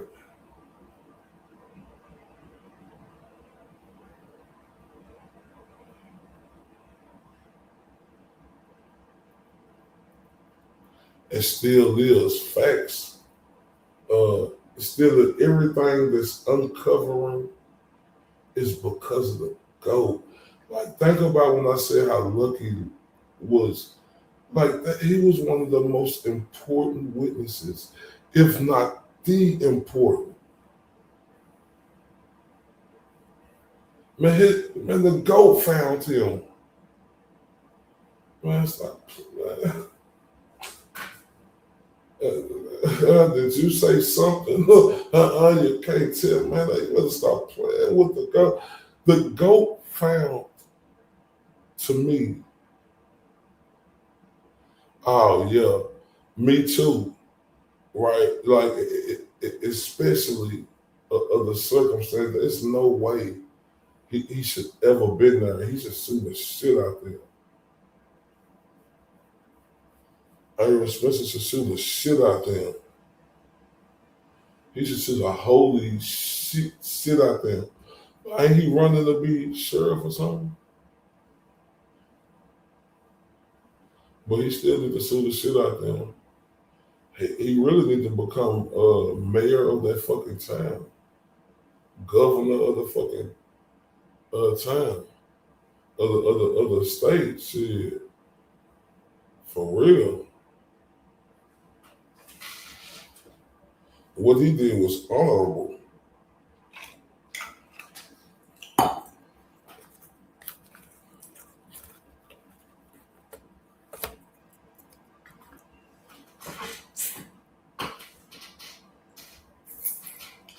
Like I said, man, it just feels so good right now.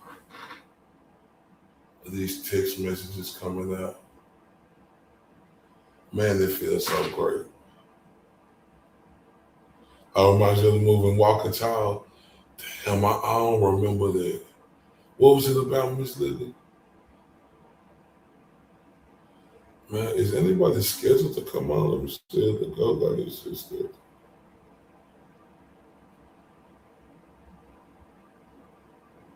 This shit on his schedule. Let me look at Jimmy.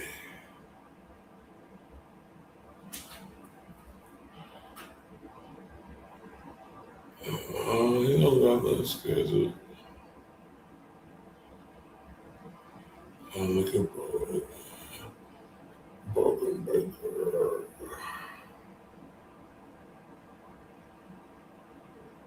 No. I know Jess coming on. What's this got scheduled?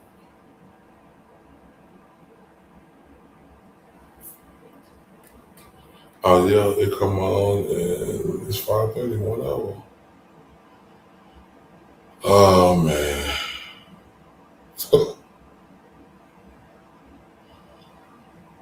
I don't know what that thumbnail mean.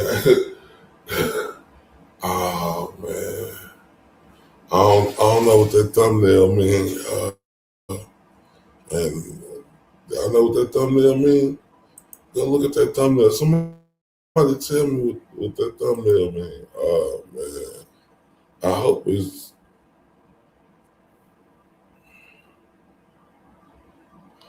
yeah. Yeah. I don't know what a thumbnail mean, but I just hope everything be okay. Man. I don't know what this thumbnail mean. Can you check this shit? Oh no. I don't know what that thumbnail mean, y'all. I don't know. Yeah, I ain't guessing. I'm with you. I'm with you. I'm with you. I'm with you, Miss Lily. I don't dare to guess. I don't dare to guess, Miss Lily. I ain't even try to guess.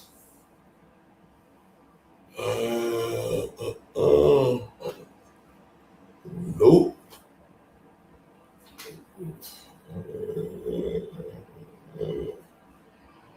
I ain't trying to guess.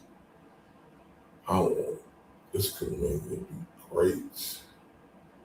And I pray for it. I truly do from the bottom of my heart. Because I really, truly love both of their work and them as individuals and what they do. I pray with everything in me.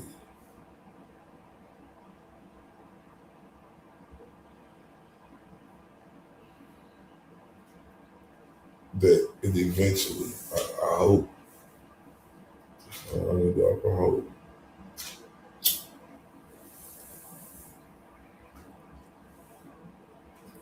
I ain't got no comments about it or nothing.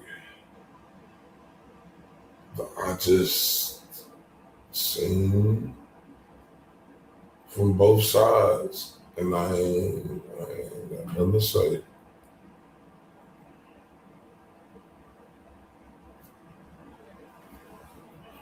I ain't commenting in their chats.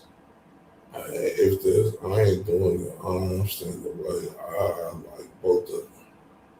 And I want that to be known.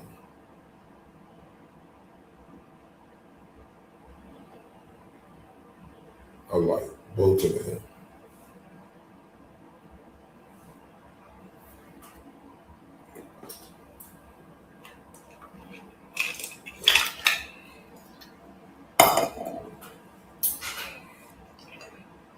I like both of them.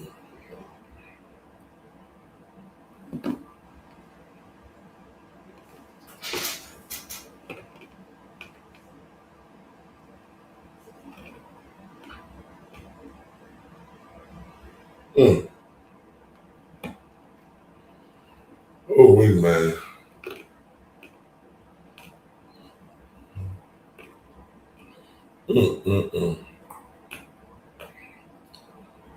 Oh, wait. Oh, wait.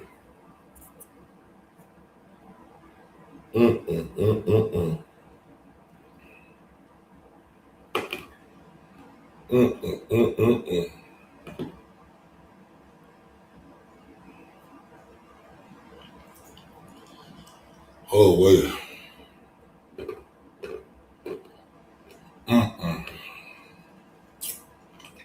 Hey, man. I love this community. All I'm going to do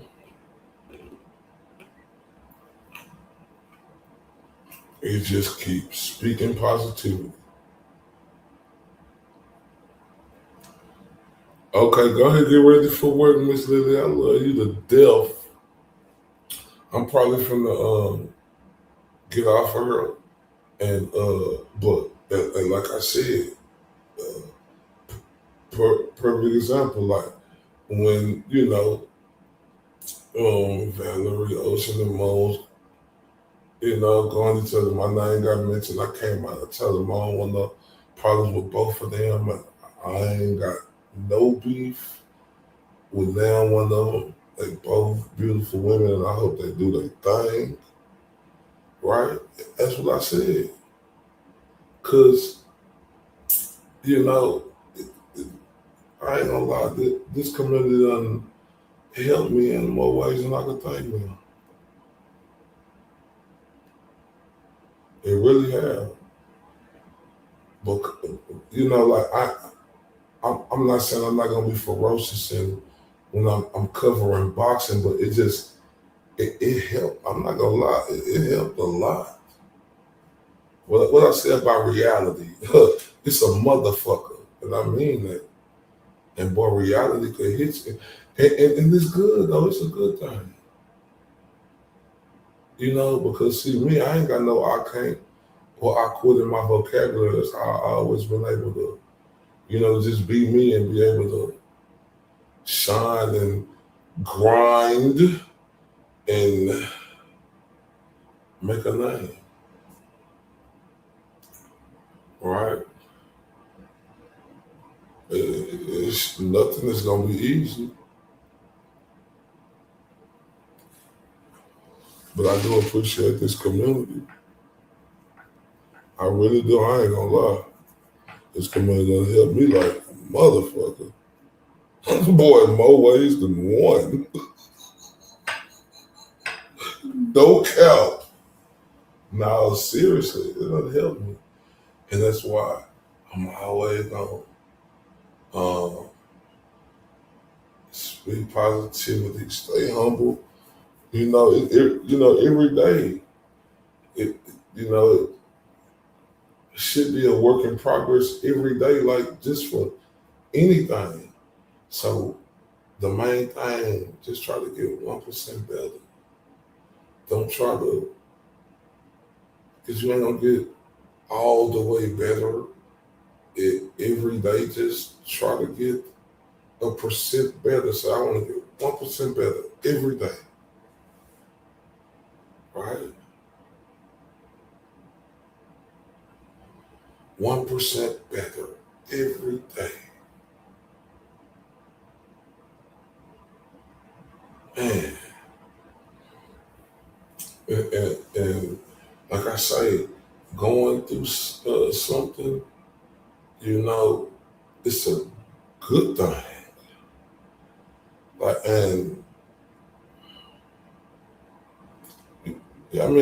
Hey, you don't want to go through nothing. Yeah, you feel a certain type of way, but the thing is, it's a good thing to go through something, because when you go through something, you fall down, it's gonna show the fighter inside you. If it's that fighter inside you who got the tenaciousness, it ain't gonna stop and pick yourself back up. Real talk. Because that's the favorite thing I love about boxing, right? I want to say this, it's not easy to become champion. I say this a lot, but it's a lot of fighters who do become champion, but they lose, right? And losing a fight, right, that could be devastating when you ain't never lost before, you champion. But then the real fighter in you, you work your way back up and get that championship back. And I see a lot of fighters do that. And that's the best thing I love, because one thing about life, you're gonna get knocked down, but you got to get back up. You got to keep pushing. You got to believe, right?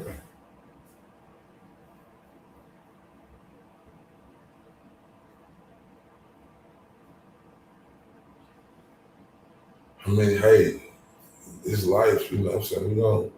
People gonna have problems, but like I said, it's life. People have problems with each other. But I feel like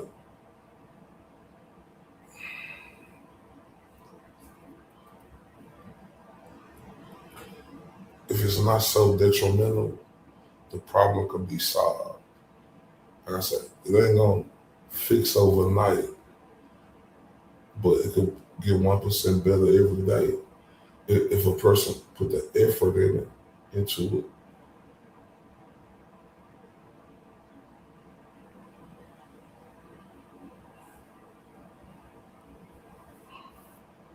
And I really mean that. Real talk. Just like I say, people who are in their problems with, I still listen to them. I'm talking about on this side of the community, in this community, and I know I listen to them like I listen to Val's Space. I always listen to Red House. Just don't comment, because I enjoy what they do, even though it was situations before, right? But I did take the accountability on my end, and I understood that, right? Because at the end of the day, you know, the GOAT, just for me, I can't make nobody else feel like this. It's just a little food for thought. Because at the end of the day, the GOAT fighting for our First Amendment rights, and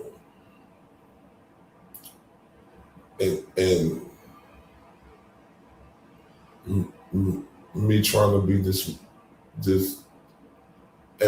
reckless, say things which I never should have said. I should have been better than that, right? I couldn't let my ego get that big, and I understand what side I was on. I'm just speaking of me, and knowing that the GOAT situation is bigger. Like, and it's what, and I'm just telling y'all about me. And like I say, I feel bad for the situation with Red House, just, you know.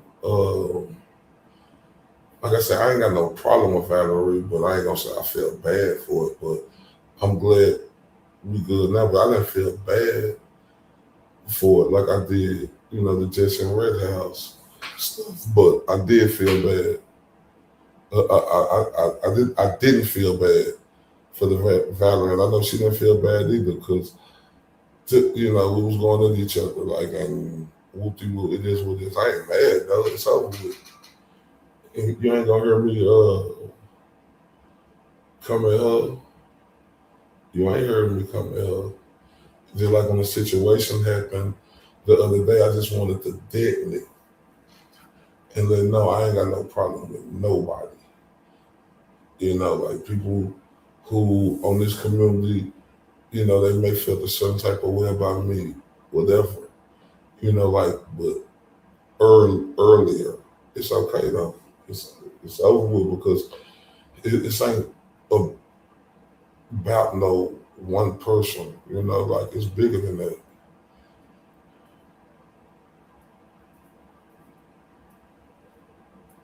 And I want people to know it ain't something I did because I had to. I did it because I felt bad about the two situations, and it was the right thing to do. Point blank, period. So I just pray, you know, like, real talk, because I love, just got much love for the broken baker too. And I just pray that, you know, everything get fixed. I truly do, from the bottom of my heart. Truly do.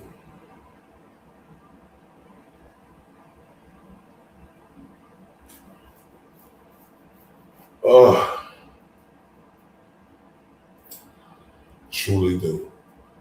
Like I said in my gist, like, when I first heard Gist for the first time, I loved her style, because she a shit talking style, and like with the baker, but she ain't just shit talking. Let me stop saying that. But she's ferocious. That's one of the things I like. I like everything about her content and what she do. Might not agree with everything, but I like her style. Just like the Broken Baker, same thing. They different, right? But I like their style though.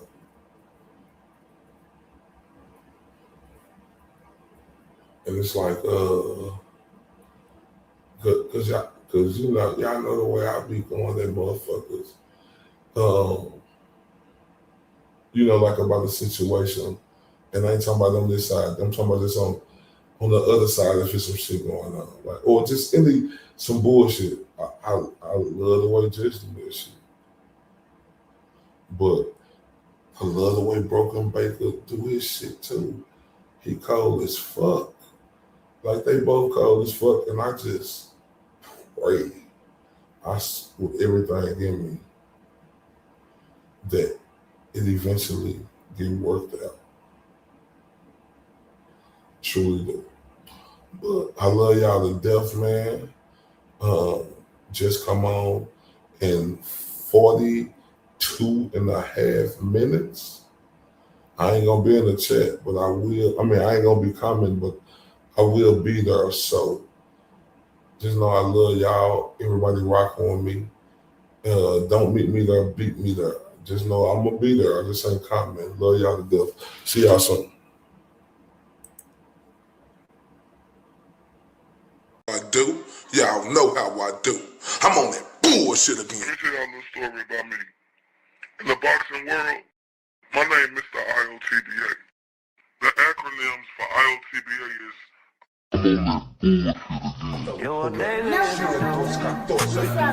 Mr. Undeniable. Hold up. Mr. These boys can't touch me. If you do, but I ain't got shit to prove.